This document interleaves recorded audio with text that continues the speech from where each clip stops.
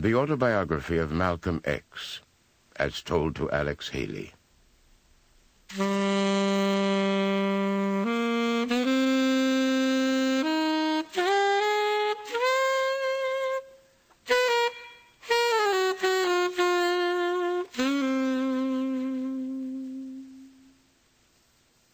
When my mother was pregnant with me, she told me later, a party of hooded Ku Klux Klan riders galloped up to our home in Omaha, Nebraska one night.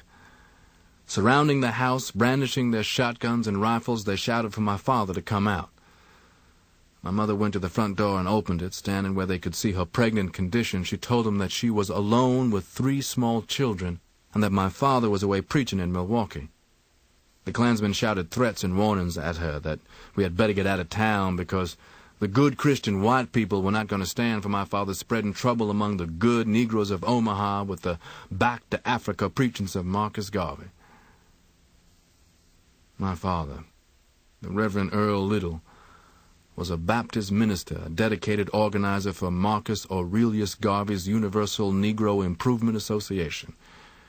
With the help of such disciples as my father, Garvey, from his headquarters in New York City's Harlem, was raising the banner of black race purity and exhorting the Negro masses to return to their ancestral African homeland, a cause which had made Garvey the most controversial black man on earth. Still shouting threats, the Klansmen finally spurred their horses and galloped around the house, shattering every window pane with their gun butts. Then they rode off into the night, their torches flaring, as suddenly as they had come. My father was enraged when he returned.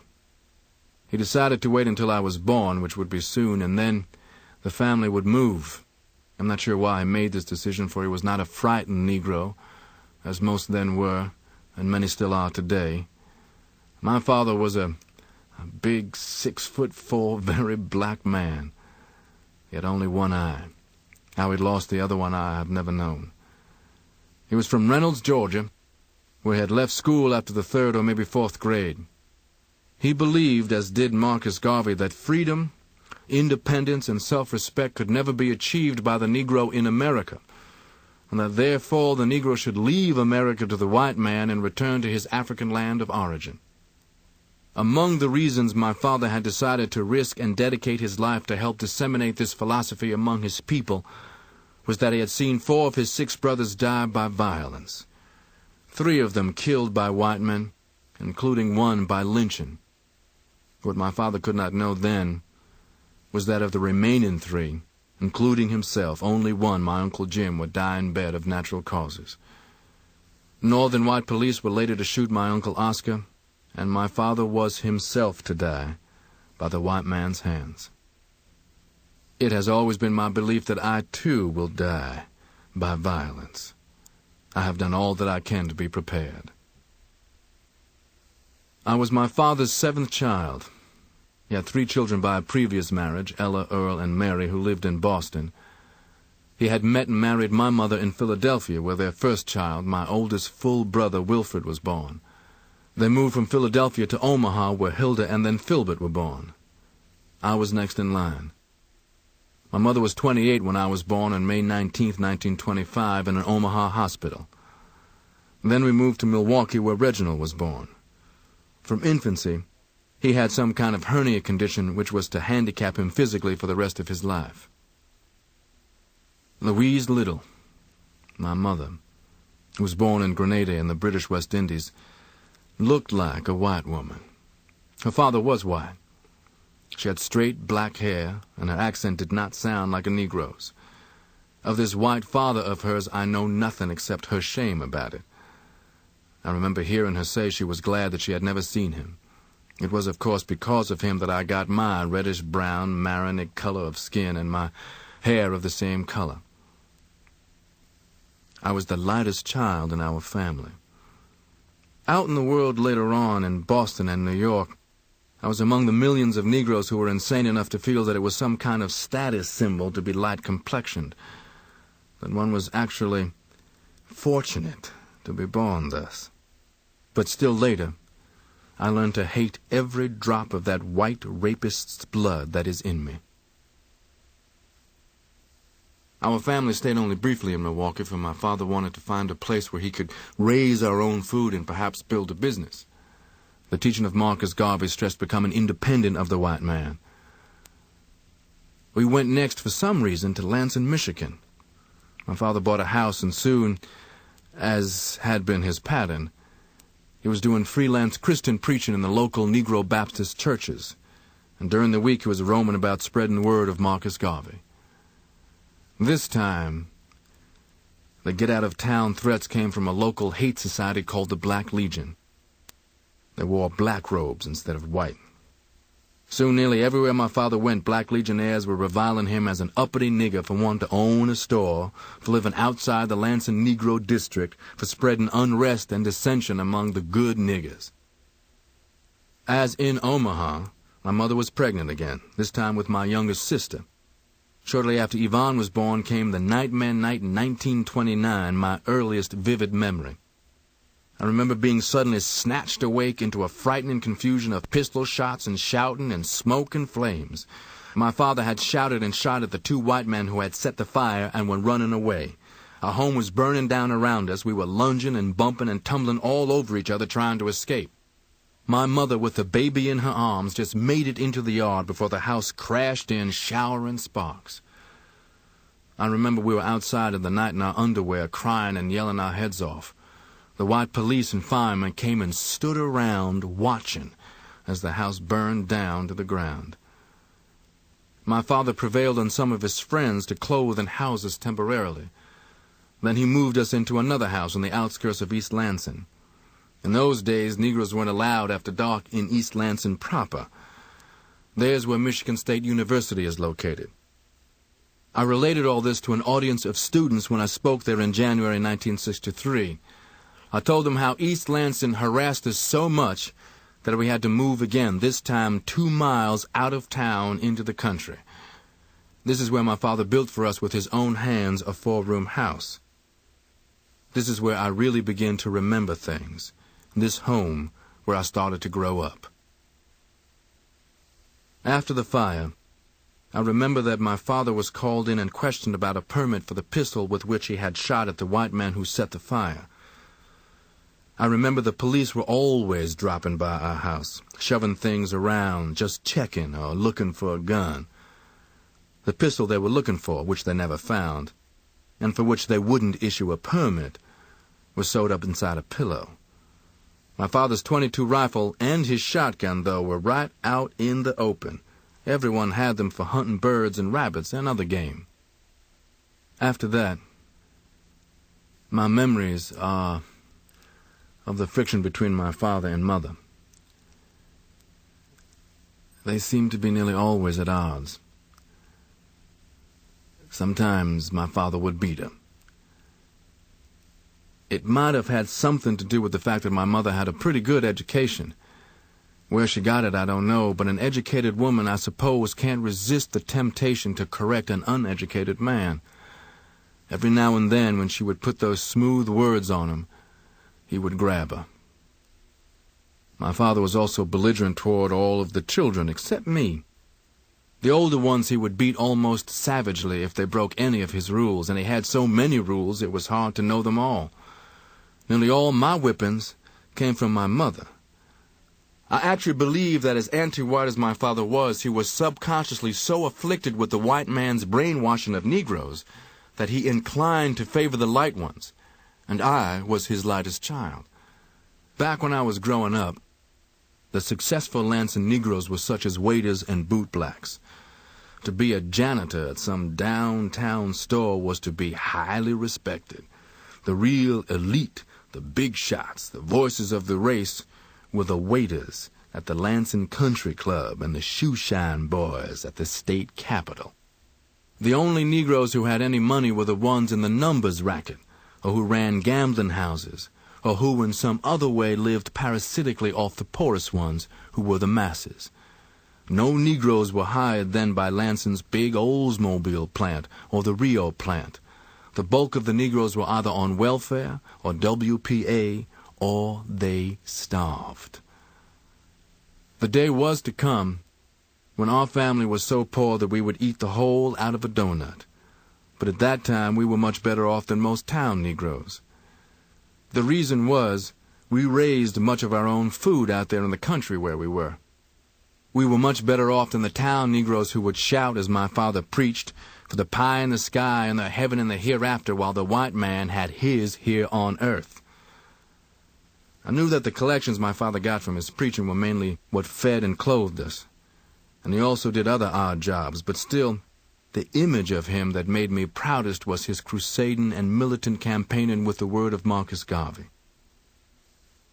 As young as I was then, I knew from what I overheard that my father was saying something that made him a tough man. I remember an old lady grinning and saying to my father, "You're scaring these white folks to death." One of the reasons I've always felt that my father favored me was that, to the best of my remembrance, it was only me that he sometimes took with him to the Garvey UNIA meetings, which he held quietly in different people's homes. There never were more than a few people at any one time, 20 at most, but that was a lot packed into someone's living room. I noticed how differently they all acted, although sometimes they were the same people who jumped and shouted in church. But in these meetings, both they and my father were more intense, more intelligent and down to earth. It made me feel the same way. I can remember hearing of Adam driven out of the garden into the caves of Europe, Africa for the Africans, Ethiopians awake. And my father would talk about how it would not be much longer before Africa would be completely run by Negroes. By black men was the phrase he always used. No one knows when the hour of Africa's redemption cometh. It is in the wind. It is coming one day. Like a storm, it will be here.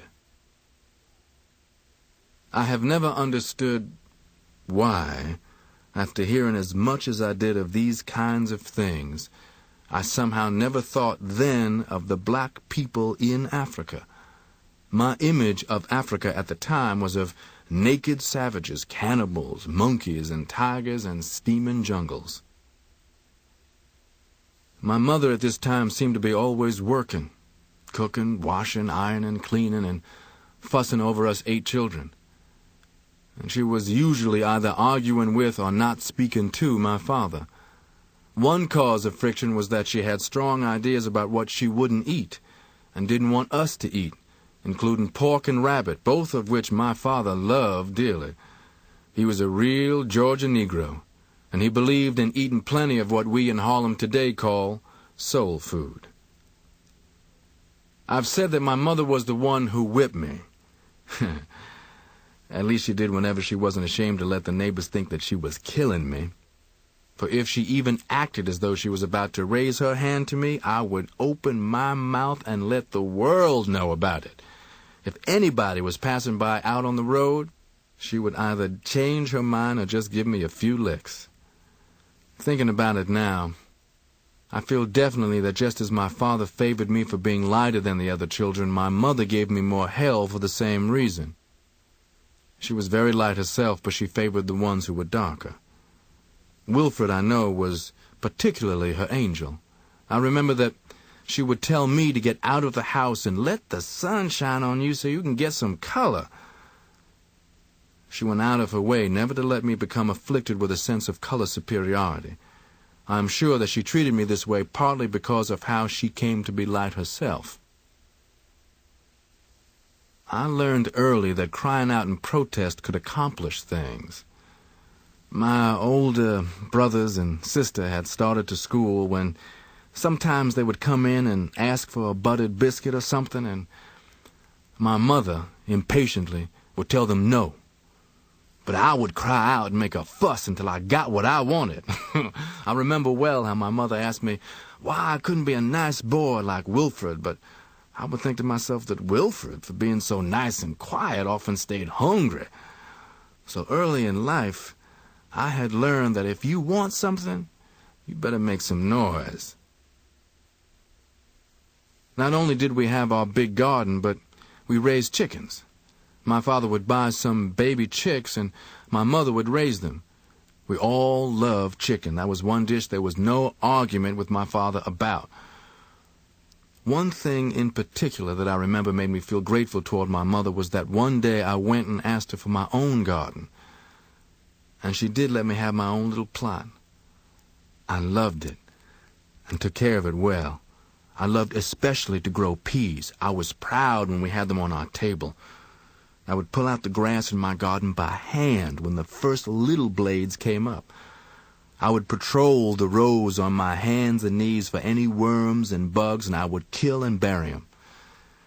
And sometimes when I had everything straight and clean for my things to grow, I would lie down on my back between two rows. I would gaze up in the blue sky at the clouds moving and think of all kinds of things.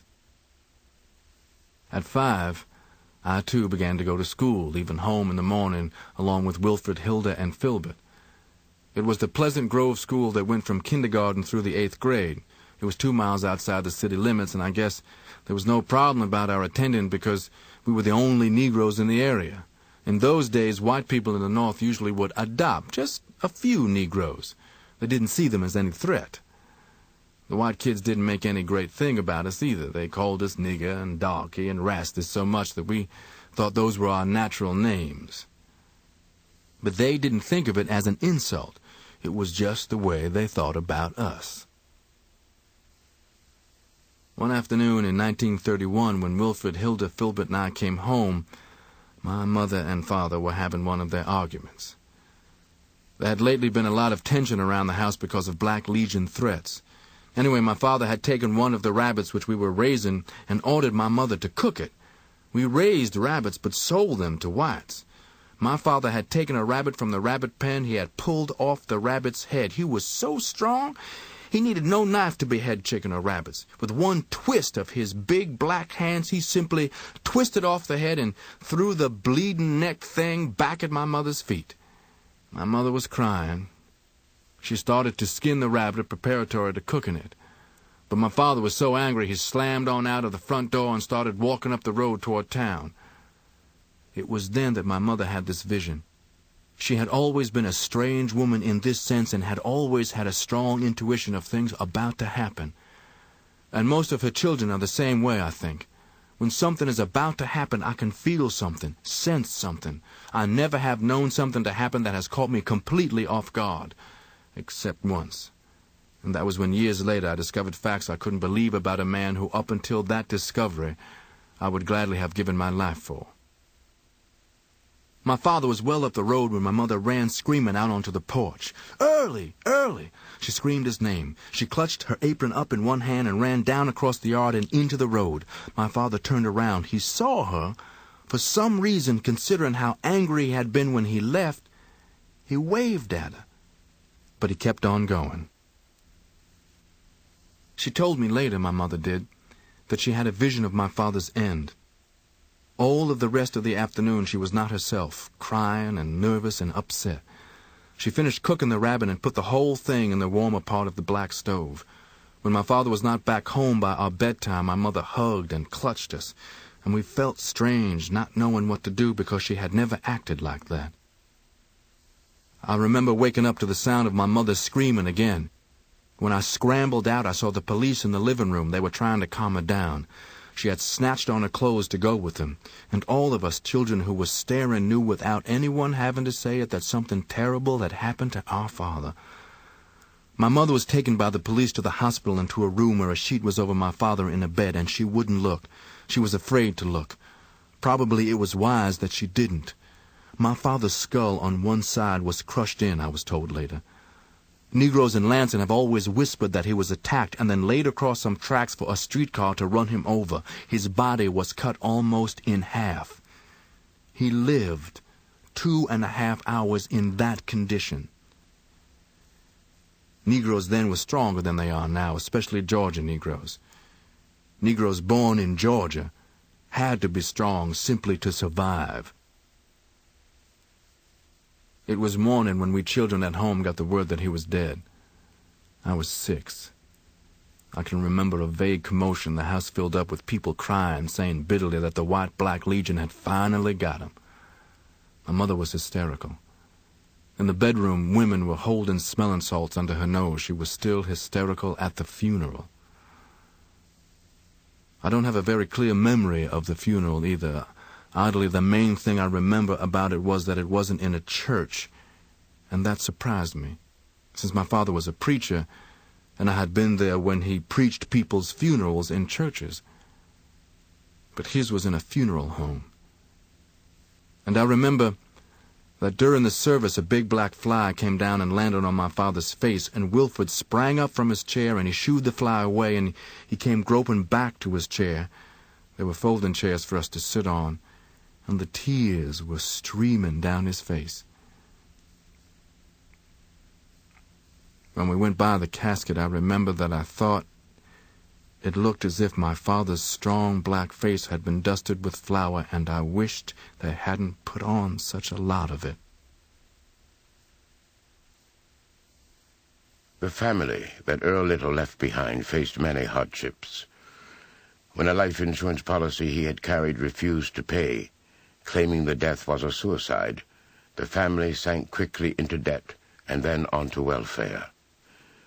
Louise Little worked whatever jobs she could find, mostly housework and sewing for white families, and Wilfred, the oldest child, quit school and went to work. But there was never enough money, and by 1934, at the height of the Depression, the family was desperate.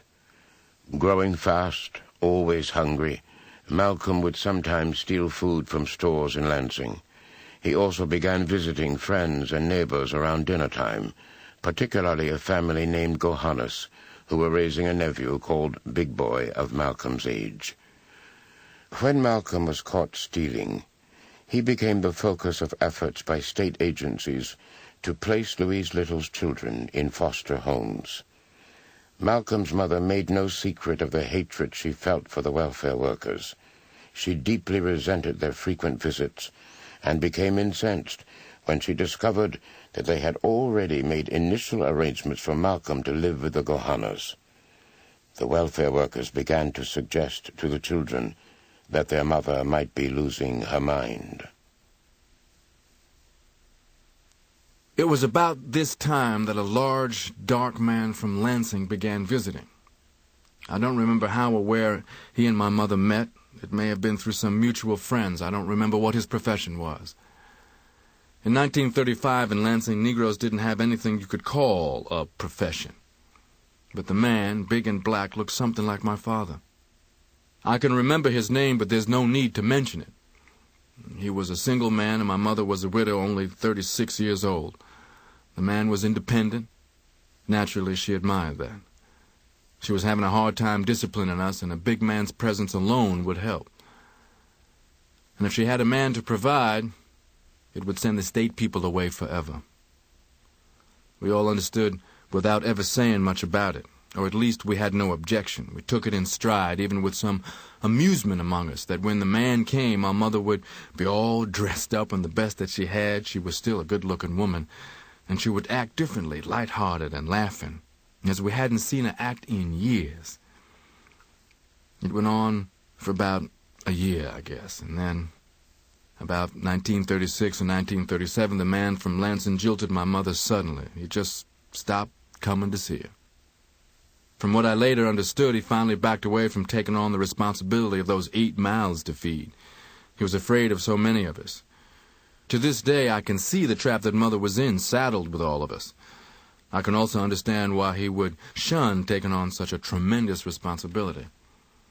But it was a terrible shock to her. It was the beginning of the end of reality for my mother.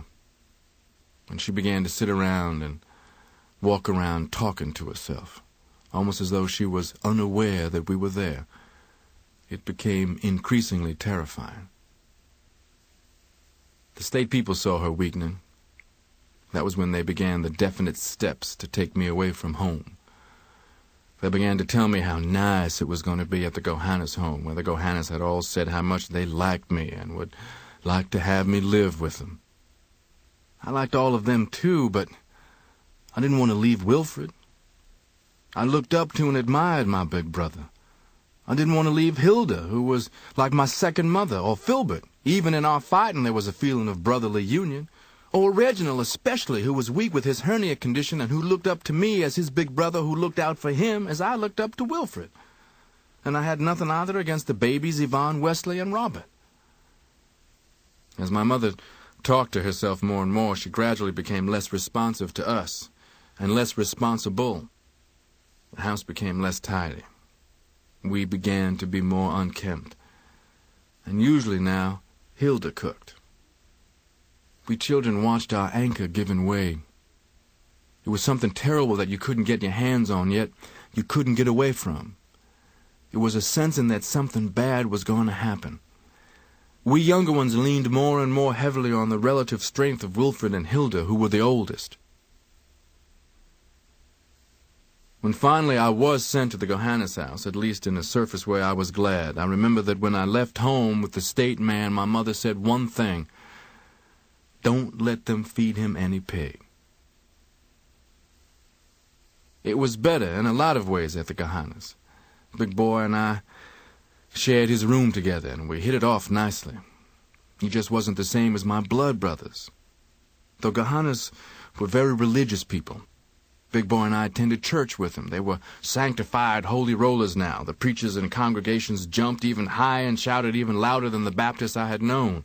They sang at the top of their lungs and swayed back and forth and cried and moaned and beat on tambourines and chanted. It was spooky, with ghosts and spirituals and haints seeming to be in the very atmosphere, when finally we all came out of the church going back home.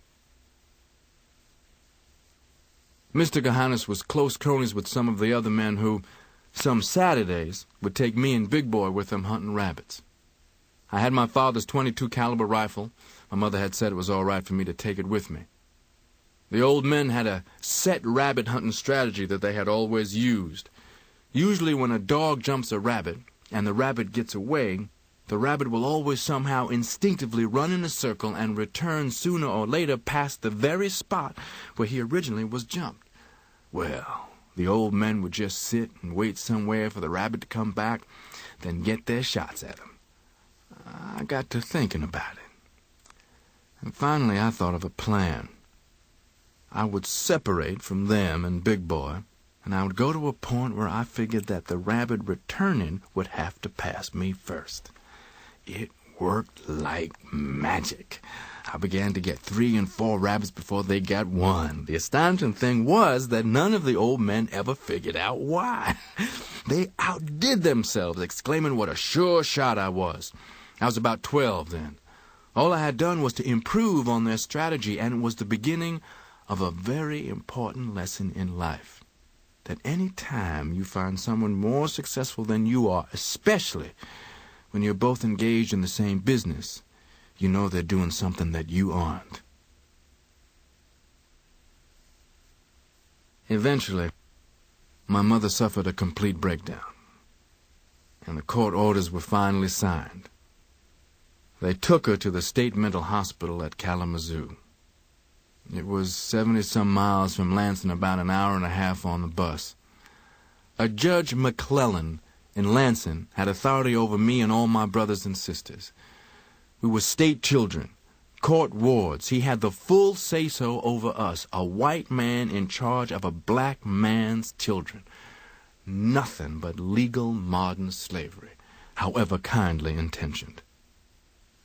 My mother remained in the same hospital at Kalamazoo for about 26 years. Later, when I was still growing up in Michigan, I would go to visit her every so often.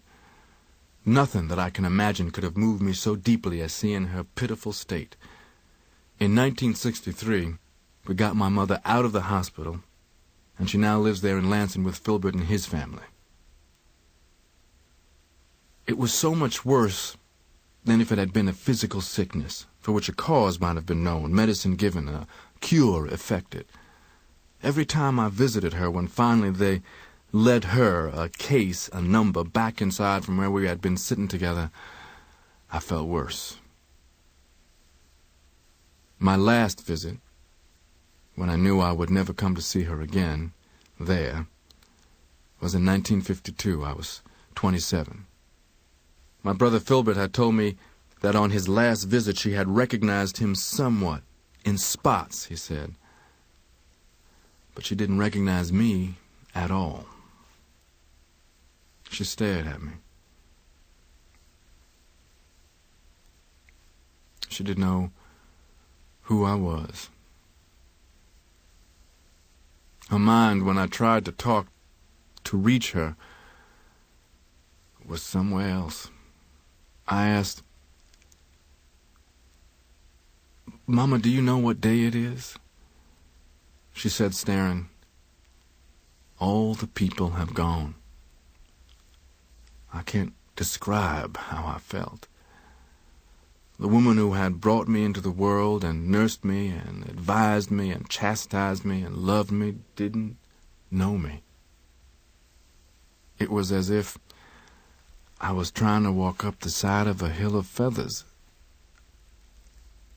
I looked at her. I listened to her talk. But there was nothing I could do. I truly believe that if ever a state social agency destroyed a family, it destroyed ours. We wanted and tried to stay together. Our home didn't have to be destroyed, but the welfare, the courts, and the doctor gave us the 1, 2, 3 punch, and ours was not the only case of this kind. I knew I wouldn't be back to see my mother again because it could make me a very vicious and dangerous person. Knowing how they had looked at us as numbers and as a case in their book, not as human beings. And knowing that my mother in there was a statistic that didn't have to be, that existed because of a society's failure, hypocrisy, greed, and lack of mercy and compassion. Hence I have no mercy or compassion in me for a society that will crush people and then penalize them for not being able to stand up under the weight. I have rarely talked to anyone about my mother, for I believe that I am capable of killing a person without hesitation who happened to make the wrong kind of remark about my mother.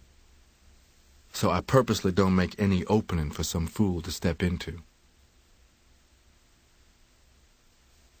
Back when our family was destroyed in 1937, Wilfred and Hilda were old enough so that the state let them stay on their own in the big 4-room house that my father had built.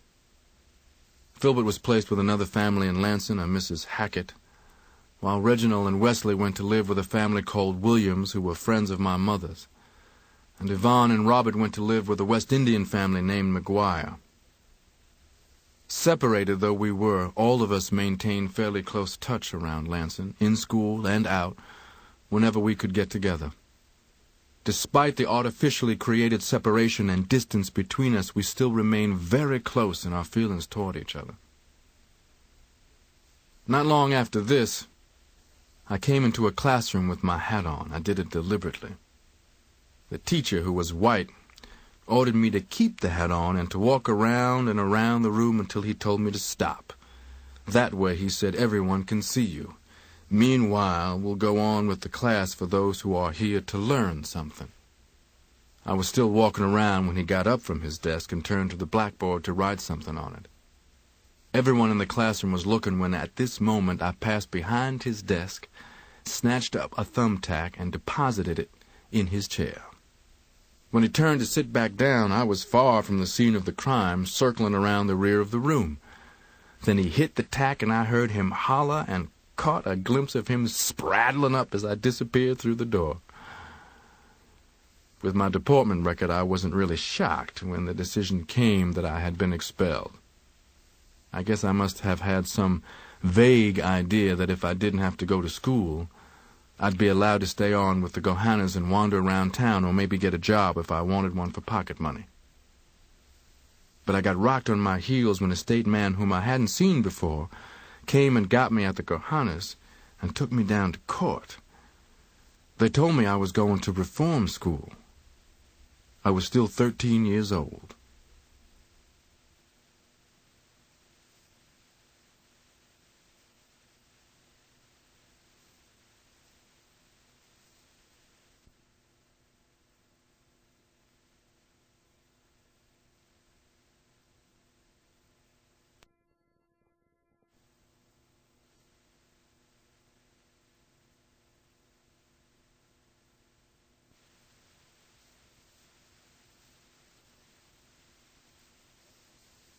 Malcolm was sent to live in a detention home in Mason, a small town about 12 miles from Lansing. There he became, as he called it, the mascot of the couple who ran the home, a Mr. and Mrs. Swirlin. The Swirlins were clearly impressed with Malcolm's intelligence. They gave him small jobs to do around their house, and eventually got him a job washing dishes in a local restaurant. But they often spoke disparagingly of niggers in front of him, as if he weren't there. The same way, Malcolm X wrote, people would talk freely in front of a pet canary. Instead of reform school, Malcolm became the first ward of the detention home ever to be placed in Mason Junior High School, where he was a top student and was even elected president of his 7th grade class, and where his history teacher was particularly fond of telling nigger jokes in Malcolm's presence. When Malcolm told his English teacher, whom he had regarded as a friend and advisor, that he'd like to be a lawyer one day, the instructor told him, "That's no realistic goal for a nigger. You're good with your hands. Why don't you plan on carpentry?" After this incident, Malcolm became increasingly withdrawn, especially from white people. He also began to get restless. During the summer of his 14th year, he visited his half-sister, Ella, in Boston. A commanding woman, he wrote of her. The way she sat, moved, talked, did everything, bespoke somebody who did and got exactly what she wanted. Ella had come north from Georgia with nothing, and she had worked hard and invested her savings in property. I had never been so impressed with anybody, Malcolm noted, and he was equally impressed with the excitement of life in the big city. When he finished 8th grade at Mason Junior High, he left Michigan and moved into Ella's house in the Wambeck and Humboldt Avenue Hill section of Roxbury, Boston's largest black neighborhood. The Hill, as it was known, was considered an exclusive area where many black professionals lived, teachers, preachers, Pullman porters, bank janitors, and other members of the black community's elite. Ella told Malcolm to enjoy himself, to get to know the neighborhood, and when the time was right, she'd help him find a job. But Malcolm was not attracted to the status of the Hill. He was drawn to the nightlife, to the jazz and the lights, and he began to roam, late and wide, through the streets of Boston. I spent my first month in town with my mouth hanging open. The sharp-dressed young cats who hung on the corners and in the pool rooms, bars, and restaurants, and who obviously didn't work anywhere, completely entranced me. I couldn't get over marveling how their hair was straight and shiny like white men's hair. Ella told me this was called a conch. I had never tasted a sip of liquor, never even smoked a cigarette, and here I saw little black children 10 and 12 years old shooting craps, playing cards, fighting, getting grown-ups to put a penny or a nickel on their number for them, things like that. And these children threw around swear words I had never even heard before even, and slang expressions that were just as new to me, such as stud and cat, chick and cool and hip. Every night as I lay in bed, I turned these new words over in my mind. It was shocking to me that in town, especially after dark, you'd occasionally see a white girl and a Negro man strolling arm in arm along the sidewalk, and mixed couples drinking in the neon-lighted bars, not slipping off to some dark corner, as in Lansing. I wanted to find a job myself to surprise Ella. One afternoon, something told me to go inside a pool room whose window I was looking through. I had looked through that window many times. I wasn't yearning to play pool. In fact, I had never held a cue stick. But I was drawn by the sight of the cool-looking cat standing around inside, bending over the big green felt-top tables, making bets and shooting the bright-colored balls into the holes. As I stared through the window this particular afternoon, something made me decide to venture inside and talk to a dark, stubby, conch-headed fellow who racked up balls for the pool players, whom I'd heard called Shorty. One day, he had come outside and seen me standing there, and he said, "Hi, Red." So that made me figure he was friendly. As inconspicuously as I could, I slipped inside the door and around the side of the pool room, avoiding people, and on to the back where Shorty was filling an aluminum can with powder that pool players dust on their hands. He looked up at me. Later on, Shorty would enjoy teasing me about how, with that first glance, he knew my whole story. "Man, that cat still smelled country," he'd say, laughing. "Cat's legs were so long, his pants so short, his knees showed, and his head looked like a briar patch." But that afternoon, Shorty didn't let it show in his face how country I'd appeared when I told him I'd appreciate it if he'd tell me how could somebody go about getting a job like his. "If you mean racking up balls," said Shorty, "I don't know of no pool joints around here needing anybody." "You mean you just want any slaves you can find?" A slave meant work, a job. He asked me what kind of work I had done. I told him that I'd washed restaurant dishes in Mason, Michigan. He nearly dropped that powder can. "My homeboy, man, give me some skin. I'm from Lansing." I never told Shorty, and he never suspected that he was about 10 years older than I. He took us to be about the same age. First, I would have been embarrassed to tell him. Later, I just never bothered. Shorty had dropped out of first-year high school in Lansing, lived a while with an uncle and aunt in Detroit, and had spent the last 6 years living with his cousin in Roxbury. But when I mentioned the names of Lansing people and places, he remembered many, and pretty soon we sounded as if we had been raised in the same block. I could sense Shorty's genuine gladness, and I don't have to say how lucky I felt to find a friend as hip as he obviously was. "Man, this is a swinging town if you dig it," Shorty said. "You're my homeboy. I'm going to school you to the happenings." I stood there and grinned like a fool. "You got to go anywhere now?" "Well, stick around until I get off." One thing I liked immediately about Shorty was his frankness.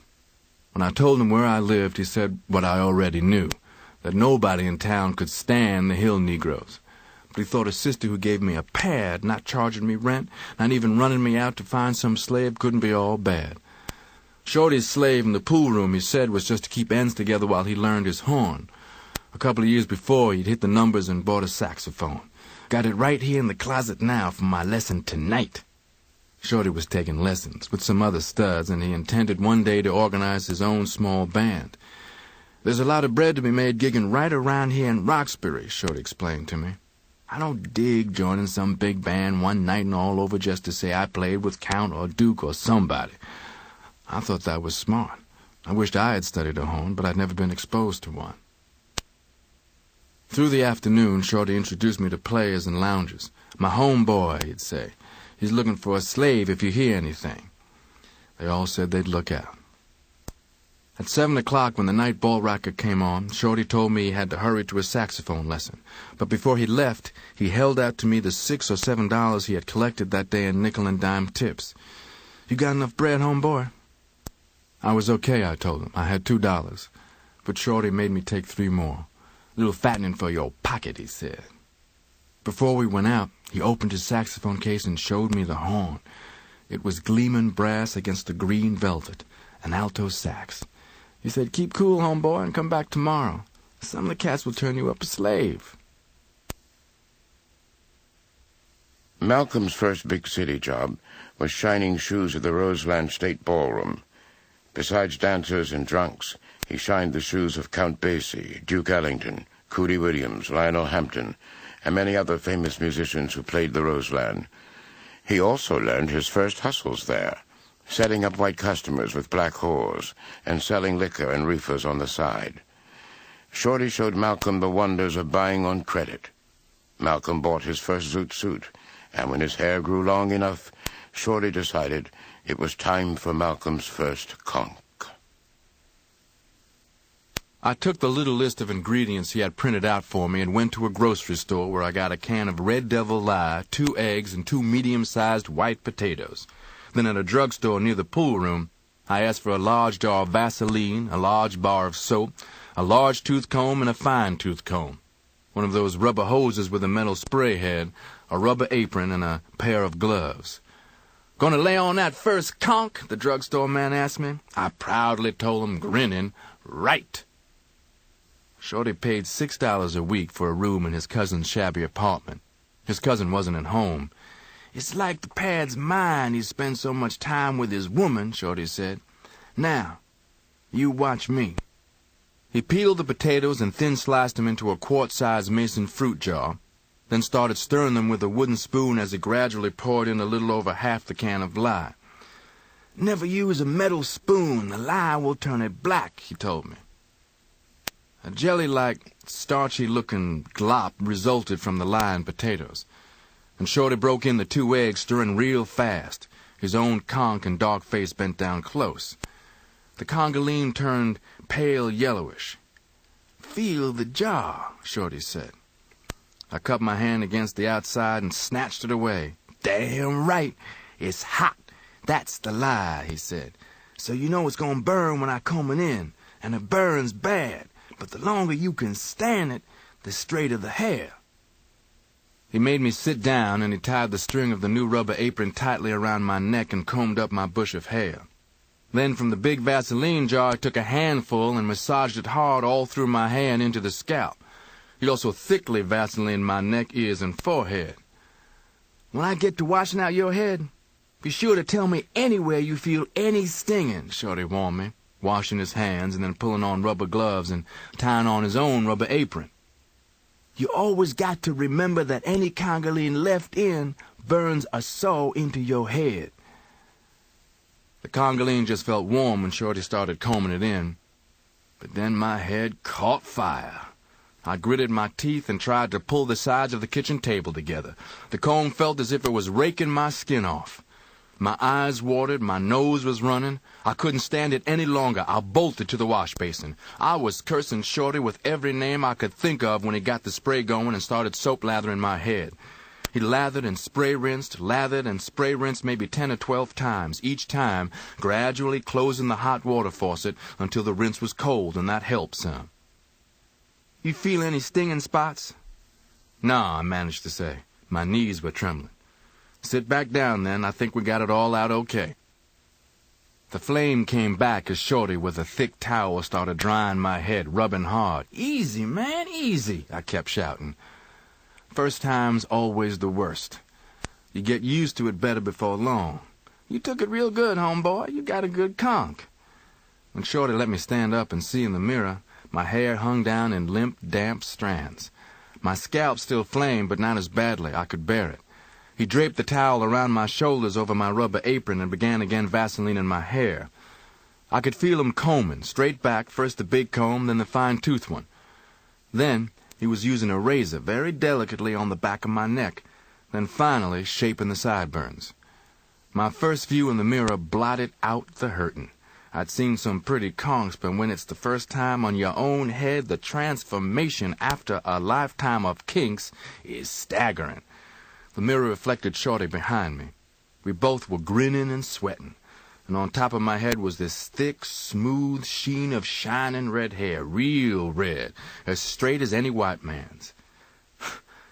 How ridiculous I was. Stupid enough to stand there, simply lost in admiration of my hair now looking white, reflected in the mirror in Shorty's room. I vowed that I'd never again be without a conch, and I never was for many years. This was my first really big step towards self-degradation. When I endured all that pain, literally burning my flesh to have it look like a white man's hair, I had joined that multitude of Negro men and women in America who are so brainwashed into believing that black people are inferior and white people are superior that they will even violate and mutilate their God-created bodies to try to look pretty by white standards. Malcolm moved easily into the hip city life of the Boston ghetto. He spoke the jive, drank the liquor, smoked the reefers and cigarettes, and he learned to dance. Lindy hopping was the craze of the day, and Malcolm became a Lindy hopping star. At 16, he acquired the ultimate black hipster status symbol, a white woman. Sophia, as he called her, it was not her real name, was vague about her background, but she was clearly well off and infatuated with black men, especially Malcolm. For months, he paraded her through the black bars and clubs. Through his sister Ella, Malcolm landed a new job selling sandwiches on the Yankee Clipper, the train that ran from Boston to New York.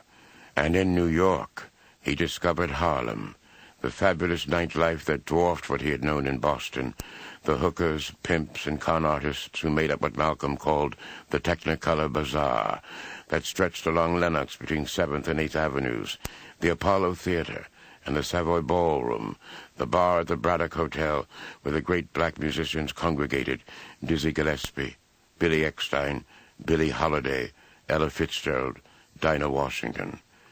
Malcolm dreamed of becoming part of it, and shortly after his 17th birthday, he made the move. He found a job in the center of the action as a day waiter at Small's Paradise, one of Harlem's hippest bars. Every day in Small's Paradise Bar was fascinating to me, and from a Harlem point of view, I couldn't have been in a more educational situation. Some of the ablest of New York's black hustlers took a liking to me, and knowing that I was still green by their terms, soon began in a paternal way to straighten Red out. The methods would be indirect. A dark, businessman-looking West Indian often would sit at one of my tables. One day when I brought his beer, he said, "Red, hold still a minute." He went over me with one of those yellow tape measures and jotted figures in his notebook. When I came to work the next afternoon, one of the bartenders handed me a package. It was an expensive, dark blue suit, conservatively cut. The gift was thoughtful, and the message was clear. The bartenders let me know that this customer was one of the top executives of the fabulous 40 Thieves gang. That was the gang of organized boosters who would deliver to order in one day, COD, any kind of garment you desired. You would pay about 1/3 the store's price.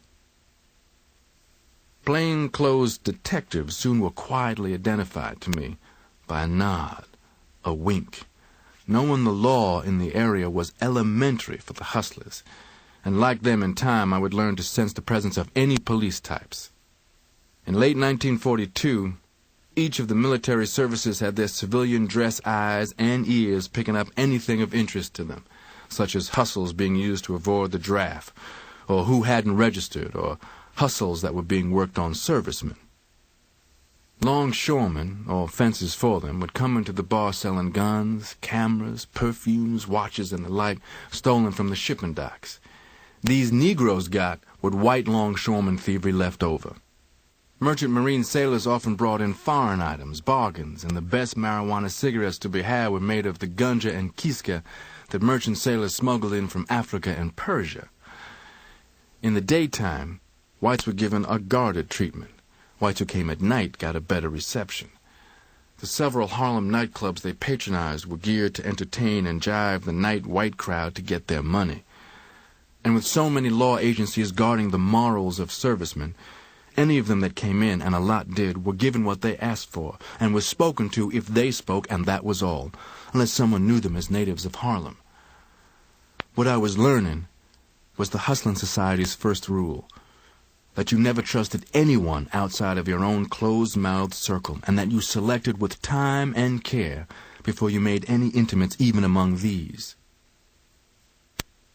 The bartenders would let me know which among the regular customers were mostly fronts, which really had something going, which were really in the underworld with downtown police or political connections, which really handled some money, and which were making it from day to day, which were the real gamblers, and which had just hit a little luck, and which ones never to run afoul of in any way. The latter were extremely well known about Harlem, and they were feared and respected. It was known that if upset, they would break open your head and think nothing of it. These were old-timers, not to be confused with the various hot-headed, wild young hustlers out trying to make a name for themselves for being crazy with a pistol trigger or a knife. The old heads that I'm talking about were such as Black Sammy, Bub Hewlett, King Padmore, and West Indian Archie. Most of these tough ones had worked as strong-arm men for Dutch Schultz when he had muscled into the Harlem numbers industry after white gangsters had awakened to the fortunes being made in what they had previously considered nigger pennies, and the numbers game was referred to by the white racketeers as nigger pool. Those tough Negroes' heyday had been before the big 1931 Seabury investigation that started Dutch Schultz on the way out, until his career ended with his 1934 assassination.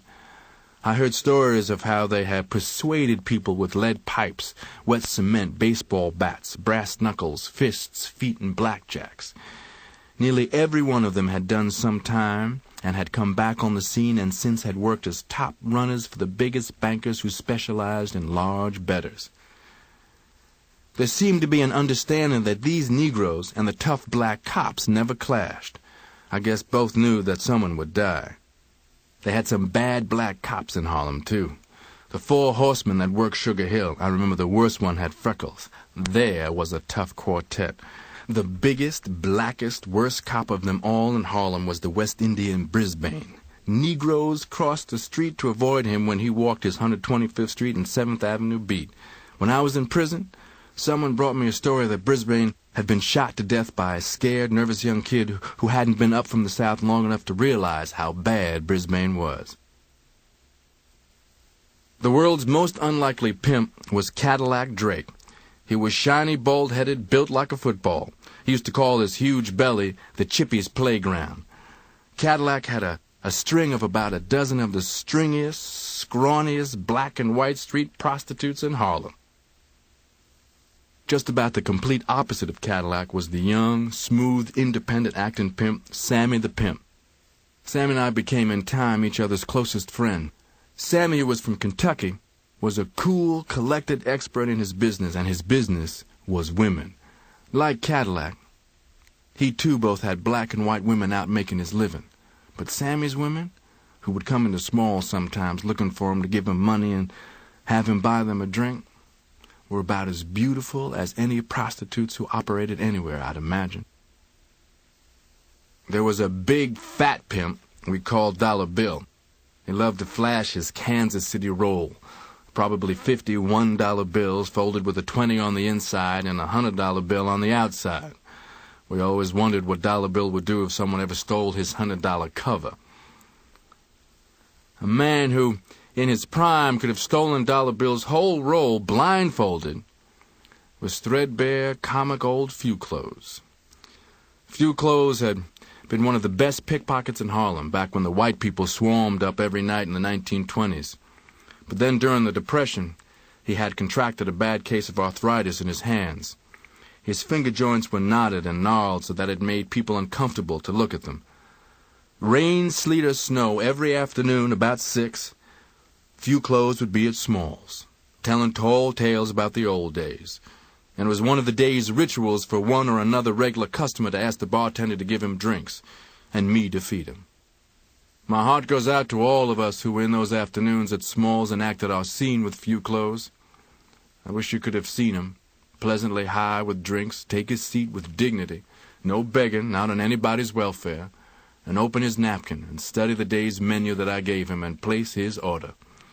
I'd tell the cooks it was for Fuclose and he'd get the best in the house. I'd go back and serve it as though he were a millionaire. Many times since, I've thought about it and what it really meant. In one sense, we were huddled in there, bonded together in seeking security and warmth and comfort from each other, and we didn't know it. All of us who might have probed space or cured cancer or built industries were instead black victims of the white man's American social system. In another sense, the tragedy of the once master pickpocket made him, for those brother old-timer hustlers, a there but for the grace of God symbol. To wolves who were still able to catch some rabbits, it had meaning that an old wolf who had lost his fangs was still eaten. When I had been around Harlem long enough to show signs of permanence, inevitably I got a nickname that would identify me beyond any confusion with 2 other red-conked and well-known Reds who were around. I had met them both. In fact, later on I'd worked with them both. One, St. Louis Red, was a professional armed robber. When I was sent to prison, he was serving time for trying to stick up a dining car steward on a train between New York and Philadelphia. He was finally freed. Now I hear he's in prison for a New York City jewel robbery. The other was Chicago Red. We became good buddies in a speakeasy where later on I was a waiter. Chicago Red was the funniest dishwasher on this earth. Now he's making his living being funny as a nationally known stage and nightclub comedian. I don't see any reason why old Chicago Red would mind me telling that he is Red Fox. Anyway, before long my nickname happened. Just when, I don't know, but people, knowing I was from Michigan, would ask me what city. Since most New Yorkers had never heard of Lansing, I would say Detroit. Gradually I began to be called Detroit Red, and it stuck. One afternoon in early 1943, before the regular 6 o'clock crowd had gathered, a black soldier sat drinking by himself at one of my tables. He must have been there an hour or more. He looked dumb and pitiful and just up from the deep South. The fourth or fifth drink I served this soldier, wiping the table, I bent over close and asked him if he wanted a woman. I knew better. It wasn't only Small's Paradise Law, it was the law of every tavern that wanted to stay in business. Never get involved with anything that could be interpreted as impairing the morals of servicemen, or any kind of hustling off them. This had caused trouble for dozens of places. Some had been put off limits by the military. Some had lost their state or city licenses. I played right into the hands of a military spy. He sure would like a woman. He acted so grateful he even put on an extreme Southern accent. And I gave him the phone number of one of my best friends among the prostitutes where I lived. But something felt wrong. I gave the fellow a half hour to get there, and then I telephoned. I expected the answer I got, that no soldier had been there. I didn't even bother to go back out to the bar. I just went straight to Charlie Small's office. "I just did something, Charlie," I said. "I don't know why I did it." And I told him. Charlie looked at me. "I wish you hadn't done that, Red." We both knew what he meant. When the West Indian plainclothes detective Joe Baker came in, I was waiting. I didn't even ask him any questions. When we got to the 135th Street precinct, it was busy with police in uniform and the MPs with soldiers in tow. I was recognized by some other detectives who, like Joe Baker, sometimes dropped in at Smalls. Two things were in my favor. I'd never given the police any trouble, and when that black spy soldier had tried to tip me, I had waved it away, telling him I was just doing him a favor. They must have agreed that Joe Baker should just scare me. I didn't know enough to be aware that I wasn't taken to the desk and booked. Joe Baker took me back inside of the precinct building into a small room. In the next room, we could hear somebody getting whipped. "Whop! Whop!" He'd cry out, "Please, oh please don't beat my face, that's how I make my living." I knew that it was some pimp. "Whop! Whop! Please, please!" More bitter than getting fired, I was barred from Smalls. I could understand. Even if I wasn't actually what was called hot, I was now going to be under surveillance, and the Small brothers had to protect their business. Sammy proved to be my friend in need. He put word on the wire for me to come over to his place. I'd never been there. His place seemed to me a small palace. His women really kept him in style. While we talked about what kind of a hustle I should get into, Sammy gave me some of the best marijuana I'd ever used. Various numbers controllers, Small's regulars, had offered me jobs as a runner, but that meant I would earn very little until I could build up a clientele. Pimping, as Sammy did, was out. I felt I had no abilities in that direction, and that I'd certainly starve to death trying to recruit prostitutes. Peddling reefers, Sammy and I pretty soon agreed, was the best thing. It was a relatively uninvolved, lone wolf type of operation, and one in which I could make money immediately. For anyone with even a little brains, no experience was needed, especially if one had any knack at all with people. Both Sam and I knew some merchant seamen and others who could supply me with loose marijuana.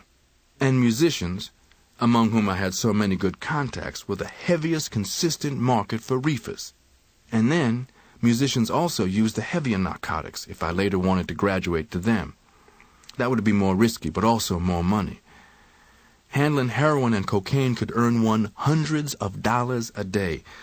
but it required a lot of experience with the narcotics squad for one to be able to last long enough to make anything. I'd been around long enough either to know or to spot instinctively most regular detectives and cops, though not the narcotics people. And among the Smalls' veteran hustler regulars, I had a variety of potentially helpful contacts. This was important because just as Sammy could get me supplied with marijuana, a large facet of any hustler's success was knowing where he could get help when he needed it. The help could involve police and detectives as well as higher-ups. But I hadn't yet reached that stage, so Sammy staked me, about $20, I think it was. Later that same night, I knocked at his door and gave him back his money and asked him if I could lend him some. I'd gone straight from Sammy's to a supplier he had mentioned. I got just a small amount of marijuana, and I got some of the paper to roll up my own sticks. I was able to make enough of them so that after selling them to musicians I knew at the Braddock Hotel, I could pay back Sammy and have enough profit to be in business. And those musicians, when they saw their buddy and their fan in business, my man, Crazy Red. I kept turning over my profit, increasing my supplies, and I sold reefers like a wild man. I scarcely slept. I was wherever musicians congregated. A roll of money was in my pocket. Every day I cleared at least around Harlem. The narcotics squad detectives didn't take long to find out I was selling reefers, and occasionally one of them would follow me. Many a peddler was in jail because he had been caught with the evidence on his person. I figured a way to avoid that. The law specified that if the evidence wasn't actually in your possession, you couldn't be arrested. Hollowed-out shoe heels, fake hat linings, these things were old stuff to the detectives. I carried about 50 sticks in a small package inside my coat, under my armpit, keeping my arm flat against my side. Moving about, I kept my eyes open. If anybody looked suspicious, I'd quickly cross the street or go through a door or turn a corner, loosening my arm enough to let the package drop. At night, when I usually did my selling, any suspicious person wouldn't be likely to see the trick. If I decided I had been mistaken, I'd go back and get my sticks. However, I lost many a stick this way. Sometimes I knew I had frustrated a detective, and I kept out of the courts. One morning, though, I came in and found signs that my room had been entered. I knew it had been detectives. I'd heard too many times how if they couldn't find any evidence, they would plant some, where you would never find it, then they'd come back in and find it. I didn't even have to think twice what to do. I packed my few belongings and never looked back. When I went to sleep again, it was in another room. It was then that I began carrying a little .25 automatic. I got it for some reefers from an addict who I knew had stolen it somewhere. I carried it pressed under my belt right under the center of my back. Someone had told me that the cops never hit there in a routine pat-and down, and unless I knew who I was with, I never allowed myself to get caught in any crush of people. The narcotics cops had been known to rush up and get their hands on you and plant evidence while searching. I felt that as long as I kept on the go and in the open, I had a good chance. I don't know now what my real thoughts were about carrying the pistol, but I imagine I felt that I wasn't going to get put away if somebody tried framing me in any situation that I could help. I sold less than before because of having to be so careful consumed so much time. Every now and then on a hunch I'd move to another room. I told nobody but Sammy where I slept. Finally, it was on the wire that the Harlem Narcotics Squad had me on its special list. Now, every other day or so, usually in some public place, they would flash the badge and search me. But I'd tell them at once, loud enough for others standing about to hear me, that I had nothing on me and I didn't want to get anything planted on me. Then they wouldn't, because Harlem already thought little enough of the law, and they did have to be careful that some crowd of Negroes would not intervene roughly. Negroes were starting to get very tense in Harlem. One could almost smell trouble ready to break out, as it did very soon. But it was really tough on me then. I was having to hide my sticks in various places near where I was selling. I'd put 5 sticks in an empty cigarette pack and drop the empty-looking pack by a lamppost or behind a garbage can or a box. And I'd first tell my customers to pay me, and then where to pick up. But my regular customers didn't go for that. You couldn't expect a well-known musician to go grubbing behind a garbage can. So I began to pick up some of the street trade, the people you could see looked high. I collected a number of empty Red Cross bandage boxes and used them for drops. That worked pretty good. But the Middle Harlem Narcotics Force found so many ways to harass me that I had to change my area. I moved down to Lower Harlem around 110th Street. There were more reefer smokers around there, but these were a cheaper type. This was the worst of the ghetto, the poorest people, the ones who in every ghetto kept themselves narcotized to keep from having to face their miserable existence. I didn't last long down there either. I lost too much for my product. After I sold to some of those reefer smokers who had the instincts of animals, they followed me and learned my pattern. They'd dart out of a doorway, I'd drop my stuff, and they would be on it like a chicken on corn. When you become an animal, a vulture in the ghetto, as I had become, you enter a world of animals and vultures. It becomes truly the survival of only the fittest. Soon I found myself borrowing little stakes from Sammy, from some of the musicians, enough to buy supplies, enough to keep high myself, enough sometimes just to eat. Then Sammy gave me an idea. "Red, you still got your old railroad identification?" I did have it. They hadn't taken it back. "Well, why don't you use it to make a few runs until the heat cools?" He was right. I found that if you walked up and showed a railroad line's employee identification card, the conductor, even a real cracker if you approached him right, not begging, would just wave you aboard. And when he came around, he would punch you one of those little coach seat slips to ride wherever the train went. The idea came to me that this way I could travel all over the East Coast selling reefers among my friends who were on tour with their bands. I had the New Haven identification. I worked a couple of weeks for other railroads to get their identification, and then I was set. In New York, I rolled and packed a great quantity of sticks and sealed them into jars. The identification card worked perfectly. If you persuaded the conductor you were a fellow employee who had to go home on some family business, he just did the favor for you without a second thought. Most whites don't give a Negro credit for having sense enough to fool them, or nerve enough. I'd turn up in towns where my friends were playing. "Red!" I was an old friend from home. In the sticks, I was somebody from the Braddock Hotel. "My man! Daddy-O!" And I had Big Apple reefers. Nobody had ever heard of a traveling reefer peddler. I followed no particular band. Each band's musicians knew the other band's one-nighter touring schedules. When I ran out of supplies, I'd return to New York and I'd load up, then hit the road again. Auditoriums or gymnasiums all lighted up, the band's chartered bus outside, the dressed-up, excited local dancers pouring in. At the door, I'd announce that I was some bandman's brother. In most cases, they thought I was one of the musicians. Throughout the dance, I'd show the country folks some plain and fancy lindy hopping. Sometimes I'd stay overnight in a town. Sometimes I'd ride the band's bus to the next stop. Sometimes back in New York, I would stay a while. Things had cooled down. Word was around that I had left town, and the narcotics squad was satisfied with that. In some of the small towns, people thinking I was with the band even mobbed me for autographs. Once in Buffalo, my suit was nearly torn off. My brother Reginald was waiting for me one day when I pulled into New York. The day before, his merchant ship had put into port over in New Jersey.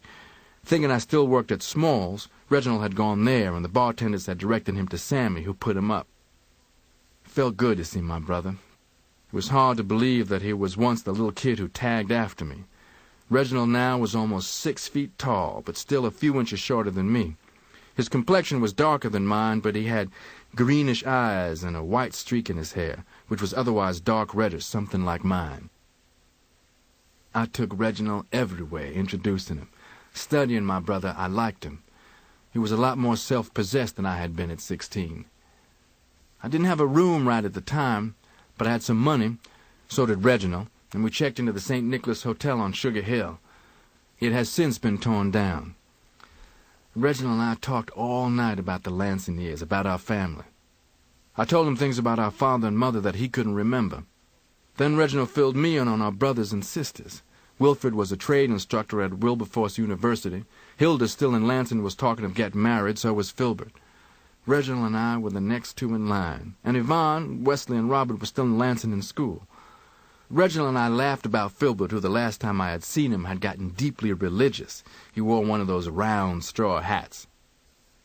Reginald's ship was in for about a week getting some kind of repairs on its engines. I was pleased to see that Reginald, though he said little about it, admired my living by my wits. Reginald dressed a little too loudly, I thought. I got a reefer customer of mine to get him a more conservative overcoat and suit. I told Reginald what I had learned, that in order to get something, you had to look as though you already had something. Before Reginald left, I urged him to leave the Merchant Marine and I would help him get started in Harlem. I must have felt that having my kid brother around me would be a good thing. Then there would be two people I could trust. Sammy was the other. Reginald was cool. At his age, I would have been willing to run behind the train to get to New York and to Harlem. But Reginald, when he left, said, I'll think about it. Not long after Reginald left, I dragged out the wildest zoot suit in New York. This was 1943. The Boston Draft Board had written me at Ella's, and when they had no results there, had notified the New York Draft Board, and in care of Sammy, I received Uncle Sam's greetings. In those days, only 3 things in the world scared me: jail, a job, and the Army. I had about 10 days before I was to show up at the induction center. I went right to work. The Army intelligence soldiers, those black spies in civilian clothes, hung around in Harlem with their ears open for the white man downtown. I knew exactly where to start dropping the word. I started noising around that I was frantic to join the Japanese Army.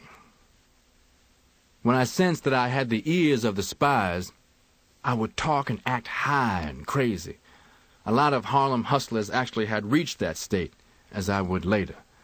It was inevitable when one had gone long enough on heavier and heavier narcotics and under the steadily tightening vice of the hustling life. I'd snatch out and read my greetings aloud to make certain they heard who I was and when I'd report downtown.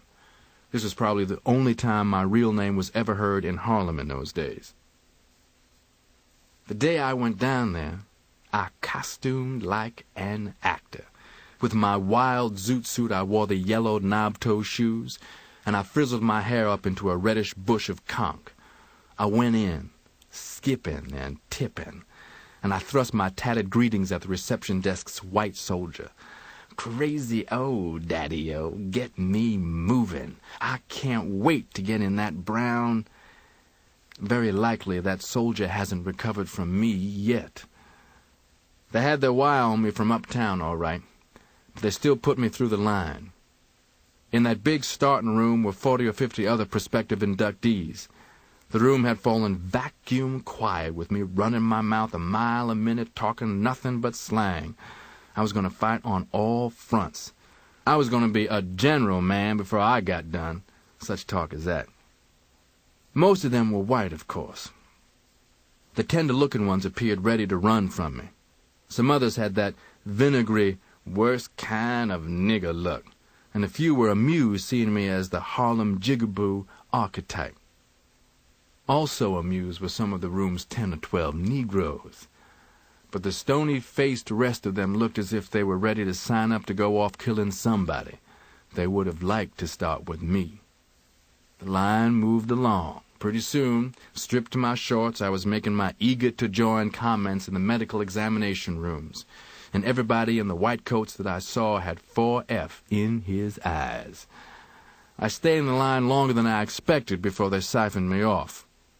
One of the white coats accompanied me around a turning hallway.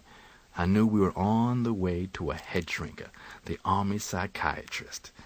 The receptionist there was a Negro nurse. I remember she was in her early 20s and not bad to look at. She was one of those Negro firsts. Negroes know what I'm talking about.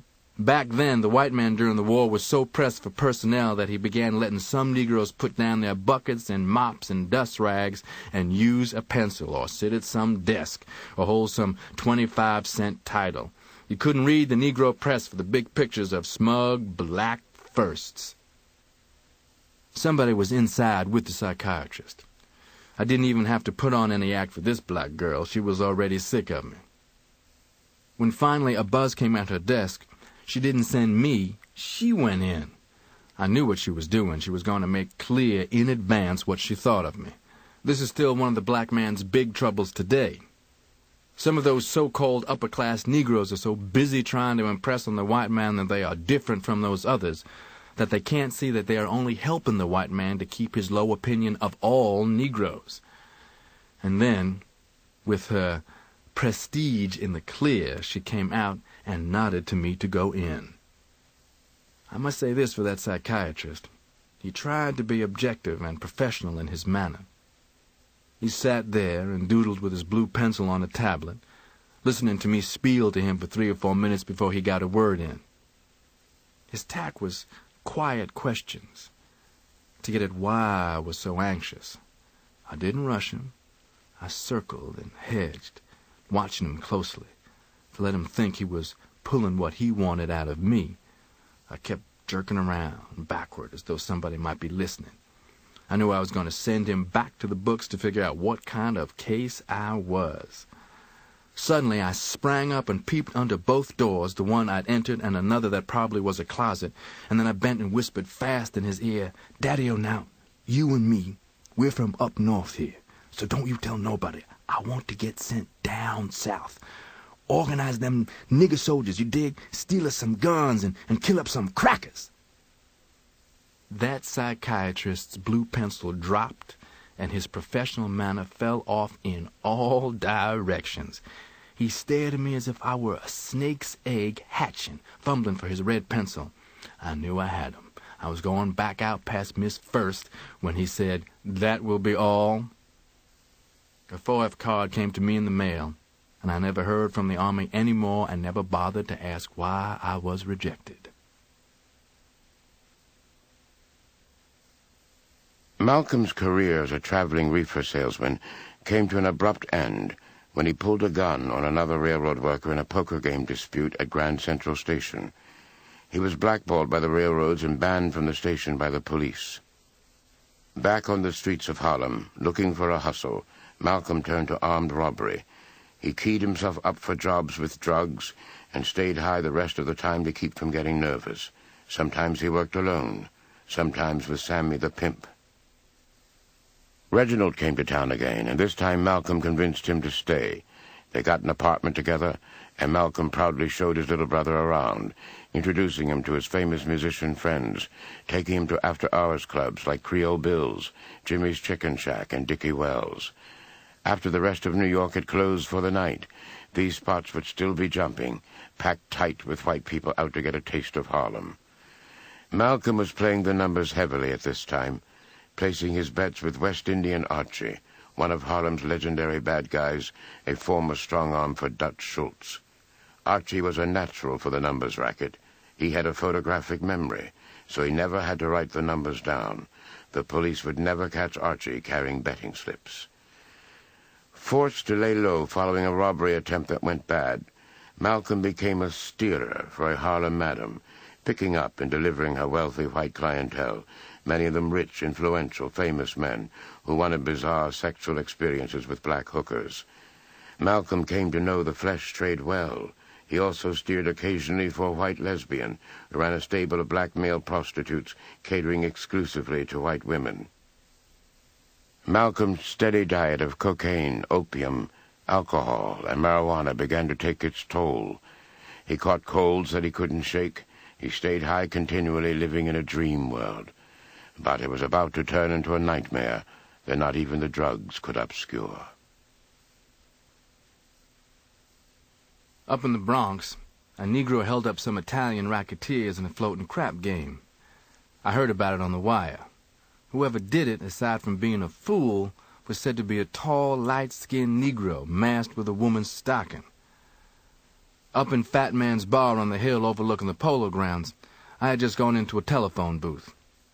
Everyone in the bar, all over Harlem in fact, was drinking up excited about the news that Branch Rickey, the Brooklyn Dodgers owner, had just signed Jackie Robinson to play in Major League Baseball with the Dodgers farm team in Montreal, which replaced the time in the fall of 1945. Early in the afternoon, I had collected from West Indian Archie for a 50-cent combination bet. He had paid me $300 right out of his pocket. I was telephoning Jean Parks. Jean was one of the most beautiful women who ever lived in Harlem. She once sang with Sarah Vaughan and the Blue Bonnets, a quartet that sang with Earl Hines. For a long time, Jean and I had enjoyed a stand-in friendly deal that we'd go out and celebrate when either of us hit the numbers. Since my last hit, Jean had treated me twice, and we laughed on the phone, glad that now I'd treat her to a night out. We arranged to go to a 52nd Street nightclub to hear Billie Holiday, who had been on the road and was just back in New York. As I hung up, I spotted the two lean, tough-looking paisanos gazing in at me cooped up in the booth. I didn't need any intuition, and I had no gun. A cigarette case was the only thing in my pocket. I started easing my hand down into my pocket to try bluffing, and one of them snatched open the door. They were dark olive, swarthy-featured Italians. I had my hand down into my pocket. "Come outside, we'll hold court," one said. At that moment, a cop walked through the front door. The two thugs slipped out. I never in my life have been so glad to see a cop. I was still shaking when I got to the apartment of my friend Sammy the Pimp. He told me that not long before, West Indian Archie had been there looking for me. Sometimes, recalling all of this, I don't know, to tell the truth, how I am alive to tell it today. They say God takes care of fools and babies. I've so often thought that Allah was watching over me. Through all of this time in my life, I really was dead, mentally dead. I just didn't know that I was. Anyway, to kill time, Sammy and I sniffed some of his cocaine until the time came to pick up Jean Parks to go down and hear Lady Day. Sammy's having told me about West Indian Archie looking for me didn't mean a thing. Not right then. There was the knocking at the door. Sammy, lying on his bed in pajamas and bathrobe, called, "Who?" When West Indian Archie answered, Sammy slid the round, two-sided shaving mirror under the bed, with what little of the cocaine powder, or crystals actually, was left, and I opened the door. "Red, I want my money." A 32-20 is a funny kind of gun. It's bigger than a 32. It's not as big as a 38. I had faced down some dangerous Negroes, but no one who wasn't ready to die messed with West Indian Archie. I couldn't believe it. He truly scared me. I was so incredulous at what was happening, it was hard to form words with my brain and my mouth. "Man, what's the beef?" West Indian Archie said he thought I was trying something when I told him I'd hit, but he'd paid me the $300 until he could double-check his written betting slips. And as he'd thought, I hadn't combinated the number I'd claimed, but another. "Man, you're crazy." I talked fast. I'd seen out of the corner of my eye Sammy's hand easing under his pillow where he kept his Army .45. "Archie, smart a man as you're supposed to be, you'd pay somebody who hadn't hit?" The 32-20 moved, and Sammy froze. West Indian Archie told him, "I ought to shoot you right through the ear." And he looked back at me. "You don't have my money." I must have shaken my head. "I'll give you until 12 o'clock tomorrow." And he put his hand behind him and pulled open the door. He backed out and slammed it. It was a classic hustler code impasse. The money wasn't the problem. I still had about $200 of it. Had money been the issue, Sammy could have made up the difference. If it wasn't in his pocket, his women could quickly have raised it. West Indian Archie himself, for that matter, would have loaned me $300 if I'd asked him, as many thousands of dollars of mine as he'd gotten 10% of. Once, in fact, when he'd heard I was broke, he had looked me up and handed me some money and grunted, "Stick this in your pocket." The issue was the position which his action had put us both into. For hustler in our sidewalk jungle world, face and honor were important. No hustler could have it known that he'd been hyped, meaning outsmarted or made a fool of. And worse, a hustler could never afford to have it demonstrated that he could be bluffed, that he could be frightened by a threat, that he lacked nerve. West Indian Archie knew that some young hustlers rose in stature in our world when they somehow hoodwinked older hustlers, then put it on the wire for everyone to hear. He believed I was trying that. In turn, I knew he would be protecting his stature by broadcasting all over the wire his threat to me. Because of this code, in my time in Harlem, I'd personally known a dozen hustlers who, threatened, left town disgraced. Once the wire had it, any retreat by either of us was unthinkable. The wire would be awaiting the report of the showdown. I'd also known of at least another dozen showdowns in which one took the dead-on-arrival ride to the morgue and the other went to prison for manslaughter or the electric chair for murder. Sammy let me hold his .32. My guns were at my apartment. I put the .32 in my pocket, with my hand on it, and walked out. I couldn't stay out of sight. I had to show up at all of my usual haunts. I was glad that Reginald was out of town. He might have tried protecting me, and I didn't want him shot in the head by West Indian Archie. It was just about time for me to go and pick up Gene Parks to go downtown to see Billie Holiday at the Onyx Club. So much was swirling in my head.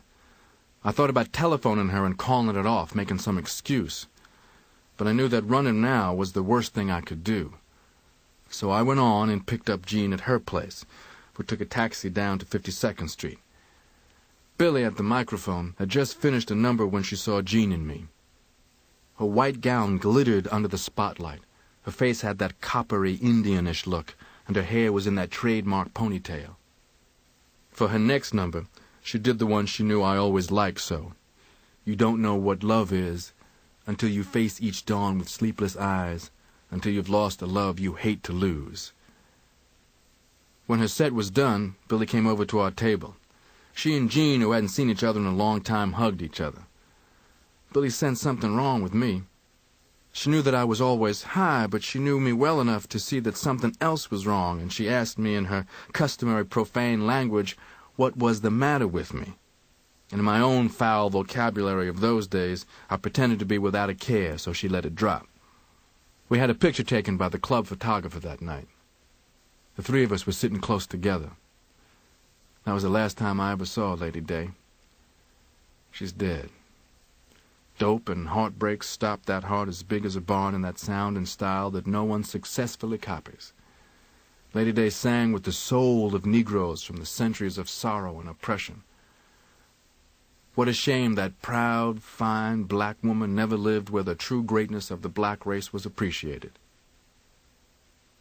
In the Onyx Club men's room, I sniffed the little packet of cocaine I'd gotten from Sammy. Jean and I, riding back up to Harlem in a cab, decided to have another drink. She had no idea what was happening when she suggested one of my main hangouts, the bar of the Lamar Cherie on the corner of 147th Street and St. Nicholas Avenue. I had my gun and the cocaine courage, and I said okay. By the time we'd had the drink, I was so high that I asked Jean to take a cab on home, and she did. I never have seen Jean again either. Like a fool, I didn't leave the bar. I stayed there, sitting like a bigger fool with my back to the door, thinking about West Indian Archie. Since that day, I have never sat with my back to a door, and I never will again. But it's a good thing I was then. I'm positive if I'd seen West Indian Archie come in, I'd have shot to kill. The next thing I knew, West Indian Archie was standing before me, cursing me loud, his gun on me. He was really making his public point, floor showing for the people. He called me foul names, threatened me. Everyone, bartenders, customers, sat or stood as though carved, drinks in midair. The jukebox in the rear was going. I had never seen West Indian Archie high before. Not a whiskey high. I could tell it was something else. I knew the hustler's characteristic of keying up on dope to do a job.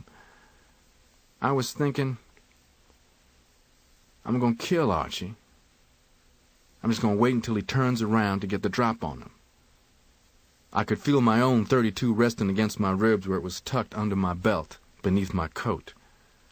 West Indian Archie, seeming to read my mind, quit cursing, and his words jarred me. You're thinking you're going to kill me first, Red. But I'm going to give you something to think about. I'm 60. I'm an old man. I've been to Sing Sing. My life is over. You're a young man. Kill me, you're lost anyway. All you can do is go to prison. I've since thought that West Indian Archie may have been trying to scare me into running to save both his face and his life. It may be that's why he was so high. No one knew that I hadn't killed anyone, but no one who knew me, including myself, would doubt that I'd kill. I can't guess what might have happened, but under the code, if West Indian Archie had gone out the door after having humiliated me as he did, I'd have had to follow him out. We'd have shot it out in the street. But some friends of West Indian Archie moved up alongside him, quietly calling his name. "Archie! Archie!" And he let them put their hands on him, and they drew him aside. I watched them move him past where I was sitting, glaring at me. They were working him back toward the rear. Then, taking my time, I got down off the stool. I dropped a bill on the bar for the bartender. Without looking back, I went out. I stood outside in full view of the bar with my hand in my pocket for perhaps 5 minutes. When West Indian Archie didn't come out, I left. It must have been 5 in the morning when downtown I woke up a white actor I knew who lived in the Howard Hotel on 45th Street off 6th Avenue. I knew I had to stay high. The amount of dope I put into myself within the next several hours sounds inconceivable. I got some opium from that fellow. I took a cab back to my apartment and I smoked it. My gun was ready if I heard a mosquito cough. My telephone rang. It was the white lesbian who lived downtown. She wanted me to bring her and girlfriend $50 worth of reefers. I felt that if I had always done it, I had to do it now. Opium had me drowsy. I had a bottle of benzodrine tablets in my bathroom. I swallowed them then to perk up. The two drugs working in me had my head going in opposite directions at the same time. I knocked up the apartment right behind mine. The dealer let me have loose marijuana on credit. He saw I was so high that he even helped me roll 100 sticks. And while we were rolling, we both smoked some. Now, opium, benzodrine, reefers. I stopped by Sammy's on the way downtown. Sammy was by this time very badly addicted. He seemed hardly to recognize me. Lying in bed, he reached under again and brought out that inevitable shaving mirror on which, for some reason, he always kept his cocaine crystals. He motioned for me to sniff some. I didn't refuse. Going downtown to deliver the reefers, I felt sensations I cannot describe, in all those different grooves at the same time. The only word to describe it was timelessness. A day might have seemed to me 5 minutes, or a half hour might have seemed a week. I can't imagine how I looked when I got to the hotel. When the lesbian and her girlfriend saw me, they helped me to a bed. I fell across it and passed out. That night, when they woke me up, it was half a day beyond West Indian Archie's deadline. I went back uptown. It was on the wire. I could see people who knew me finding business elsewhere. I knew nobody wanted to be caught in a crossfire. But nothing happened. Next day either. I just stayed high.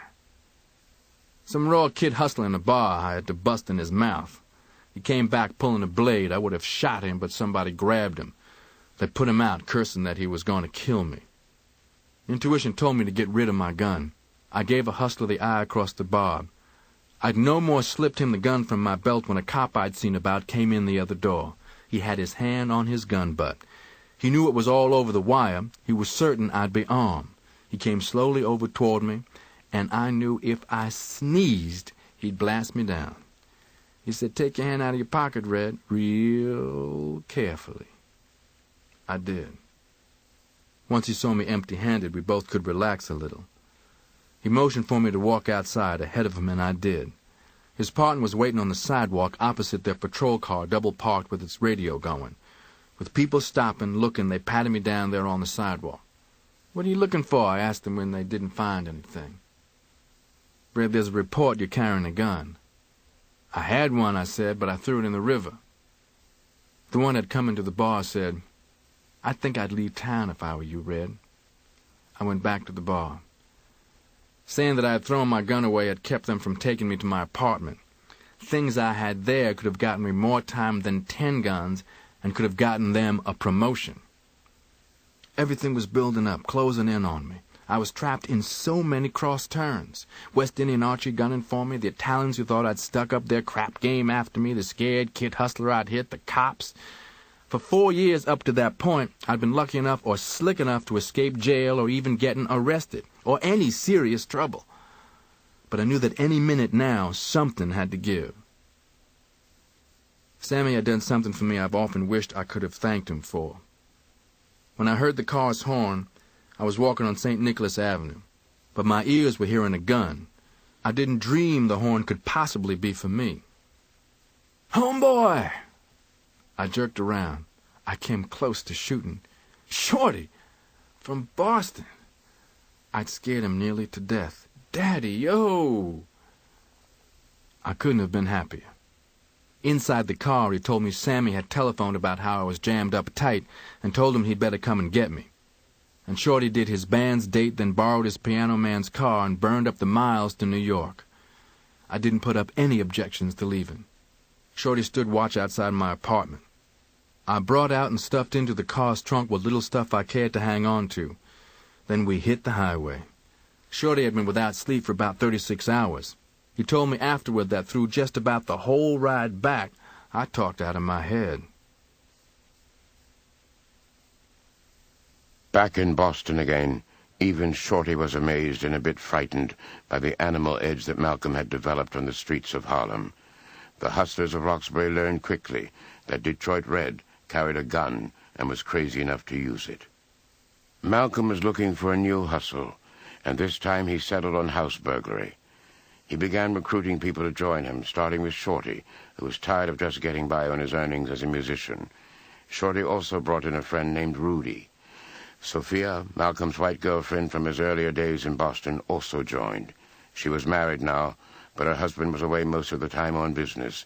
Sophia completed the group when she brought in her younger sister. Malcolm found an apartment in Harvard Square that served as their base of operations. Posing as saleswomen, poll-takers, or whatever seemed suitable, the two women would scout wealthy white neighborhoods for the best houses to burglarize. Malcolm and Shorty would do the job, breaking in with lockpicks or entering through a window. Rudy drove the getaway car. The ring operated through the winter of 1945, cashing in heavily during the Christmas season. Malcolm continued to boost his courage with heavy doses of drugs.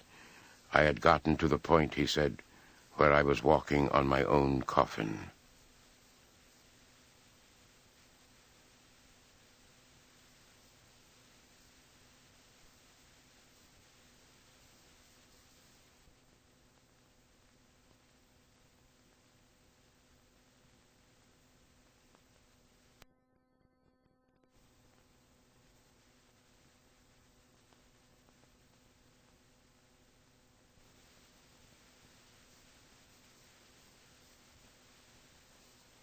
I had put a stolen watch into a jewelry shop to replace a broken crystal. It was about 2 days later, when I went to pick up the watch, that things fell apart. I had my gun in a shoulder holster under my coat.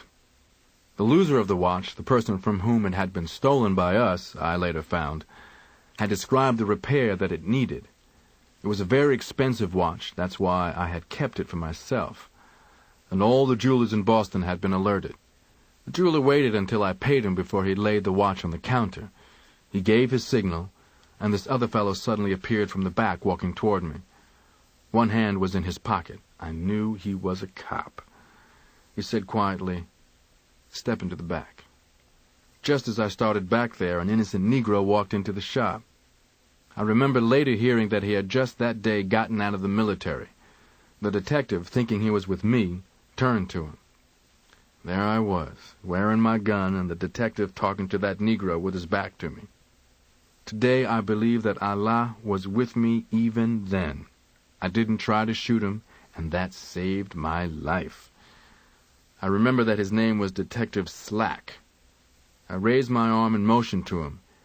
"Here, take my gun." I saw his face when he took it. He was shocked. Because of the sudden appearance of the other Negro, he had never thought about a gun. It really moved him that I hadn't tried to kill him. Then, holding my gun in his hand, he signaled, and out from where they had been concealed walked 2 other detectives. They'd had me covered, one false move, I'd have been dead. I was going to have a long time in prison to think about that. The detectives grilled me. They didn't beat me. They didn't even put a finger on me. I knew it was because I hadn't tried to kill the detective. They got my address from some papers they found on me. The girls soon were picked up. Shorty was pulled right off the bandstand that night. The girls also had implicated Rudy. To this day, I have always marveled at how Rudy somehow got the word. I know he must have caught the first thing smoking out of Boston, and he got away. They never got him. The cops found the apartment loaded with evidence: fur coats, some jewelry, other small stuff, plus the tools of our trade: a jimmy, a lockpick, glass cutters, screwdrivers, pencil beam flashlights, false keys, and my small arsenal of guns. The girls got low bail. They were still white, burglars or not. Their worst crime was their involvement with Negroes. But Shorty and I had bail set at $10,000 each, which they knew we were nowhere near able to raise. The social workers worked on us. White women in league with Negroes was their main obsession. The girls weren't so-called tramps or trash. They were well-to-do upper-middle-class whites. That bothered the social workers and the forces of the law more than anything else. How, where, when had I met them? Did we sleep together? Nobody wanted to know anything at all about the robberies. All they could see was that we had taken the white man's women. I just looked at the social workers. Now, what do you think? Even the court clerks and the bailiffs. Nice white girls. God-damn niggers. It was the same even from our court-appointed lawyers as we sat down under guard at a table as our hearing assembled. Before the judge entered, I said to one lawyer, "We seem to be getting sentenced because of those girls." He got red from the neck up and shuffled his papers. "You had no business with white girls." Later, when I learned the full truth about the white man, I reflected many times that the average burglary sentence for a first offender, as we all were, was about 2 years. But we weren't going to get the average. Not for our crime. I want to say before I go on that I have never previously told anyone my sordid past in detail. I haven't done it now to sound as though I might be proud of how bad, how evil I was. But people are always speculating. Why am I as I am? To understand that, of any person, his whole life from birth must be reviewed. All of our experiences fuse into our personality. Everything that ever happened to us is an ingredient. Today, when everything that I do has an urgency, I would not spend 1 hour in the preparation of a book which had the ambition to perhaps titillate some readers. But I am spending many hours because the full story is the best way that I know to have it seen and understood, that I had sunk to the very bottom of the American white man's society when soon, now, in prison, I found Allah and the religion of Islam, and it completely transformed my life. I got 10 years. The girls got 1 to 5 years in the Women's Reformatory at Framingham, Massachusetts. This was in February 1946. I wasn't quite 21. I had not even started shaving. They took Shorty and me handcuffed together to the Charleston State Prison. I can't remember any of my prison numbers. That seems surprising, even after the dozen years since I have been out of prison, because your number in prison became part of you. You never heard your name, only your number. On all of your clothing, every item was your number, stenciled. It grew stenciled on your brain. Any person who claims to have deep feelings for other human beings should think a long, long time before he votes to have another man kept behind bars, caged. I am not saying there shouldn't be prisons, but there shouldn't be bars. Behind bars, a man never reforms. He will never forget. He never will get completely over the memory of the bars. After he gets out, his mind tries to erase the experience, but he can't. I've talked with numerous former convicts. It has been very interesting to me to find that all of our minds had blotted away many details of the years in prison. But in every case, he will tell you that he can't forget those bars. As a fish, prison slang for a new inmate, at Charleston, I was physically miserable and as evil-tempered as a snake, being suddenly without drugs. The cells didn't have running water. The prison had been built in 1805, in Napoleon's day, and was even styled after the Bastille. In the dirty, cramped cell I could lie on my cot and touch both walls. The toilet was a covered pail. I don't care how strong you are, you can't stand having to smell a whole cell row of defecation. The prison psychologist interviewed me, and he got called every filthy name I could think of, and the prison chaplain got called worse. My first letter, I remember, was from my religious brother Filbert in Detroit, telling me His Holiness Church was going to pray for me. I scrawled a reply I am ashamed to think of today. Ella was my first visitor. I remember seeing her catch herself, then try to smile at me, now in the faded dungarees stenciled with my number. Neither of us could find much to say until I wished she hadn't come at all. The guards with guns watched about 50 convicts and visitors.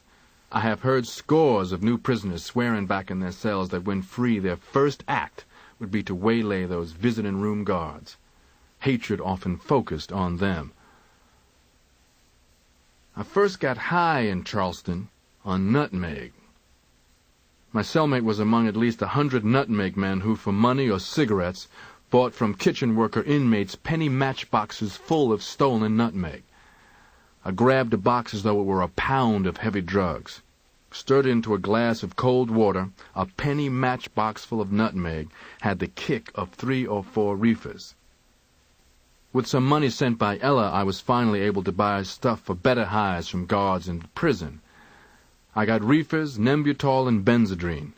Smuggling to prisoners was the guards' sideline. Every prison's inmates know that's how guards make most of their living. I served a total of 7 years in prison. Now, when I try to separate that first year plus that I spent in Charleston, it runs all together in a memory of nutmeg and the other semi-drugs, of cursing guards, throwing things out of my cells, balking in the lines, dropping my tray in the dining hall, refusing to answer to my number, claiming I forgot it, and things like that. I prefer the solitary that this behavior brought me.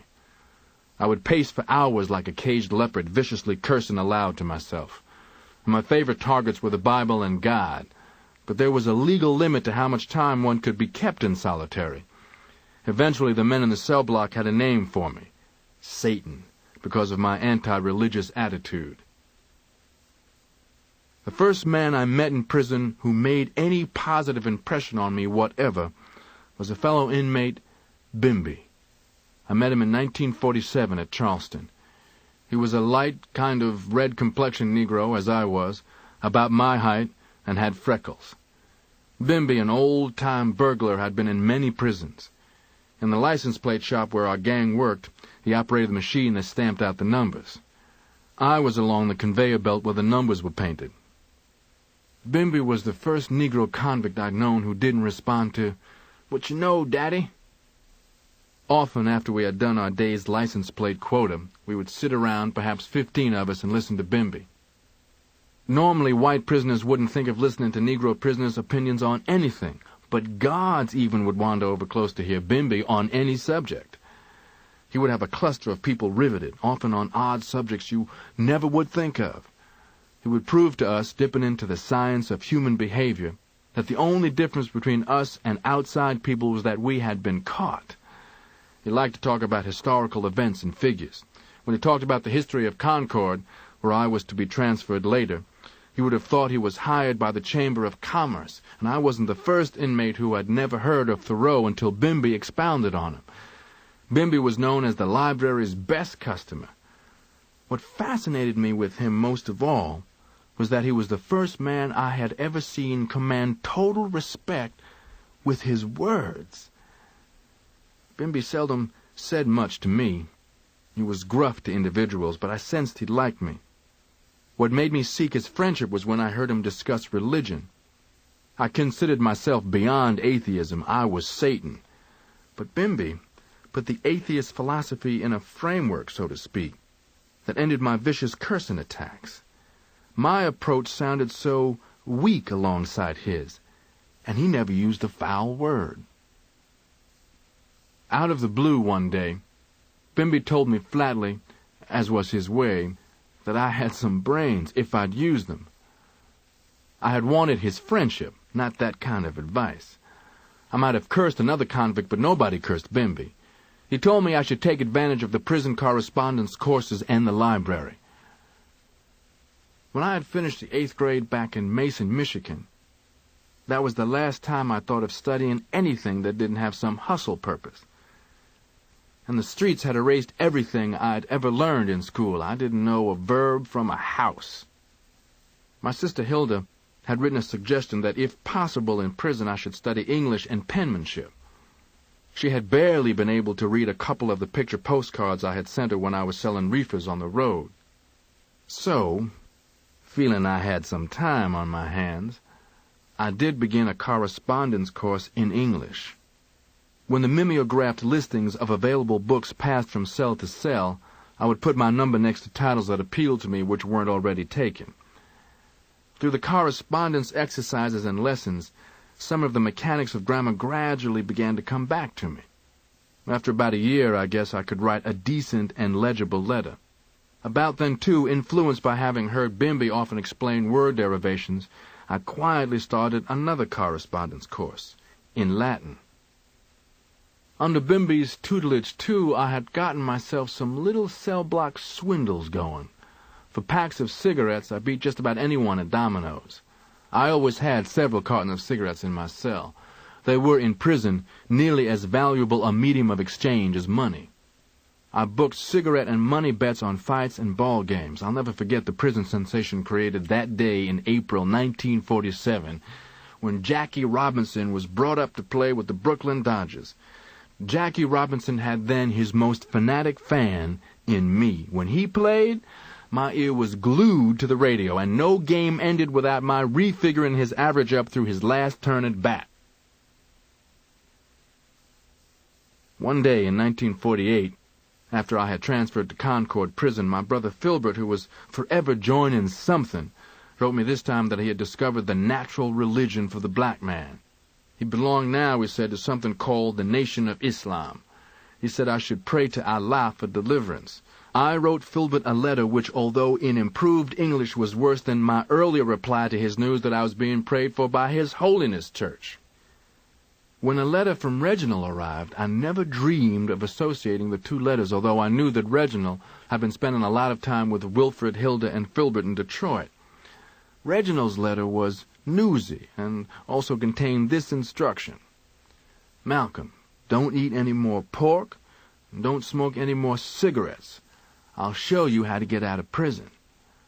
My automatic response was to think he had come upon some way I could work a hype on the penal authorities.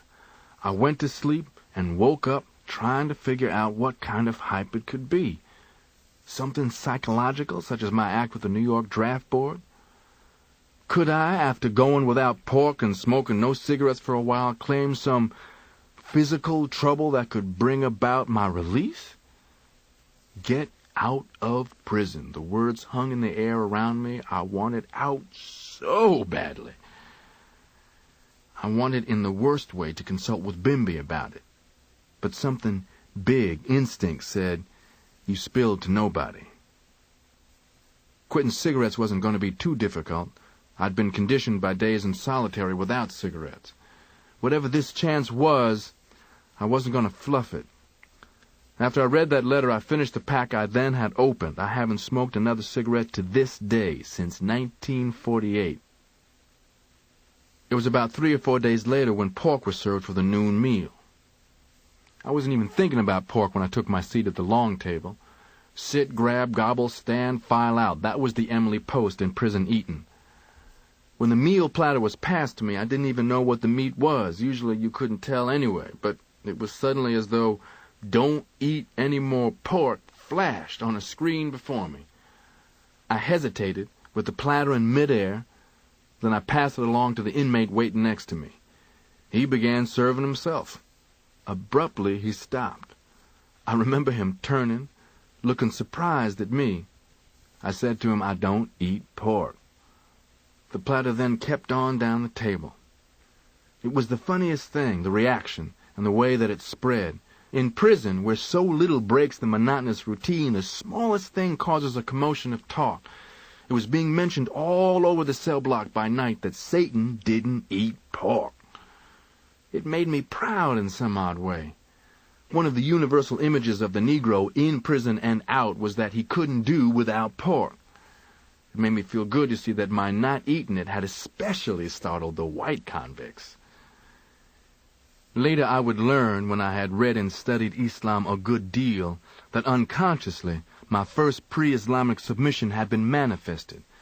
I had experienced for the first time the Muslim teaching, if you will take one step toward Allah, Allah will take 2 steps toward you. My brothers and sisters in Detroit and Chicago had all become converted to what they were being taught was the natural religion for the black man of which Filbert had written to me. They all prayed for me to become converted while I was in prison. But after Filbert reported my vicious reply, they discussed what was the best thing to do. They had decided that Reginald, the latest convert, the one to whom I felt closest, would best know how to approach me, since he knew me so well in the street life. Independently of all this, my sister Ella had been steadily working to get me transferred to the Norfolk, Massachusetts prison colony, which was an experimental rehabilitation jail. In other prisons, convicts often said that if you had the right money or connections, you could get transferred to this colony whose penal policy sounded almost too good to be true. Somehow, Ella's efforts in my behalf were successful in late 1948, and I was transferred to Norfolk. The colony was, comparatively, a heaven in many respects.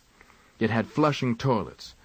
There were no bars, only walls, and within the walls you had far more freedom. There was plenty of fresh air to breathe. It was not in a city. There were 24 house units, 50 men living in each unit, if memory serves me correctly. This would mean that the colony had a total of around 1,200 inmates. Each house had 3 floors, and greatest blessing of all, each inmate had his own room. About 15 or 20% of the inmates were Negroes, distributed about 5 to 9 Negroes in each house. Norfolk Prison Colony represented the most enlightened form of prison that I have ever heard of.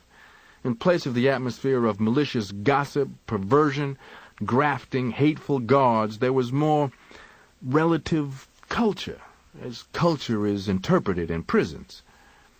A high percentage of the Norfolk Prison Colony inmates went in for intellectual things, group discussions, debates, and such. Instructors came from Harvard, Boston University, and other educational institutions in the area. The visiting rules, far more lenient than other prisons, permitted visitors almost every day and allowed them to stay 2 hours.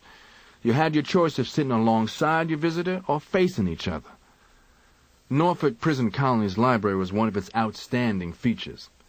A millionaire named Parkhurst had willed his library there. He had probably been interested in the rehabilitation program. History and religions were his special interests.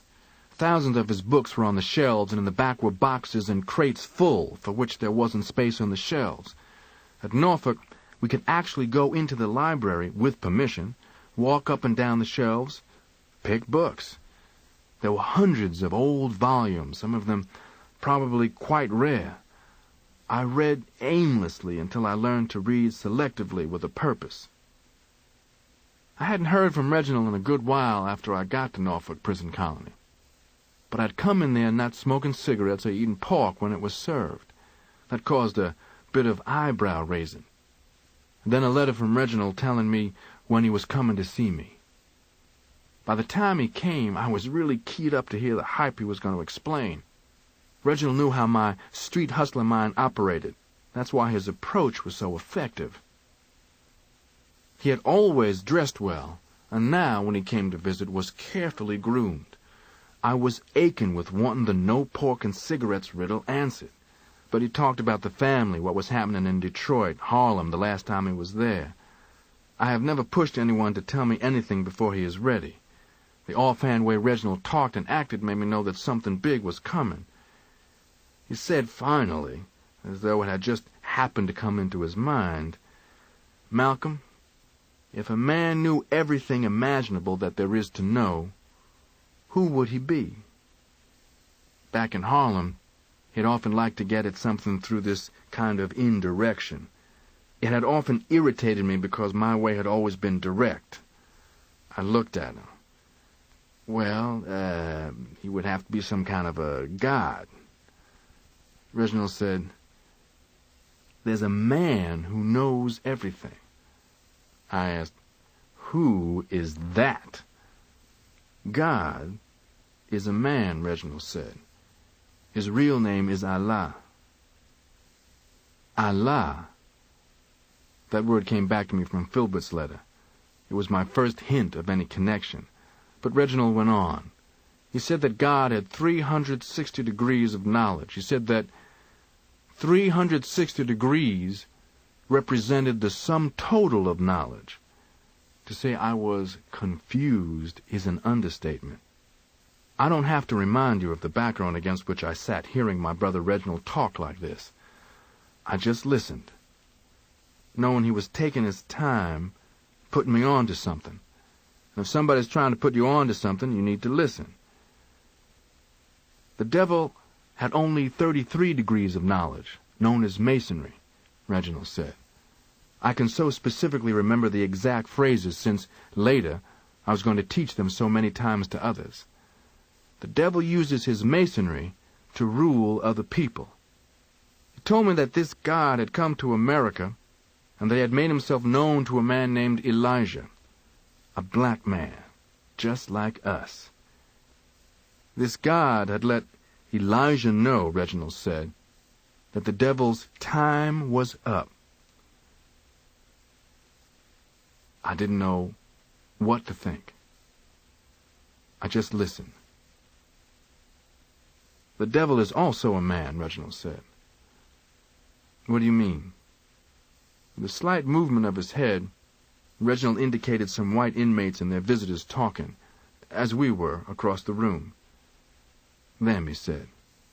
"The white man is the devil." He told me that all whites knew they were devils, especially Masons. I never will forget. My mind was involuntarily flashing across the entire spectrum of white people I had ever known. I said, "Without any exceptions. Without any exceptions." After Reginald left, I thought,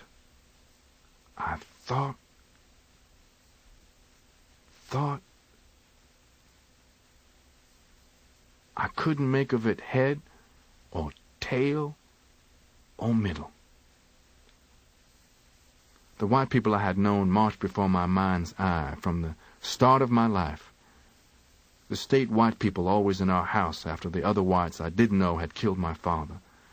The white people who kept calling my mother crazy to her face and before me and my brothers and sisters until she finally was taken off by white people to the Kalamazoo Asylum.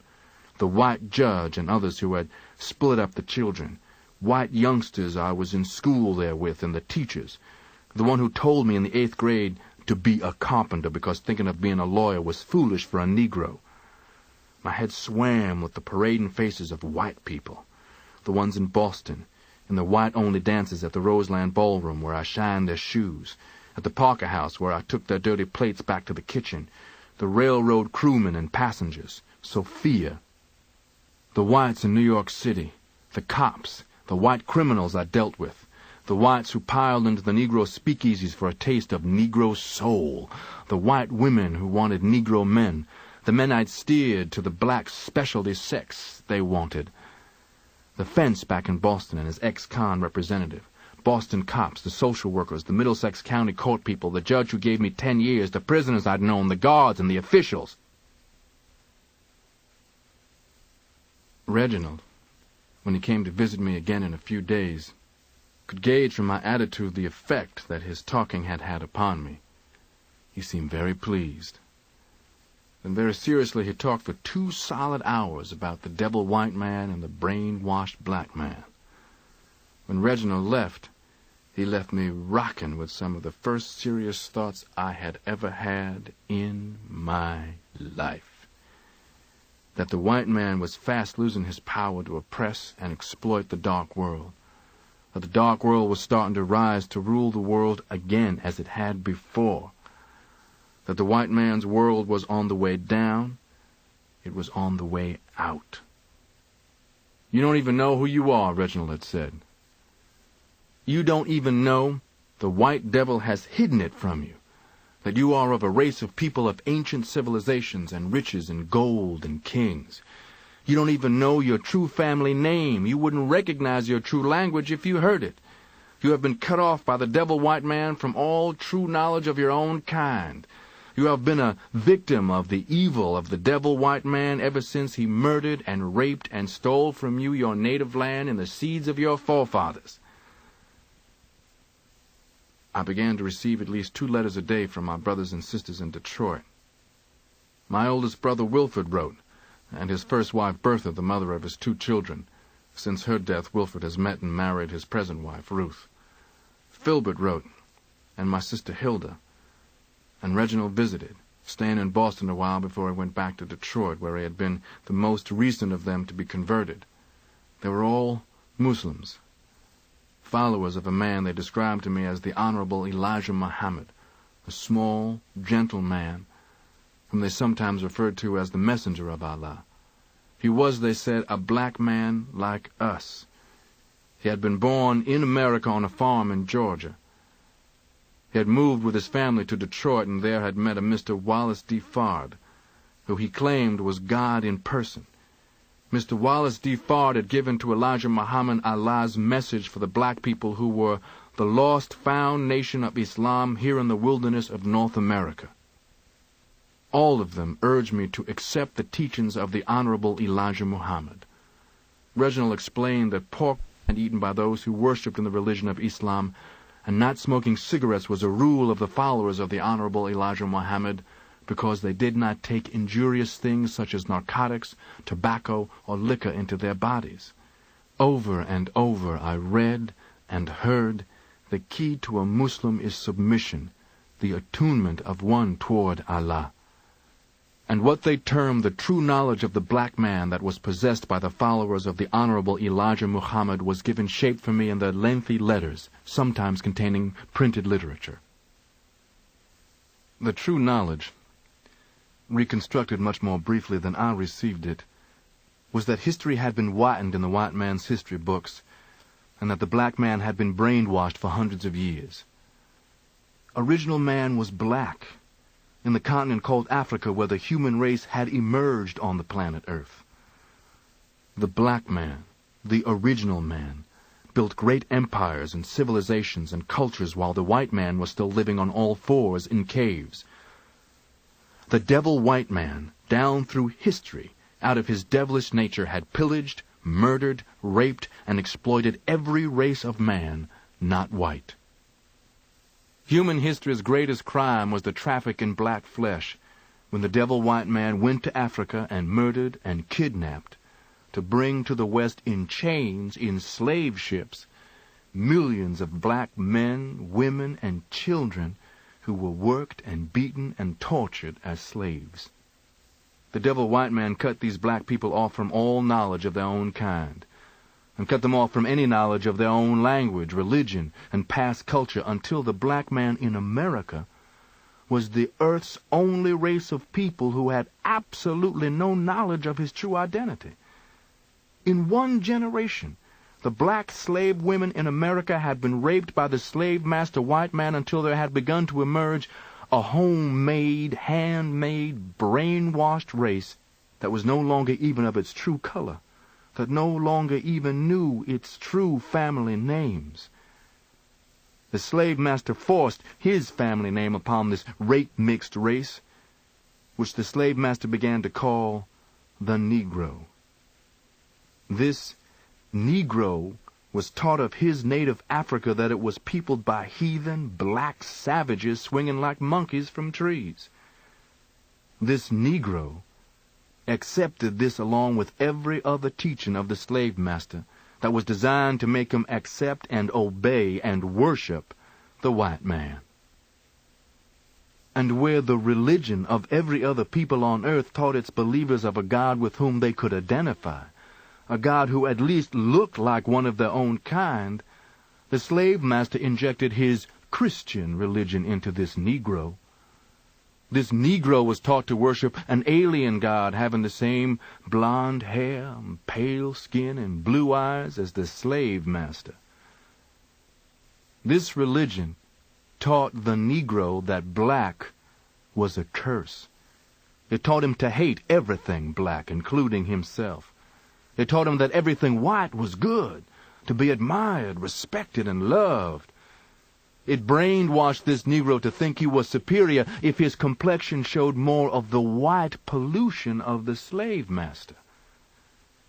This white man's Christian religion further deceived and brainwashed this Negro to always turn the other cheek, and grin, and scrape, and bow, and be humble, and to sing and pray, and to take whatever was dished out by the devilish white man, and to look for his pie in the sky, and for his heaven in the hereafter, while right here on earth the slave master white man enjoyed his heaven. Many a time I have looked back trying to assess, just for myself, my first reactions to all this. Every instinct of the ghetto jungle streets, every hustling fox and criminal wolf instinct in me, which would have scoffed at and rejected anything else, was struck numb. It was as though all of that life merely was back there, without any remaining effect or influence. I remember how sometime later, reading the Bible in the Norfolk Prison Colony Library, I came upon, then I read, over and over, how Paul on the road to Damascus, upon hearing the voice of Christ, was so smitten that he was knocked off his horse in a daze. I do not now, and I did not then, liken myself to Paul, but I do understand his experience. Reginald left Boston and went back to Detroit. I would sit in my room and stare. At the dining room table I would hardly eat, only drink the water. I nearly starved. Fellow inmates, concerned, and guards, apprehensive, asked what was wrong with me. It was suggested that I visit the doctor, and I didn't. The doctor advised, visited me. At the urging of his brothers and sisters, Malcolm wrote a letter to the Honorable Elijah Muhammad. His penmanship, his spelling, and his grammar were poor. He scratched out an apology for his ineptitude. To his amazement, Elijah Muhammad wrote back. That letter's effect on Malcolm was profound in the fullest sense of the word. He began to write daily, to Elijah Muhammad, to his siblings, even to Sammy the Pimp and his other former running mates in Harlem. The more he wrote, the more he felt frustrated by his limitations.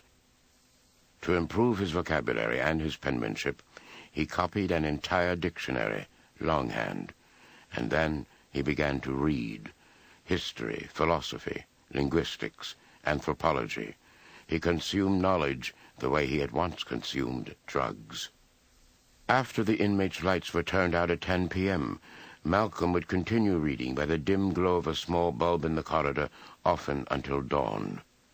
And everywhere, in the books, in the letters from his family, in conversations with Reginald when he came to visit, Malcolm found evidence that supported the teachings of the Honorable Elijah Muhammad. In prison, Malcolm learned to pray. He became a Muslim. He began participating in weekly formal debates held at the Norfolk prison, and he also began recruiting other black inmates for the Nation of Islam. During the spring of 1952, I joyously wrote Elijah Muhammad and my family that the Massachusetts State Parole Board had voted that I should be released. But still a few months were taken up with the red tape delay of paperwork that went back and forth, arranging for my parole release in the custody of my oldest brother Wilford in Detroit, who now managed a furniture store. Wilford got the Jew who owned the store to sign a promise that upon release I would be given immediate employment. It was in August when they gave me a lecture, a cheap little Abner suit, and a small amount of money, and I walked out of the gate. I never looked back, but that doesn't make me any different from a million inmates who have left the prison behind them. The first stop I made was at a Turkish bath. I got some of that physical feeling of prison taint steamed off me. Ella, with whom I stayed only overnight, had agreed that it would be best for me to start again in Detroit. The police in a new city wouldn't have it in for me. That was Ella's consideration, not the Muslims, for whom Ella had no use. Both Hilda and Reginald had tried to work on Ella, but Ella, with her strong will, didn't go for it at all. She told me that she felt anyone could be whatever he wanted to be, Holy Roller, Seventh-day Adventist, or whatever it was, but she wasn't going to become any Muslim. Hilda the next morning gave me some money to put in my pocket. Before I left, I went out, bought 3 things I remember well. I bought a better-looking pair of eyeglasses than the pair the prison had issued to me, and I bought a suitcase and a wristwatch. I have thought since that without fully knowing it, I was preparing for what my life was about to become, because those are the 3 things I've always used more than anything else. My eyeglasses correct the astigmatism that I got from all the reading in prison. I travel so much that my wife keeps alternate suitcases packed so that when necessary I can just grab one. And you won't find anybody more time-conscious than I am. I live by my watch, keeping appointments. Even when I'm using my car, I drive by my watch, not my speedometer. Time is more important to me than distance. I caught a bus to Detroit. The furniture store that my brother Wilfred managed was right in the black ghetto of Detroit. I'd better not name the store if I'm going to tell the way they robbed Negroes.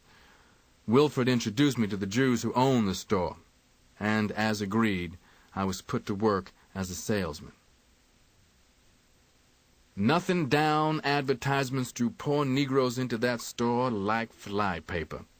In all my years in the streets, I'd been looking at the exploitation that for the first time I really saw and understood. Now I watched brothers entwining themselves in the economic clutches of the white man who went home every night with another bag of money drained out of the ghetto.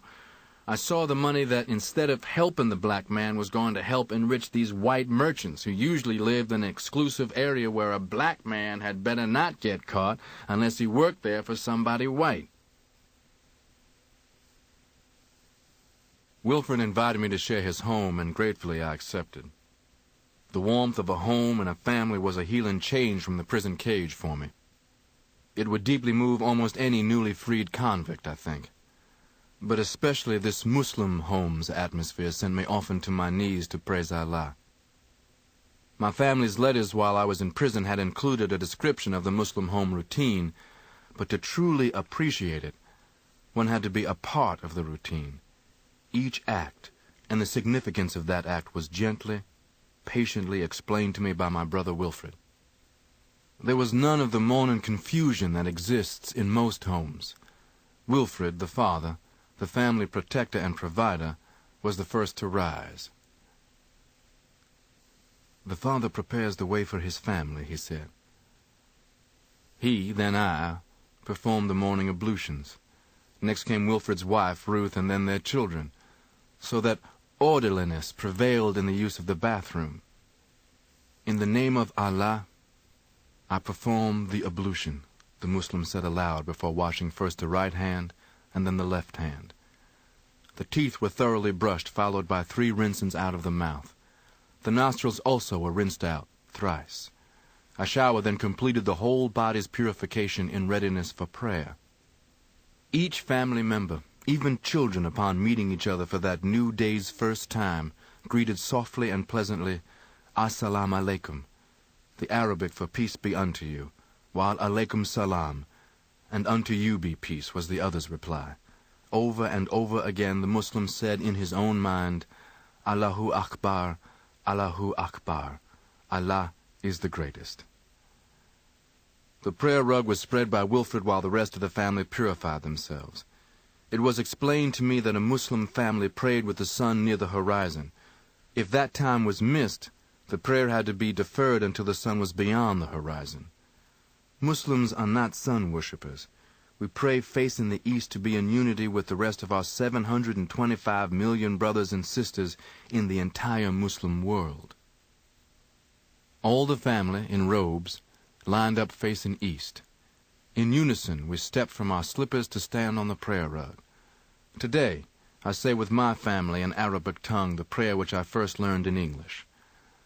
I perform the morning prayer to Allah, the Most High. Allah is the greatest. Glory to Thee, O Allah. Thine is the praise. Blessed is Thy name, and exalted is Thy majesty. I bear witness that nothing deserves to be served or worshipped besides Thee. No solid food, only juice and coffee was taken for our breakfasts. Wilfred and I went off to work. There, at noon and again at around 3 in the afternoon, unnoticed by the others in the furniture store, we would rinse our hands, faces, and mouths, and softly meditate. Wednesdays, Fridays, and Sundays were the meeting days of the relatively small Detroit Temple No. 1.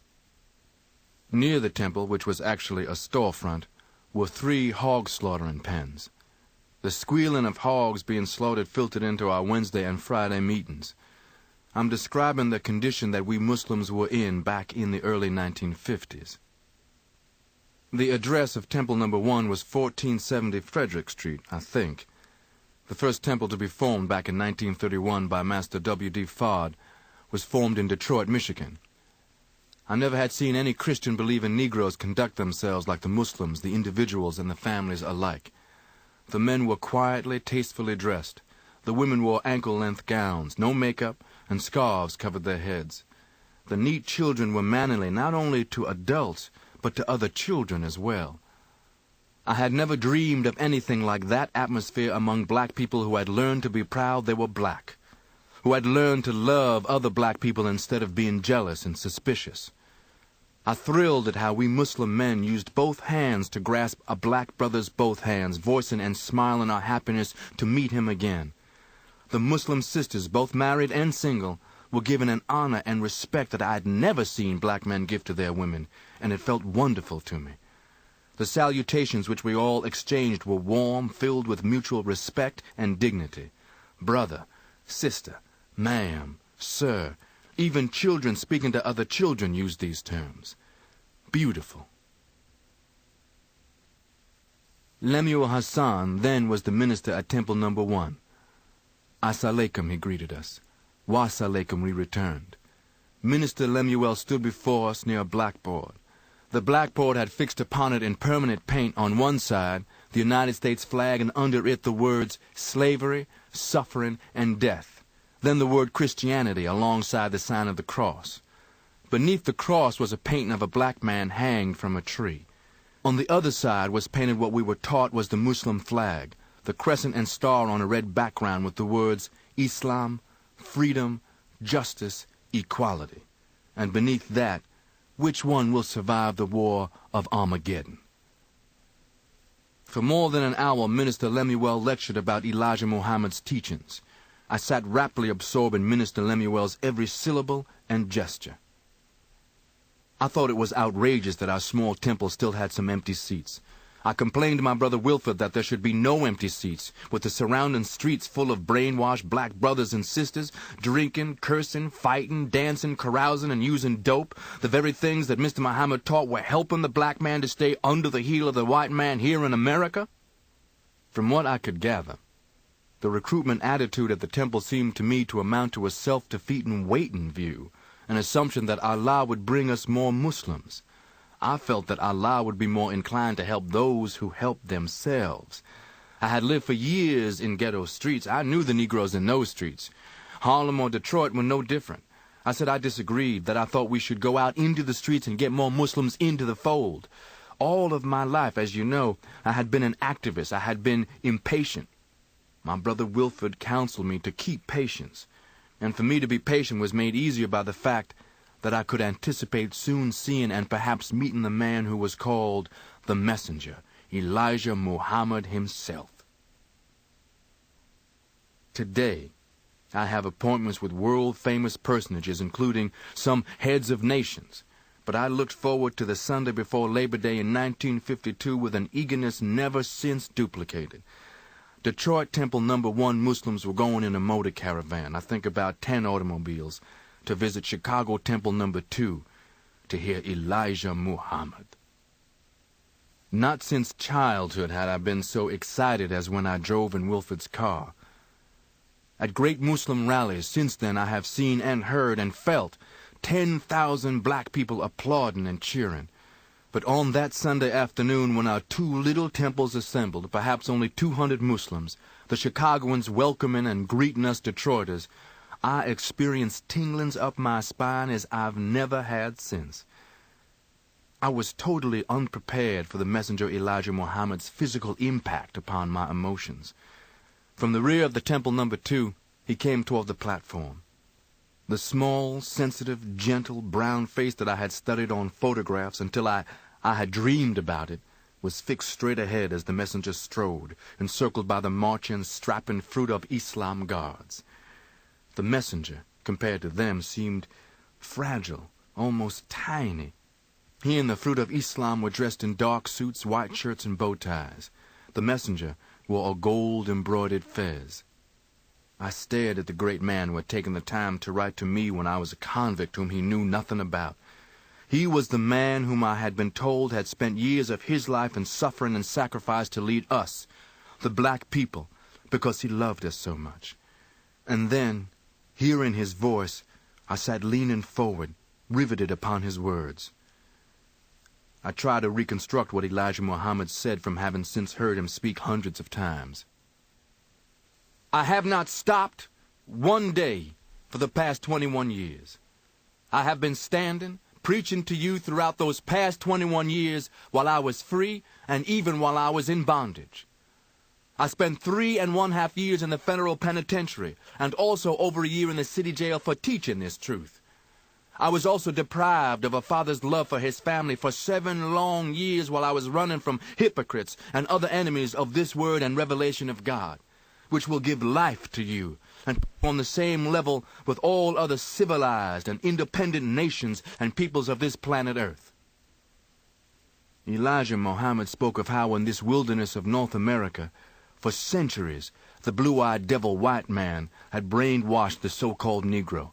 He told us how, as one result, the black man in America was mentally, morally, and spiritually dead.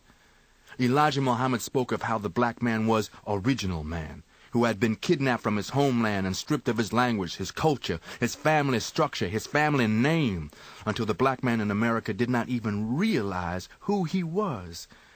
He told us and showed us how his teachings of the true knowledge of ourselves would lift up the black man from the bottom of the white man's society and place the black man where he had begun, at the top of civilization. Concluding,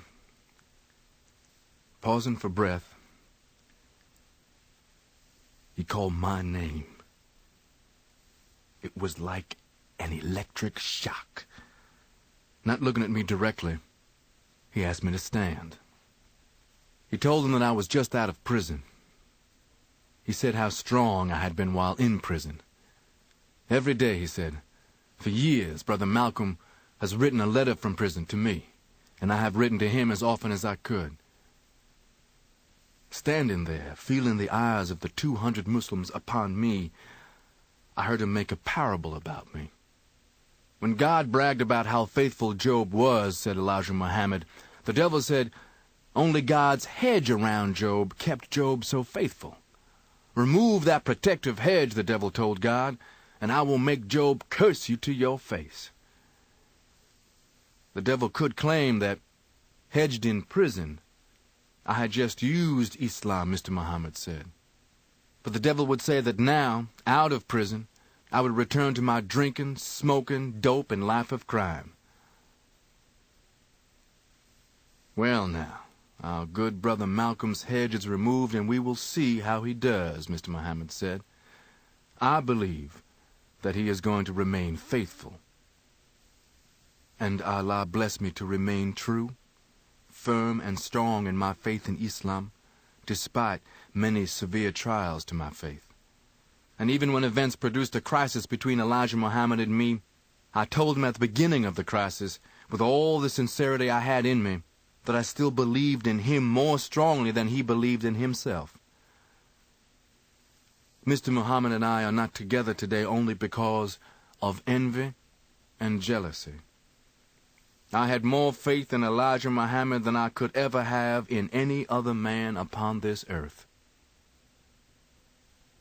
That Sunday, after the meeting, He invited our entire family group and Minister Lemuel Hassan to be his guests for dinner that evening at his new home.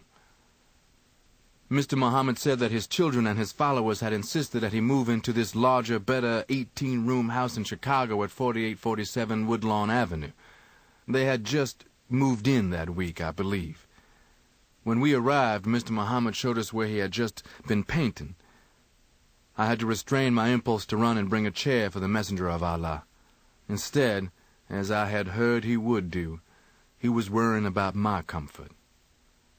We had hoped to hear his wisdom during the dinner, but instead he encouraged us to talk.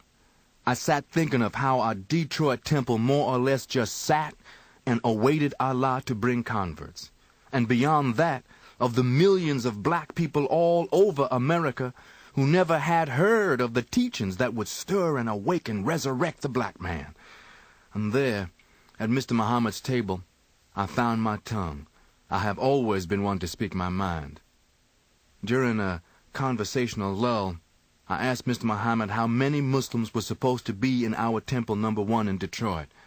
He said, "There are supposed to be thousands." "Yes, sir," I said. "Sir, what is your opinion of the best way of getting thousands there?"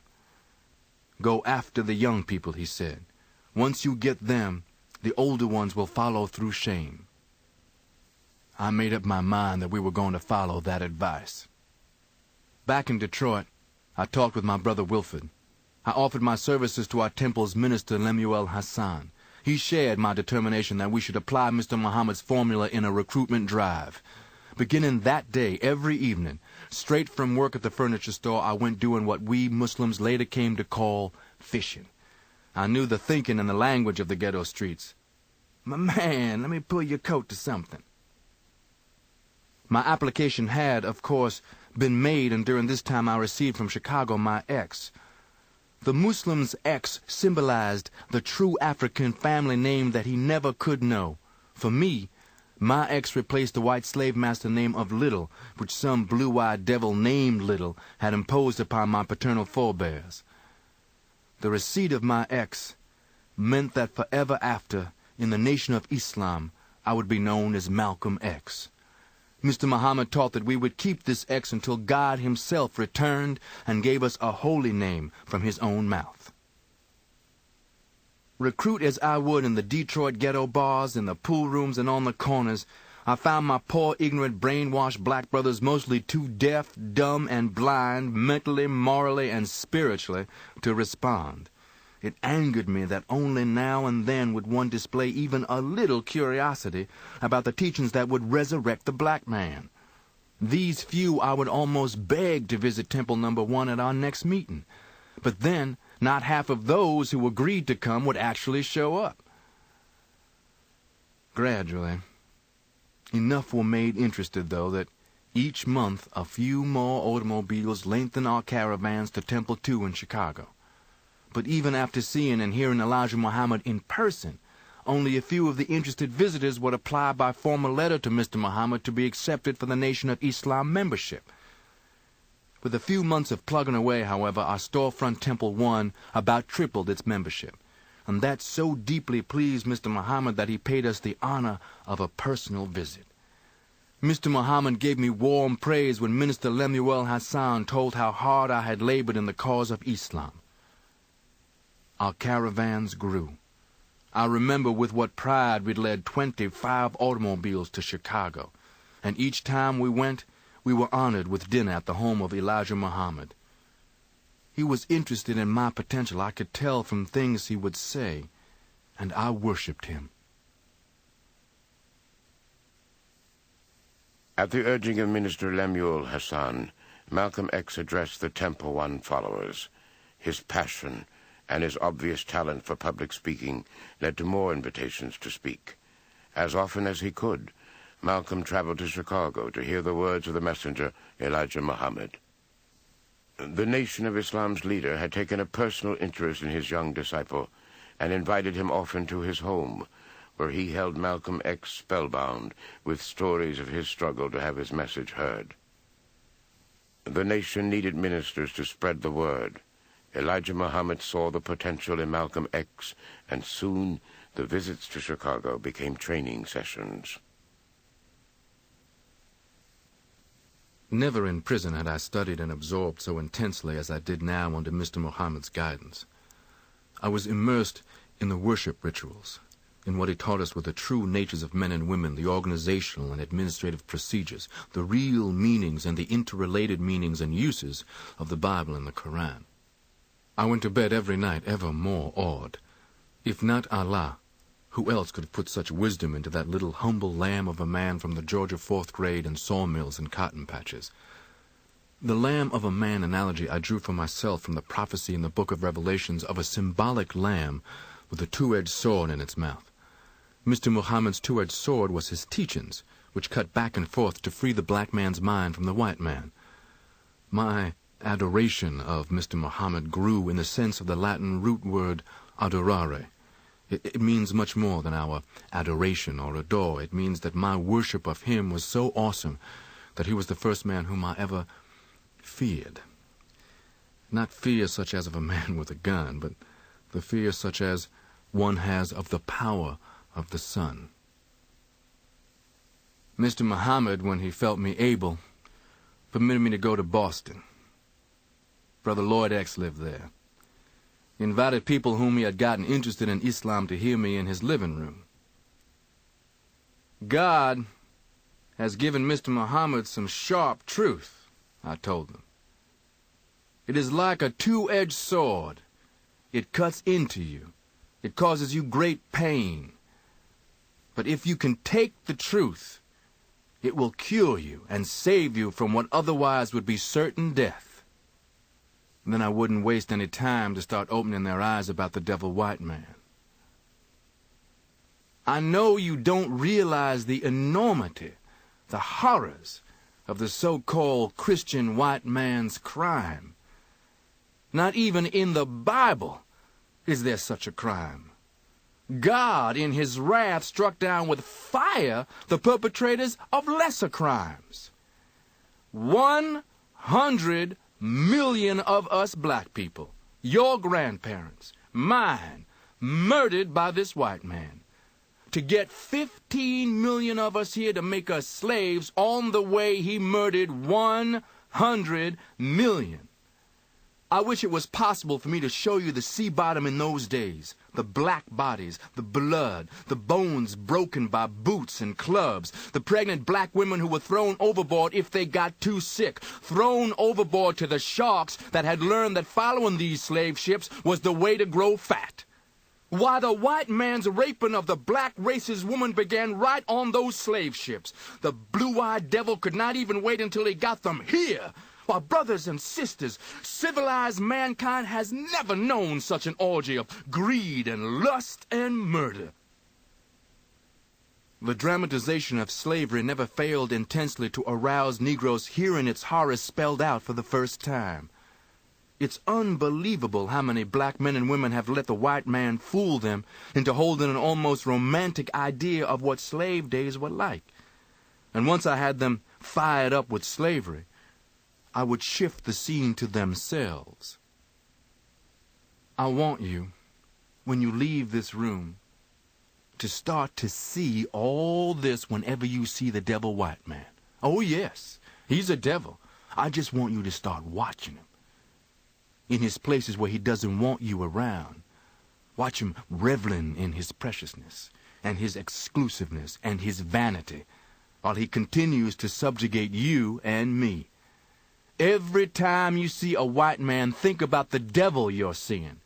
Think of how it was on your slave foreparents' bloody, sweaty backs that he built this empire that's today the richest of all nations, where his evil and his greed caused him to be hated around the world.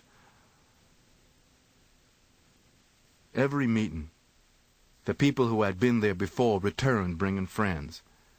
None of them ever had heard the raps taken off the white man.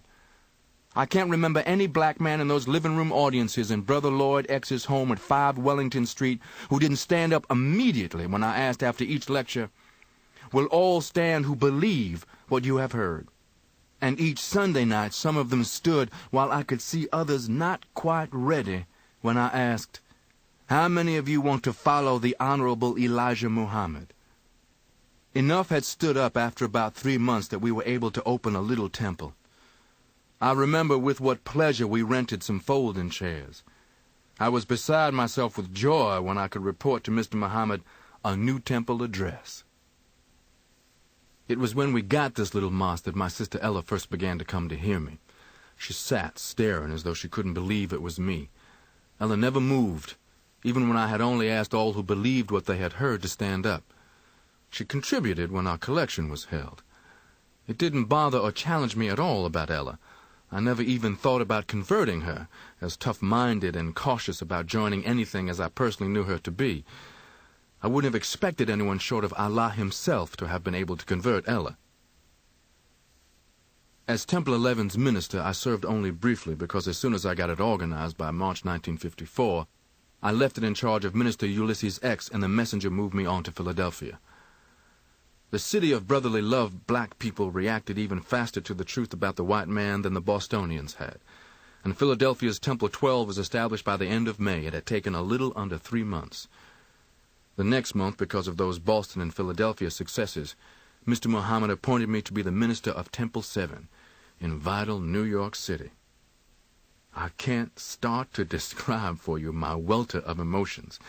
For Mr. Muhammad's teachings really to resurrect American black people, Islam obviously had to grow very big, and no way in America was such a single temple potential available as in New York's 5 boroughs. They contained over 1 million black people.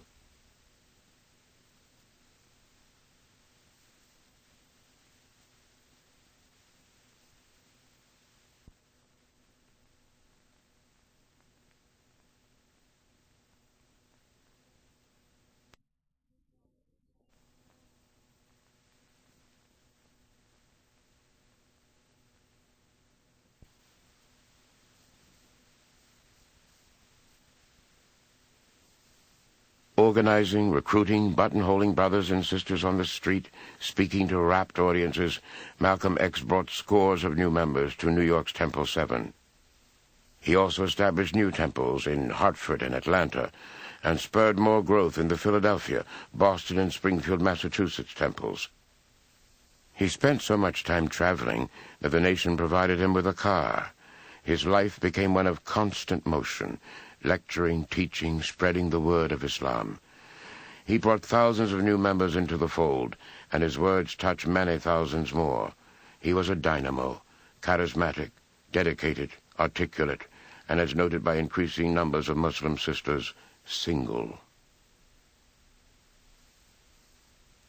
I had always been very careful to stay completely clear of any personal closeness with any of the Muslim sisters. My total commitment to Islam demanded having no interest, especially, I felt, no women. In almost every temple, at least one single sister had let out some broad hint that she thought I needed a wife, so I always made it clear that marriage had no interest for me whatsoever. I was too busy. Every month when I went to Chicago, I would find that some sister had written complaining to Mr. Muhammad that I had talked so hard against women when I taught our special classes about the different natures of the 2 sexes. Now, Islam has very strict laws and teachings about women, the core of them being that the true nature of a man is to be strong, and a woman's true nature is to be weak. And while a man must at all times respect his woman, at the same time he needs to understand that he must control her if he expects to get her respect.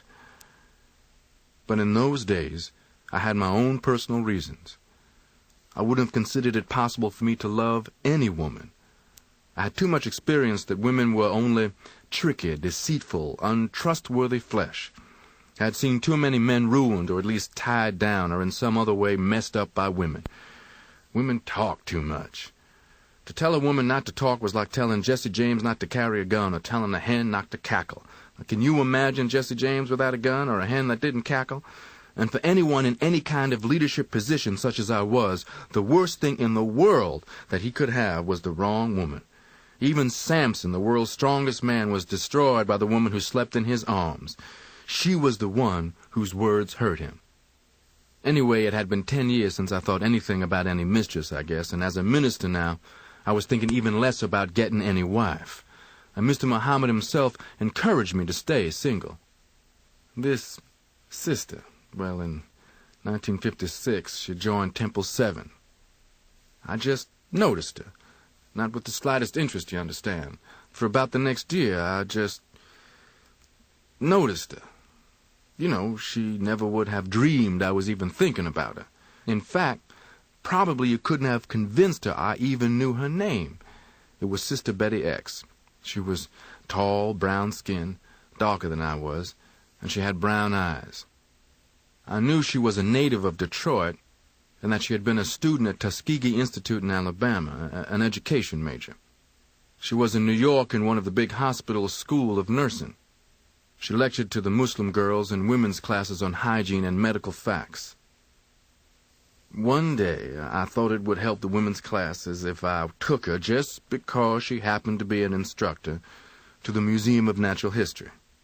I wanted to show her some museum displays having to do with the tree of evolution that would help her in her lectures. I could show her proofs of Mr. Muhammad's teachings of such things as that the filthy pig is only a large rodent. The pig is a graft between a rat, a cat, and a dog, Mr. Muhammad taught us. When I mentioned my idea to Sister Betty X, I made it very clear that it was just to help her lectures to her sisters. I had even convinced myself that this was the only reason. Then, by the time of the afternoon I said we would go, well, I telephoned her. I told her I had to cancel the trip, that something important had come up. She said, "Well, you sure waited long enough to tell me, Brother Minister. I was just ready to walk out the door." So I told her, well, all right, just come on then. I'd make it somehow. But I wasn't going to have much time. While we were down there, offhandedly, I asked her all kinds of things. I just wanted some idea of her thinking. You understand, I mean, how she thought. I was halfway impressed by her intelligence and also her education. In those days, she was one of those few whom we had attracted who had attended college. Then, right after that, one of the oldest sisters confided to me a personal problem that Sister Betty X was having. I was really surprised that when she had had the chance, Sister Betty X had not mentioned anything to me about it. Every Muslim minister is always hearing the problems of young people whose parents have ostracized them for becoming Muslims. Well, when Sister Betty X told her foster parents who were financing her education that she was a Muslim, they gave her a choice: leave the Muslims or they'd cut off her nursing school. It was right near the end of her term, but she was hanging on to Islam. She began taking babysitting jobs for some of the doctors who lived on the grounds of the hospital where she was training. In my position, I would never have made any move without thinking how it would affect the Nation of Islam organization as a whole. I got to turning it over in my mind. What would happen if I just should happen sometime to think about getting married to somebody? For instance, Sister Betty X. Although it could be any sister in any temple, but Sister Betty X, for instance, would just happen to be the right height for somebody of my height, and also the right age. I was so shocked at myself when I realized what I was thinking, I quit going anywhere near Sister Betty X or anywhere I knew she would be. If she came into our restaurant and I was there, I went out somewhere. I was glad I knew that she had no idea what I'd been thinking about. My not talking to her wouldn't give her any reason to think anything, since there had never been one personal word spoken between us, even if she had thought anything. I studied about if I just should happen to say something to her, what would her position be, because she wasn't going to get any chance to embarrass me. I had heard too many women bragging, "I told that chump, get lost." I had too much experience of the kind to make a man very cautious. I wasn't about to say any of that romance stuff that Hollywood and television had filled women's heads with. If I was going to do something, I was going to do it directly. And anything I was going to do my way, and because I wanted to do it, not because I saw somebody do it or read about it in a book or saw it in a moving picture somewhere. I told Mr. Muhammad when I visited him in Chicago that month that I was thinking about a very serious step. He smiled when he heard what it was. I told him I was just thinking about it, that was all. Mr. Muhammad said that he'd like to meet this sister. The nation by this time was financially able to bear the expenses so that instructor sisters from different temples could be sent to Chicago to attend the headquarters Temple II women's classes and, while there, to meet the Honorable Elijah Muhammad in person. Sister Betty X, of course, knew all about this, so there was no reason for her to think anything of it when it was arranged for her to go to Chicago. And like all visiting instructor sisters, she was the house guest of the messenger and Sister Clara Muhammad. Mr. Muhammad told me that he thought Sister Betty X was a fine sister. If you're thinking about doing a thing, you ought to make up your mind if you're going to do it or not do it. One Sunday night after the Temple 7 meeting, I drove my car out on the Garden State Parkway. I was on my way to visit my brother Wilfred in Detroit. Wilfred, the year before, in 1957, had been made the minister of Detroit's Temple No. 1. I hadn't seen him or any of my family in a good while. It was about 10 in the morning when I got inside Detroit. Getting gas at a filling station, I just went to their payphone on a wall. I telephoned Sister Betty X. I had to get information to get the number of the nurse's residence at this hospital. Most numbers I memorized, but I had always made it some point never to memorize her number. Somebody got her to the phone finally. She said, "Oh, hello, Brother Minister." I just said it to her direct. "Look, do you want to get married?" Naturally, she acted all surprised and shocked. The more I have thought about it, to this day I believe she was always putting on an act, because women know. They know. She said, just like I knew she would, "Yes." Then I said, "Well, I don't have a whole lot of time. She'd better catch a plane to Detroit." So she grabbed a plane. I met her foster parents who lived in Detroit. They had made up by this time. They were very friendly and happily surprised. At least, they acted that way. Then I introduced Sister Betty X at my oldest brother Wilfred's house. I had already asked him where people could get married without a whole lot of mess and waiting. He told me in Indiana. Early the next morning, I picked up Betty at her parents' home. We drove to the first town in Indiana. We found out that only a few days before the state law had been changed, and now Indiana had a long waiting period. This was the 14th day of January, 1958, a Tuesday. We weren't far from Lansing, where my brother Filbert lived. I drove there. Filbert was at work when we stopped at his house, and I introduced Betty X. She and Filbert's wife were talking when I found out on the phone that we could get married in one day if we rushed. We got the necessary blood tests, and then the license. Where the certificate said religion, I wrote Muslim. Then we went to the Justice of the Peace. An old hunchbacked white man performed the wedding, and all the witnesses were white. Where you're supposed to say all the I do's, we did. They were all standing there smiling and watching every move. The old devil said, "I pronounce you man and wife," and then, "Kiss your bride." I got her out of there. We drove right back to New York together. The news really shook everybody in Temple 7. Some young brothers looked at me as though I had betrayed them, but everybody else was grinning like Cheshire cats. The sisters just about ate up Betty. I never will forget hearing one exclaim, "You got him!" That's like I was telling you, the nature of women. She'd got me. That's part of why I never have been able to shake it out of my mind that she knew something all the time. Maybe she did get me. Anyway, we lived for the next 2.5 years in Queens, sharing a house of 2 small apartments with Brother John Ali and his wife of that time. He's now the National Secretary in Chicago. Attila, our oldest daughter, was born in November 1958. She was named for Attila the Hun. He sacked Rome. Shortly after Attila came, we moved to our present 7-room house in the all-black section of Queens, Long Island. Another girl, Kubla, named after Kubla Khan, was born on Christmas Day of 1960. Then Ilyasha, Ilyas is Arabic for Elijah, was born in July of 1962. And in 1964, our 4th daughter, Amala, arrived.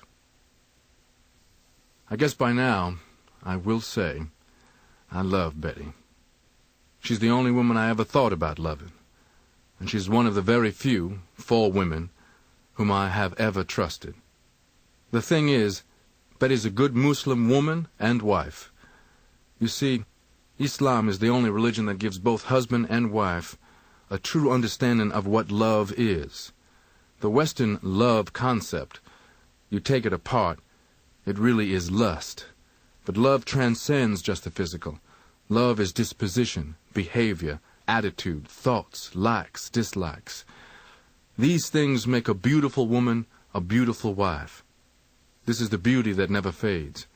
You find in your Western civilization that when a man's wife's physical beauty fails, she loses her attraction. But Islam teaches us to look into the woman and teaches her to look into us. Betty does this so she understands me. I would even say I don't imagine many other women might put up with the way I am. Awakening this brainwashed black man and telling this arrogant, devilish white man the truth about himself Betty understands is a full-time job. If I have work to do when I am home, the little time I am at home, she lets me have the quiet I need to work in. I'm rarely at home more than half of any week. I have been away as much as 5 months. I never get much chance to take her anywhere, and I know she likes to be with her husband. She is used to my calling her from airports anywhere from Boston to San Francisco or Miami to Seattle, or here lately cabling her from Cairo, Accra, or the holy city of Mecca. Once, on the long-distance telephone, Betty told me in beautiful phrasing the way she thinks. She said, "You are present when you are away." Later that year, after Betty and I were married, I exhausted myself trying to be everywhere at once, trying to help the nation to keep growing. Guest teaching at the temple in Boston, I ended as always. "Who among you wish to follow the Honorable Elijah Muhammad?" And then I saw, in utter astonishment, that among those who were standing was my sister, Ella. We have a saying that those who are the hardest to convince make the best Muslims. And for Ella it had taken 5 years. I mentioned, you will remember, how in a big city a sizable organization can remain practically unknown unless something happens that brings it to the general public's attention. Well, certainly no one in the Nation of Islam had any anticipation of the kind of thing that would happen in Harlem one night. 2 white policemen, breaking up a street scuffle between some Negroes, ordered other Negro passerbys to move on. Of these bystanders, 2 happened to be Muslim brother Johnson Hinton and another brother of Temple 7. They didn't scatter and run the way the white cops wanted. Brother Hinton was attacked with nightsticks. His scalp was split open and a police car came and he was taken to a nearby precinct. The second brother telephoned our restaurant. And with some telephone calls, in less than half an hour, about 50 of Temple 7's men of the Fruit of Islam were standing in ranks formation outside the police precinct house. Other Negroes, curious, came running and gathered in excitement behind the Muslims. The police, coming to the station house front door and looking out of the windows, couldn't believe what they saw. I went in as minister of Temple 7 and demanded to see our brother. The police first said he wasn't there. Then they admitted he was, but said I couldn't see him. I said that until he was seen and we were sure he received proper medical attention, the Muslims would remain where they were. They were nervous and scared of the gathering crowd outside. When I saw our brother Hinton, it was all I could do to maintain myself. He was only semi-conscious. Blood had bathed his head and face and shoulders. I hope I never again have to withstand seeing another case of sheer police brutality like that. I told the lieutenant in charge that man belongs in the hospital. They called an ambulance. When it came and Brother Hinton was taken to Harlem Hospital, we Muslims followed in loose formations for about 15 blocks along Lenox Avenue, probably the busiest thoroughfare in Harlem. Negroes who had never seen anything like this were coming out of stores and restaurants and bars and enlarging the crowd following us. The crowd was big and angry behind the Muslims in front of Harlem Hospital. Harlem's black people were long since sick and tired of police brutality, and they had never seen any organization of black men take a firm stand as we were. A high police official came up to me saying, "Get those people out of there." I told him that our brothers were standing peacefully, disciplined perfectly, and harming no one. He told me those others behind them weren't disciplined. I politely told him those others were his problem. When doctors assured us that Brother Hinton was receiving the best of care, I gave the order and the Muslims slipped away. The other Negroes' mood was ugly, but they dispersed also when we left. We wouldn't learn until later that a steel plate would have to be put in Brother Hinton's skull. After that operation, the Nation of Islam helped him to sue. A jury awarded him over $70,000, the largest police brutality judgment that New York City has ever paid. For New York City's millions of readers of the downtown papers, it was, at that time, another one of the periodic racial unrest in Harlem stories. It was not played up because of what had happened, but the police department, to be sure, pulled out and carefully studied the files on the Nation of Islam and appraised us with new eyes. Most important, in Harlem, the world's most heavily populated black ghetto, the Amsterdam News made the whole story headline news. And for the first time, the black man, woman, and child in the streets was discussing those Muslims. The Nation of Islam's relative anonymity was short-lived. In 1959, a network television program, The Mike Wallace Show, presented a report on the Muslims called The Hate That Hate Produced. Edited for maximum shock value, the show portrayed the Muslims as a militant black hate group. Reaction to the program was swift. The Muslims were reviled as reverse racists, and their leaders were called demagogues.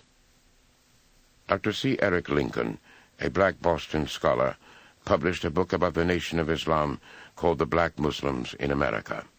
The name, Black Muslims, was adopted by the press, and it stuck, despite the nation's efforts to dislodge it. Malcolm's role continued to expand. He organized a new temple in Los Angeles. He founded the nation's official newspaper, Muhammad Speaks, and as the national media trained its attention on the Muslims, Malcolm X became their spokesman.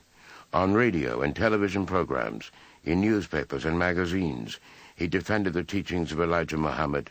He condemned integration and civil rights as phony attempts by the white man to deflect the black man's anger. When he was attacked by prominent black leaders of the civil rights movement, he returned their fire. "Today's Uncle Tom doesn't wear a handkerchief on his head," he said. "This modern 20th century Uncle Thomas now often wears a top hat. This Uncle Thomas is a professional Negro. By that I mean his profession is being a Negro for the white man." The popularity of the Nation of Islam exploded. The caravans from the East Coast temples to Chicago, once made up of a few carloads of followers, now consisted of 200 to 300 chartered buses, with hundreds more following in private cars. Muslim-owned businesses were proliferating. 2 universities of Islam taught Muslim children in Detroit and Chicago. In 1961, the back page of Muhammad Speaks carried an architect's rendering of a proposed $20 million Islamic center in Chicago. The nation's growth exacted a toll on its leader. Racked by seizures of uncontrollable coughing, Elijah Muhammad moved to Phoenix to relieve his chronic bronchial asthma. As he receded from the public eye, Malcolm X grew correspondingly more prominent. Elijah Muhammad told him, "Brother Malcolm, I want you to become well known, because if you are well known, it will make me better known. But, Brother Malcolm, there is something you need to know. You will grow to be hated when you become well known, because usually people get jealous of public figures." As far back as 1961, when Mr. Muhammad's illness took that turn for the worse, I had heard chance negative remarks concerning me. I had heard veiled implications. I had noticed other little evidences of the envy and of the jealousy which Mr. Muhammad had prophesied. For example, it was being said that Minister Malcolm is trying to take over the nation. It was being said that I was taking credit for Mr. Muhammad's teachings. It was being said that I was trying to build an empire for myself. It was being said that I loved playing coast-to-coast Mr. Big Shot. When I heard these things, actually, they didn't anger me. They helped me to re-steel my inner resolve that such lies would never become true of me. I would always remember that Mr. Muhammad had prophesied this envy and jealousy. This would help me to ignore it, because I knew that he would understand if he ever should hear such talk. A frequent rumor among non-Muslims was, "Malcolm X is making a pile of money." All Muslims at least knew better than that. Me making money? The FBI and the CIA and the IRS all combined can't turn up a thing I got, beyond a car to drive and a 7-room house to live in. And by now the Nation of Islam is jealously and greedily trying to take away even that house. I had access to money, yes, Elijah Muhammad would authorize for me any amount that I had asked for. He knew, as every Muslim official knew, that every nickel and dime I ever got was used to promote the Nation of Islam. My attitude toward money generated the only domestic quarrel that I have ever had with my beloved wife, Betty. As our children increased in number, so did Betty's hints to me that I should put away something for our family. But I refused, and finally we had this argument. I put my foot down. I knew I had in Betty a wife who would sacrifice her life for me if such an occasion ever presented itself to her, but still I told her that too many organizations had been destroyed by leaders who tried to benefit personally, often goaded into it by their wives. We nearly broke up over this argument. I finally convinced Betty that if anything ever happened to me, that the Nation of Islam would take care of her for the rest of her life and of our children until they were grown. I could never have been a bigger fool. In every radio or television appearance, in every newspaper interview, I have always made it crystal clear that I was Mr. Muhammad's representative. Anyone who ever heard me make a public speech during this time knows that at least once a minute I said, "The Honorable Elijah Muhammad teaches." I would refuse to talk with any person who ever tried any so-called joke about my constant reference to Mr. Muhammad. Whenever anyone said or wrote, "Malcolm X, the number 2 black Muslim," I would recoil. I have called up reporters and asked them never to use that phrasing again, explaining to them all Muslims are number 2 after Mr. Muhammad. I believe that no man in the Nation of Islam could have gained the international prominence I gained with the wings Mr. Muhammad had put on me, plus having the freedom that he granted me to take liberties and do things on my own, and still have remained as faithful and selfless a servant to him as I was. I would say that it was in 1962 when I began to notice that less and less about me appeared in our nation's Muhammad Speaks. I learned that Mr. Muhammad's son, Herbert, now the paper's publisher, had instructed that as little as possible be printed about me. In fact, there was more in the Muslim paper about integrationist Negro leaders than there was about me. I could read more about myself in the European, Asian, and African press. I'm not griping about publicity for myself. I already had received more publicity than many world personages. But I resented the fact that the Muslims' own newspaper denied them news of important things being done in their behalf, simply because it happened that I had done the things. I was conducting rallies, trying to propagate Mr. Muhammad's teachings, and because of jealousy and narrow-mindedness, finally I got no coverage at all. For by now an order had been given to completely black me out of the newspaper. But I would put these things out of my mind as they occurred. At least, as much as I humanly could, I put them out of my mind. I'm not trying to make myself seem right and noble. I am telling the truth. I loved the nation and Mr. Muhammad. I lived for the nation and for Mr. Muhammad. But during 1963, I couldn't help being very hypersensitive to my critics in high posts within our nation. I quit selecting certain of my New York brothers and giving them money to go and lay groundwork for new mosques in other cities because slighting remarks were being made about Malcolm's ministers. In a time in America when it was of arch importance for a militant black voice to reach mass audiences, Life magazine wanted to do a personal story of me, and I refused. I refused again when a cover story was offered by Newsweek. I refused again when I could have been a guest on the top-rated Meet the Press television program. Each refusal was a loss for the black man and for the Nation of Islam. Each refusal was a specific loss, and each refusal was made because of Chicago's attitude. There was jealousy because I had been requested to make these featured appearances. When a high-powered rifle slug tore through the back of the NAACP Field Secretary Medgar Evers in Mississippi, I wanted to say the blunt truths that needed to be said. When a bomb was exploded in a Negro Christian church in Birmingham, Alabama, snuffing out the lives of those 4 beautiful little black girls, I made comments, but not what should have been said about the climate of hate that the American white man was generating and nourishing. Mr. Muhammad made me the nation's first national minister. At a late 1963 rally in Philadelphia, Mr. Muhammad, embracing me, said to that audience before us, "This is my most faithful, hard-working minister. He will follow me until he dies." He had never paid such a compliment to any Muslim. No praise from any other earthly person could have meant more to me. but this would be Mr. Muhammad's and my last public appearance together. Not long before, I had been on the Jerry Williams radio program in Boston when someone handed me an item hot off the Associated Press machine. I read that a chapter of the Louisiana Citizens Council had just offered a $10,000 reward for my death. But the threat of death was much closer. In my 12 years as a Muslim minister, I had always taught so strongly on the moral issues that many Muslims accused me of being anti-woman. The very keel of my teaching and my most bone-deep personal belief was that Elijah Muhammad, in every aspect of his existence, was a symbol of moral, mental, and spiritual reform among the American black people. For 12 years, I had taught that within the entire nation of Islam, my own transformation was the best example I knew of Mr. Muhammad's power to reform black men's lives. From the time I entered prison until I married, about 12 years later, because of Mr. Muhammad's influence upon me, I had never touched a woman. But around 1963, if anyone had noticed, I spoke less and less of religion. I taught social doctrine to Muslims and current events and politics. I stayed wholly off the subject of morality.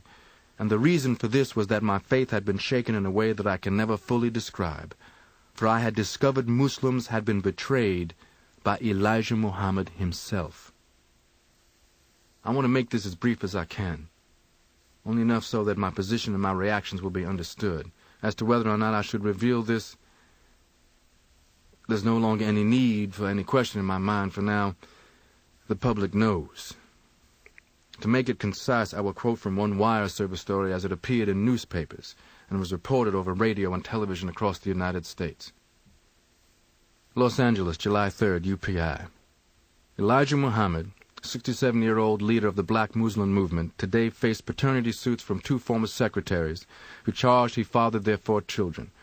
Both women are in their 20s. Miss Rosary and Miss Williams charged they had intimacies with Elijah Muhammad from 1957 until this year. Miss Rosary alleged he fathered her 2 children and said she was expecting a 3rd child by him. The other plaintiff said he was the father of her daughter. As far back as 1955, I had heard hints. But believe me when I tell you this. For me even to consider believing anything as insane-sounding as any slightest implication of any immoral behavior of Mr. Muhammad, why, the very idea made me shake with fear. And so my mind simply refused to accept anything so grotesque as adultery, mentioned in the same breath with Mr. Muhammad's name. Adultery. Why, any Muslim guilty of adultery was summarily ousted in disgrace. One of the nation's most closely kept scandals was that a succession of the personal secretaries of Mr. Muhammad had become pregnant. They were brought before Muslim courts and charged with adultery, and they confessed. Humiliated before the general body, they received sentences from 1 to 5 years of isolation. That meant they were to have no contact whatsoever with any other Muslims. No one in the world could have convinced me that Mr. Muhammad would betray the reverence bestowed upon him by all of those mosques full of poor, trusting Muslims nickeling and diming up to faithfully support the nation of Islam, when many of those faithful were scarcely able to pay their own rents. But by late 1962, I learned reliably that numerous Muslims were leaving Mosque 2 in Chicago. The ugly rumor was spreading swiftly, even among non-Muslim Negroes. When I thought of how the press constantly sought ways to discredit the nation of Islam, I trembled to think of such a thing reaching the ears of some newspaper reporter, either black or white. There was no one I could turn to with this problem except Mr. Muhammad himself. Ultimately, that had to be the case. But first I went to Chicago to see Mr. Muhammad's second youngest son, Wallace Muhammad. I felt that Wallace was Mr. Muhammad's most strongly spiritual son, the son with the most objective outlook. Always, Wallace and I had shared an exceptional closeness and trust. And Wallace knew when he saw me why I had come to see him. "I know," he said. I said I thought we should rally to help his father. Wallace said he didn't feel that his father would welcome any efforts to help him. I told myself that Wallace must be crazy. Next, I broke the rule that no Muslim is supposed to have any contact with another Muslim in the isolated state. I looked up and talked with 3 of the former secretaries to Mr. Muhammad. From their own mouths I heard the stories of who had fathered their children, and from their own mouths I heard that Elijah Muhammad had told them I was the best, greatest minister he ever had, but that someday I would leave him, turn against him, so I was dangerous. I learned from these former secretaries of Mr. Muhammad that while he was praising me to my face, he was tearing me apart behind my back. That deeply hurt me. Every day I was meeting the microphones, cameras, press reporters, and other commitments, including the Muslims of my own Mosque 7. I felt almost out of my mind. Finally, the thing crystallized for me. As long as I did nothing, I felt it was the same as being disloyal. I felt that as long as I sat down, I was not helping Mr. Muhammad when somebody needed to be standing up.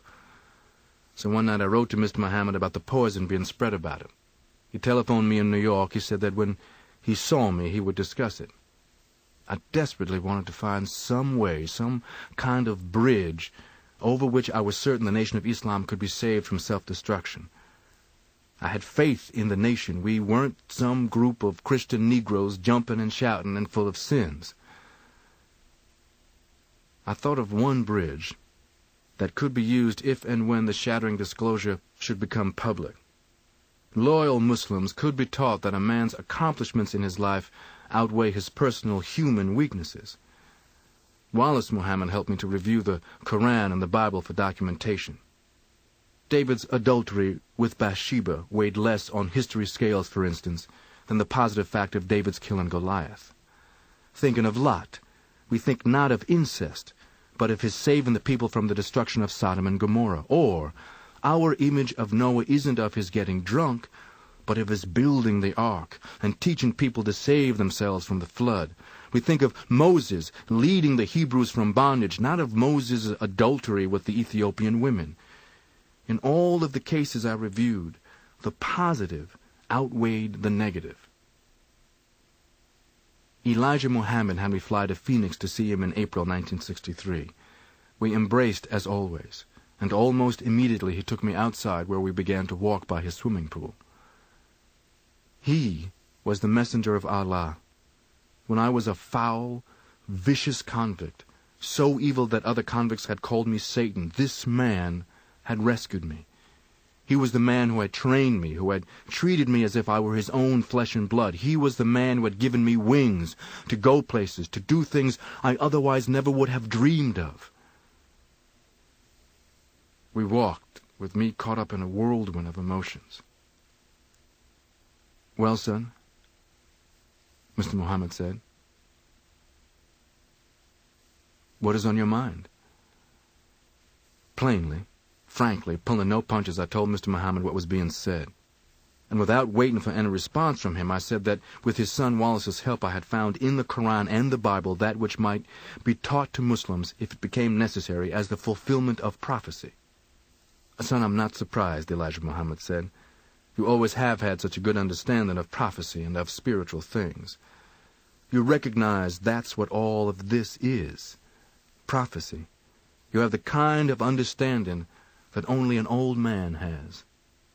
"I'm David," he said. "When you read about how David took another man's wife, I'm that David.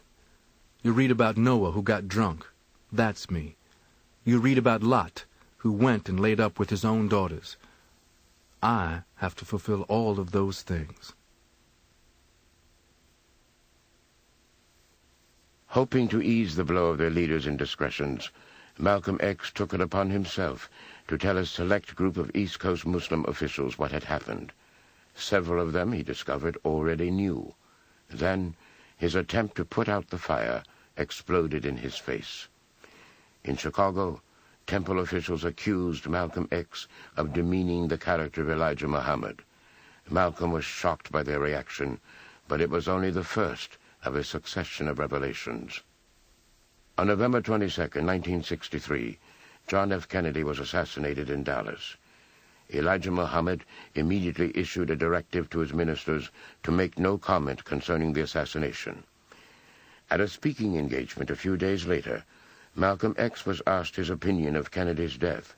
He said what he felt, that it was a case of the chickens coming home to roost. The white man's hate, he said, had spread beyond the killing of innocent blacks and now had reached America's president.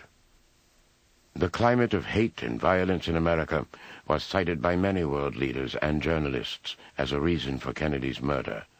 But when Malcolm X said it, the nation's newspapers screamed in outrage, and to Malcolm it revealed another hard truth. The jealousies that Elijah Muhammad had prophesied were manifest in Elijah Muhammad himself. The Muslim leader seized on Malcolm's Kennedy comment as a reason to first silence and then banish his principal minister. But Malcolm soon learned his ouster was not enough. The Muslims wanted his life. The first direct order for my death was issued through a Mosque 7 official who previously had been a close assistant. Another previously close assistant of mine was assigned to do the job. He was a brother with a knowledge of demolition. He was asked to wire my car to explode when I turned the ignition key. But this brother, it happened, had seen too much of my loyalty to the nation to carry out his order. Instead, he came to me. I thanked him for my life. I told him what was really going on in Chicago. He was stunned almost beyond belief. This brother was close to others in the Mosque 7 circle who might subsequently be called upon to eliminate me. He said he would take it upon himself to enlighten each of them enough so that they wouldn't allow themselves to be used.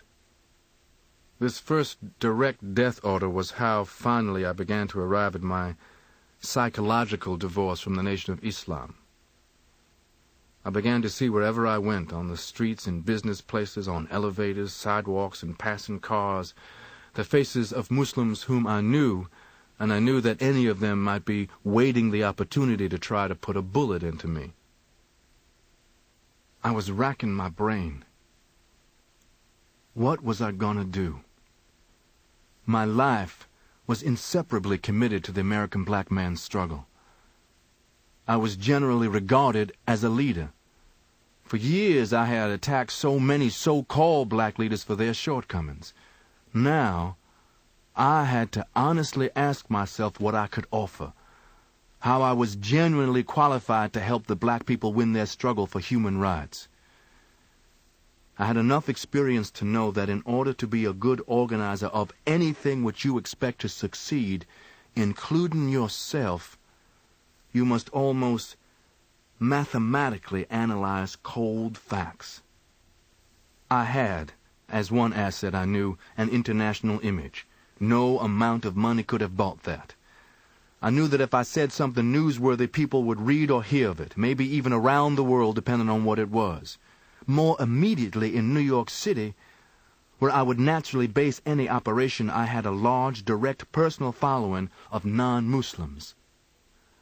I knew that the great lack of most of the big-named Negro leaders was their lack of any true rapport with the ghetto Negroes. How could they have rapport when they spent most of their time integrating with white people? I knew that the ghetto people knew that I never left the ghetto in spirit, and I never left it physically any more than I had to. I had a ghetto instinct. For instance, I could feel if tension was beyond normal in a ghetto audience, and I could speak and understand the ghetto's language. There was an example of this that always flew into my mind every time I heard some of the big-name Negro leaders declaring they spoke for the ghetto black people. After a Harlem street rally, one of these downtown leaders and I were talking when we were approached by a Harlem hustler. To my knowledge, I'd never seen this hustler before. He said to me approximately, "Hey, baby, I dig you holding this all-original scene at the track. I'm going to lay a vine under the Jew's balls for a dime. Got to give you a play. Got the shorts out here trying to scuffle up on some bread. Well, my man, I'll get on. Got to go peck a little and cop me some Z's." And the hustler went on up 7th Avenue. I never would have given it another thought except that this downtown leader was standing, staring after that hustler, looking as if he just heard Sanskrit. He asked me what had been said, and I told him. The hustler had said he was aware that the Muslims were holding an all-black bazaar at Rockland Palace, which is primarily a dance hall. The hustler intended to pawn a suit for $10 to attend and patronize the bazaar. He had very little money, but he was trying hard to make some. He was going to eat, then he would get some sleep. The point that I'm making is that as a leader, I could talk over the ABC, CBS, or NBC microphones at Harvard or at Tuskegee. I could talk with the so-called middle-class Negro and with the ghetto blacks, whom all the other leaders just talked about. And because I had been a hustler, I knew better than all whites knew, and better than nearly all the black leaders knew, that actually the most dangerous black man in America was the ghetto hustler. Why do I say this? The hustler out there in the ghetto jungles has less respect for the white power structure than any other Negro in North America. The ghetto hustler is internally restrained by nothing. He has no religion, no concept of morality, no civic responsibility, no fear, nothing. To survive, he is out there constantly preying upon others, probing for any human weaknesses like a ferret. The ghetto hustler is forever frustrated, restless, and anxious for some action. Whatever he undertakes, he commits himself to it fully, absolutely. What makes the ghetto hustler yet more dangerous is his glamour image to the school dropout youth in the ghetto. These ghetto teenagers see the hell caught by their parents struggling to get somewhere, or see that they have given up struggling in the prejudiced, intolerant white man's world. The ghetto teenagers make up their own minds that they would rather be like the hustler, who they see dressed sharp and flashing money and displaying no respect for anybody or anything. So the ghetto youth become attracted to the hustler worlds of dope, thievery, prostitution, and general crime and immorality. It scared me the first time I really saw the danger of these ghetto teenagers if they are ever sparked into violence. One sweltering summer afternoon, I attended a Harlem street rally which contained a lot of these teenagers in the crowd. I had been invited by some responsible Negro leaders who normally never spoke to me. I knew they had just used my name to help them draw a crowd. The more I thought about it on the way there, the hotter I got. And when I got on the stand, I just told the crowd in the street that I wasn't really wanted up there, that my name had been used, and I walked off the speaker's stand. Well, what did I want to do that for? While those young teenage Negroes got upset and started milling around and yelling, upsetting the older Negroes in the crowd.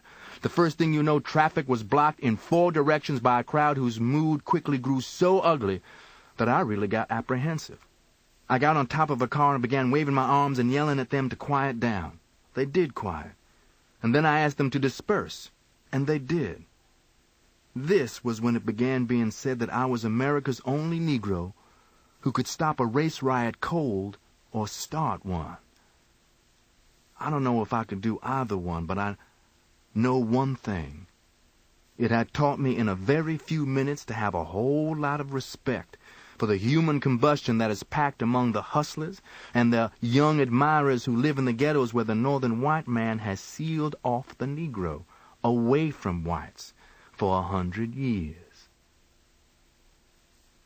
In the end, I reasoned that the decision already had been made for me. I felt a challenge to plan and build an organization that could help to cure the black man in North America of the sickness which has kept him under the white man's heel. Substantially, as I saw it, the organization I hoped to build would differ from the Nation of Islam in that it would embrace all faiths of black men and would carry into practice what the Nation of Islam had only preached. Rumors were swirling, particularly in East Coast cities. What was I going to do? Well, the first thing I was going to have to do was to attract far more willing hands and heads than my own. Each day, more militant action brothers who had been with me in Mosque 7 announced their break from the Nation of Islam to come with me. And each day I learned in one or another way of more support from non-Muslim Negroes, including a surprising lot of the middle and upper-class black bourgeoisie who was sick of the status symbol charade. There was a growing clamor. When are you going to call a meeting to get organized? To hold the first meeting, I arranged to rent the Carver Ballroom at the Hotel Teresa, which is at the corner of 125th Street and 7th Avenue, which might be called one of Harlem's fuse box locations. The Amsterdam News reported the planned meeting, and many readers inferred that we were establishing our beginning mosque in the Teresa. Telegrams and letters and telephone calls came to the hotel for me from across the country. The general tone was that this was a move that people had waited for. People I'd never heard of expressed confidence in me in moving ways. Numerous people said that the Nation of Islam's stringent moral restrictions had repelled them, and they wanted to join me. Astonishing numbers of white people called and wrote offering contributions or asking, could they join? The answer was no, they couldn't join. Our membership was all black, but if their consciences dictated, they could financially help our constructive approach to America's race problem. Speaking engagement requests came in, 22 of them in one particular Monday morning's mail. It was startling to me that an unusual number of the requests came from groups of white Christian ministers. I called a press conference. The microphones stuck up before me. The flashbulbs popped. The reporters, men and women, white and black, representing media that reached around the world, sat looking at me with their pencils and open notebooks. I made the announcement. I am going to organize and head a new mosque in New York City known as the Muslim Mosque Incorporated. This will give us a religious base and a spiritual force necessary to rid our people of the vices that destroy the moral fiber of our community. Muslim Mosque Incorporated will have its temporary headquarters in the Hotel Teresa in Harlem. It will be the working base for an action program designed to eliminate the political oppression, the economic exploitation, and the social degradation suffered daily by 22 million Afro-Americans. Then the reporters began firing questions at me. It was not all as simple as it may sound. I went few places without constant awareness that any number of my former brothers felt they would make heroes of themselves in the Nation of Islam if they killed me. I knew how Elijah Muhammad's followers thought. I had taught so many of them to think. I knew that no one would kill you quicker than a Muslim if he felt that's what Allah wanted him to do. There was one further major preparation that I knew I needed. I'd had it in mind for a long time, as a servant of Allah, but it would require money that I didn't have. I took a plane to Boston. I was turning again to my sister Ella. Though at times I'd made Ella angry at me beneath it all, since I had first come to her as a teenaged hick from Michigan, Ella had never once really wavered from my corner. Ella, I said, I want to make the pilgrimage to Mecca. Ella said, how much do you need? Malcolm X's life was characterized by sudden, dramatic change. From small-town boy to big-city hustler, from convict to worldwide prominence as a leader of and spokesman for his people. His pilgrimage to Mecca would inspire one more seminal change. For the first time in his life, everyone he met, from statesmen to shepherds, treated him as an equal, as a fellow human being, without regard for the color of his skin. All along his journey, he met people, black, brown, white, red, and yellow people, who helped him realize his dream. In New York, Dr. Mahmoud Youssef Chouabi, a professor at the University of Cairo and a United Nations advisor, gave him a signed letter approving his pilgrimage as required by the Saudi Arabian consulate. Dr. Chouabi also gave Malcolm a book, The Eternal Message of Muhammad. He told Malcolm that the book's author, Abdul al-Rahman Assam, was a close advisor of the Arabian ruler, Prince Faisal. Assam, he said, had followed the stories of Malcolm X in the press closely. It was the first of many signs, Malcolm felt, that Allah was with him. His experience in Mecca awakened in Malcolm a feeling he had never known, a sense of idealism, of hope that perhaps, after all, people could live together as brothers. While still in Mecca, he summed up his experience and his feelings in a letter. I have reflected since that the letter I finally sat down to compose had been subconsciously shaping itself in my mind. The color-blindness of the Muslim world's religious society and the color-blindness of the Muslim world's human society, these two influences had each day been making a greater impact and an increasing persuasion against my previous way of thinking. The first letter was, of course, to my wife Betty. I never had a moment's question that Betty, after initial amazement, would change her thinking to join mine. I had known 1,000 reassurances that Betty's faith in me was total. I knew that she would see what I had seen, that in the land of Muhammad and the land of Abraham, I had been blessed by Allah with new insight into the true religion of Islam and a better understanding of America's entire racial dilemma. After the letter to my wife, I wrote next essentially the same letter to my sister Ella, and I knew where Ella would stand. She had been saving to make the pilgrimage to Mecca herself. I wrote to Dr. Shawarbi, whose belief in my sincerity had enabled me to get a passport to Mecca. All through the night I copied similar long letters for others who were very close to me. Among them was Elijah Muhammad's son, Wallace Muhammad, who had expressed to me his conviction that the only possible salvation for the nation of Islam would be its accepting and projecting a better understanding of Orthodox Islam. And I wrote to my loyal assistants at my newly formed Muslim Mosque Incorporated in Harlem, with a note appended, asking that my letter be duplicated and distributed to the press. I knew that when my letter became public knowledge back in America, many would be astounded, loved ones, friends, and enemies alike. And no less astounded would be millions whom I did not know, who had gained during my 12 years with Elijah Muhammad a hate image of Malcolm X. Even I was myself astounded. But there was a precedent in my life for this letter. My whole life has been a chronology of changes. Here is what I wrote from my heart. Never have I witnessed such sincere hospitality and the overwhelming spirit of true brotherhood as is practiced by people of all colors and races here in this ancient holy land, the home of Abraham, Muhammad, and all the other prophets and of the Holy Scriptures. For the past week I have been utterly speechless and spellbound by the graciousness I see displayed all around me by people of all colors. I have been blessed to visit the holy city of Mecca. I have made my 7 circuits around the Kaaba, led by a young mutawaf named Muhammad.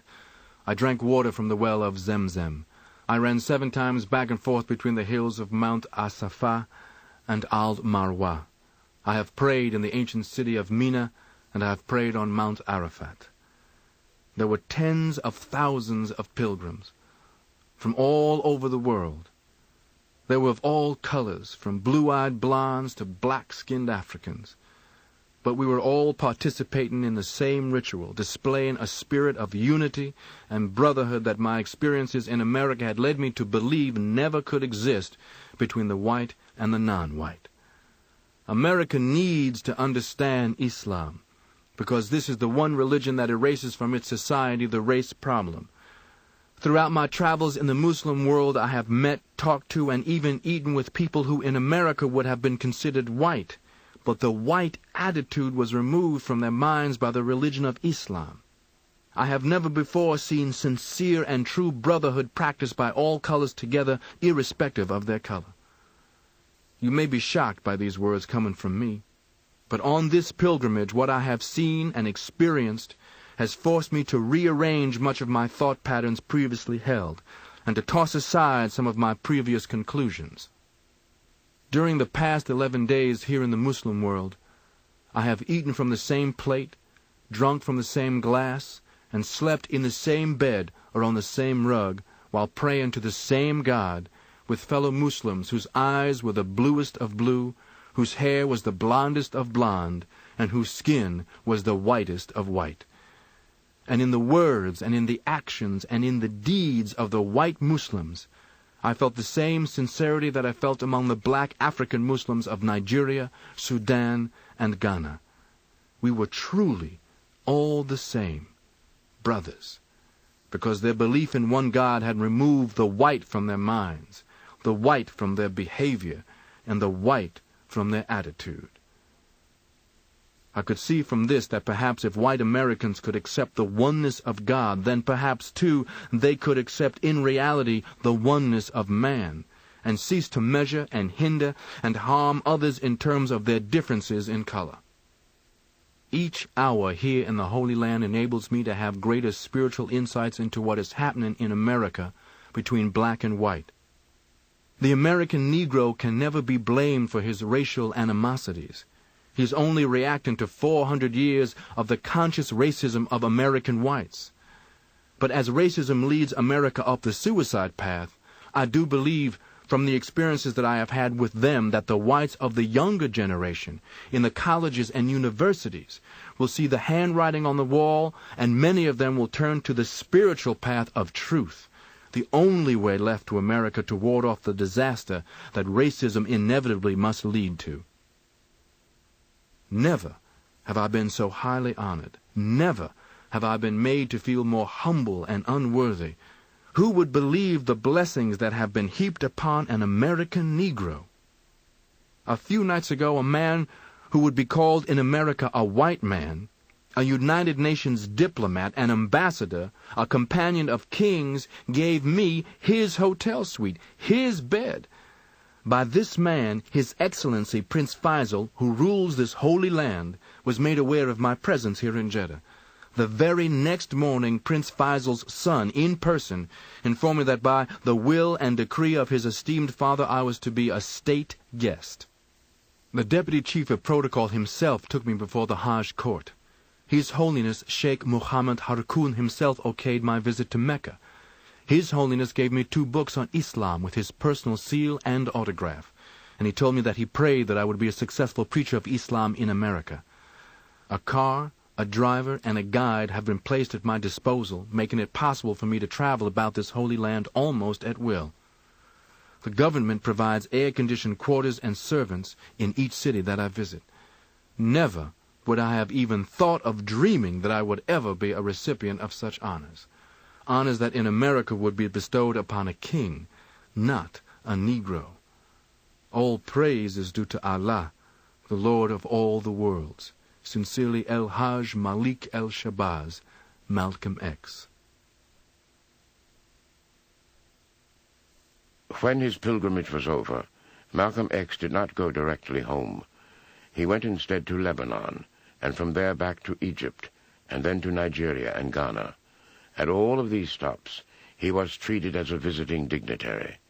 He addressed students at leading universities and met with heads of state. And he was again struck by what was missing from these African cultures, the racial hatred that permeated the United States. He celebrated his 39th birthday in Algiers, waiting for his flight back to America. It would be his final birthday. The Pan American jet which took me home, it was Flight 115, landed at New York's Kennedy Air Terminal on May 21st at 4:25 in the afternoon. We passengers filed off the plane and toward customs. When I saw the crowd of 50 or 60 reporters and photographers, I honestly wondered what celebrity I had been on the plane with. But I was the villain they had come to meet. In Harlem especially, and also in some other U.S. cities, the 1964 long, hot summer's predicted explosions had begun. Article after article in the white man's press had cast me as a symbol, if not a causative agent, of the revolt and of the violence of the American black man wherever it had sprung up. In the biggest press conference that I had ever experienced anywhere, the camera bulbs flashed and the reporters fired questions. Mr. Malcolm X, what about those blood brothers reportedly affiliated with your organization, reportedly trained for violence, who have killed innocent white people? Mr. Malcolm X, what about your comment that Negroes should form rifle clubs? I answered the questions. I knew I was back in America again, hearing the subjective, scapegoat-seeking questions of the white man. New York white youth were killing victims. That was a sociological problem. But when black youth killed somebody, the power structure was looking to hang somebody. When black men had been lynched or otherwise murdered in cold blood, it was always said, things will get better. When whites had rifles in their homes, the Constitution gave them the right to protect their home and themselves. But when black people even spoke of having rifles in their homes, that was ominous. I slipped in on the reporters something they hadn't been expecting. I said that the American black man needed to quit thinking what the white man had taught him, which was that the black man had no alternative except to beg for his so-called civil rights. I said that the American black man needed to recognize that he had a strong, airtight case to take to the United States before the United Nations on a formal accusation of denial of human rights, and that if Angola and South Africa were precedent cases, then there would be no easy way that the United States could escape being censored right on its own home ground. Just as I had known, the press wanted to get me off that subject. I was asked about my letter from Mecca. I was all set with a speech regarding that. I hope that once and for all my Hajj to the holy city of Mecca has established our Muslim mosque's authentic religious affiliation with the 750 million Muslims of the Orthodox Islamic world. And I know once and for all that the black Africans look upon America's 22 million blacks as long-lost brothers. They love us. They study our struggle for freedom. They were so happy to hear how we are awakening from our long sleep after so-called Christian white America had taught us to be ashamed of our African brothers and homeland. Yes, I wrote a letter from Mecca. You're asking me, didn't you say that now you accept white men as brothers? Well, my answer is that in the Muslim world I saw, I felt, and I wrote home how my thinking was broadened.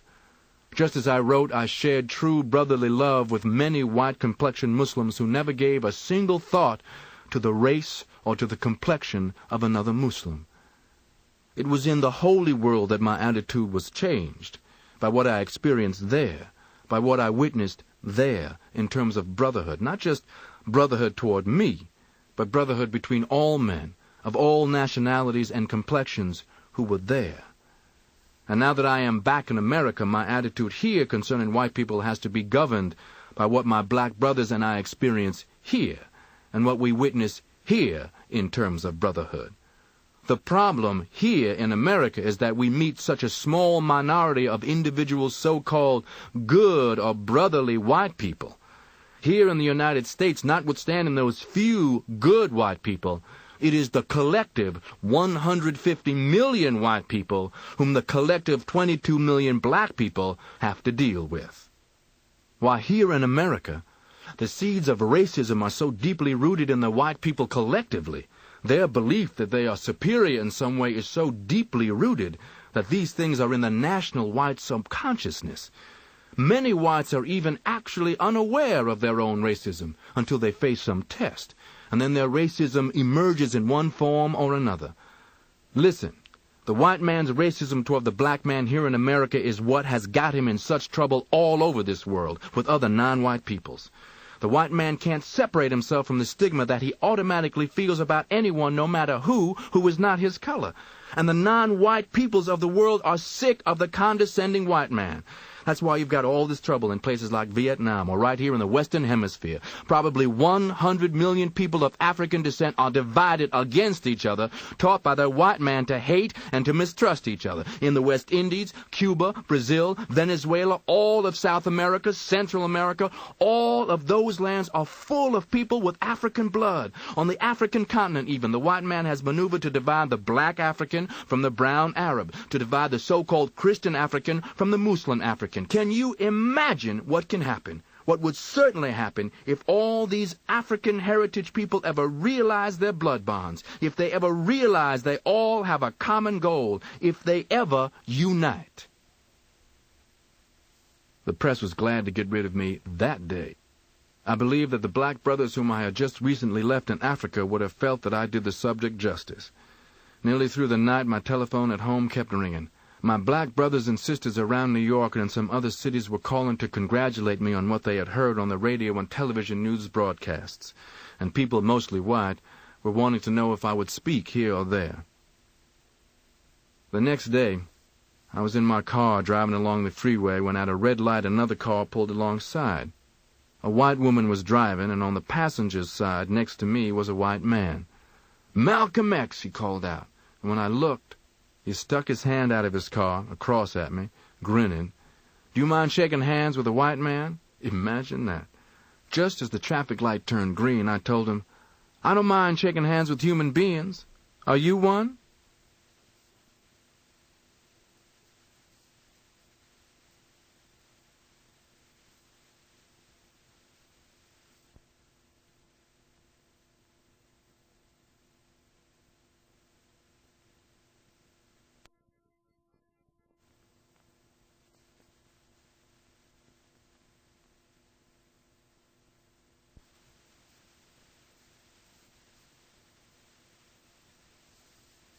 One of the major troubles I was having in building the organization I wanted, an all-black organization whose ultimate objective was to help create a society in which there could exist honest white-black brotherhood, was that my earlier public image, my old so-called black Muslim image, kept blocking me. I was trying to gradually reshape that image. I was trying to turn a corner into a new regard by the public, especially Negroes. I was no less angry than I had been, but at the same time, the true brotherhood I had seen in the Holy Land had influenced me to recognize that anger can blind human vision. Every free moment I could find, I did a lot of talking to key people whom I knew around Harlem, and I made a lot of speeches saying, "True Islam taught me that it takes all of the religious, political, economic, psychological, and racial ingredients or characteristics to make the human family and the human society complete." I said to Harlem street audiences that only when mankind would submit to the one God who created all, only then would mankind even approach the peace of which so much talk could be heard, but toward which so little action was seen. I said that on the American racial level, we had to approach the black man's struggle against the white man's racism as a human problem, that we had to forget hypocritical politics and propaganda. I said that both races, as human beings, had the obligation, the responsibility of helping to correct America's human problem.